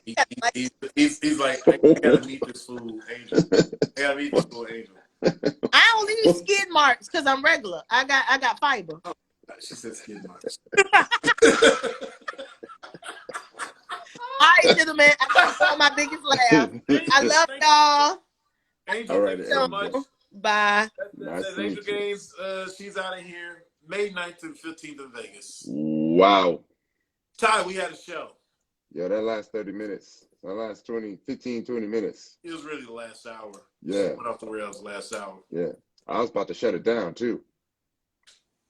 But then you gave us a tour. Maybe it was that switch. Maybe it was the switch to the whiskey. Yeah. That's what it was. Yeah, the switch to the whiskey. All sorts of bullshit happened. Yeah. That's the Irish. Yeah. The wine had me mellow. No, I think that was a cool show. Who that? So who's here? Sabrina, what's going on? Hey, Sabrina here. Oh, I see Sabrina. Man, Sabrina, you missed the show. Yeah. I saw Carrie get on here real quick. And I did see Carrie. Sydney.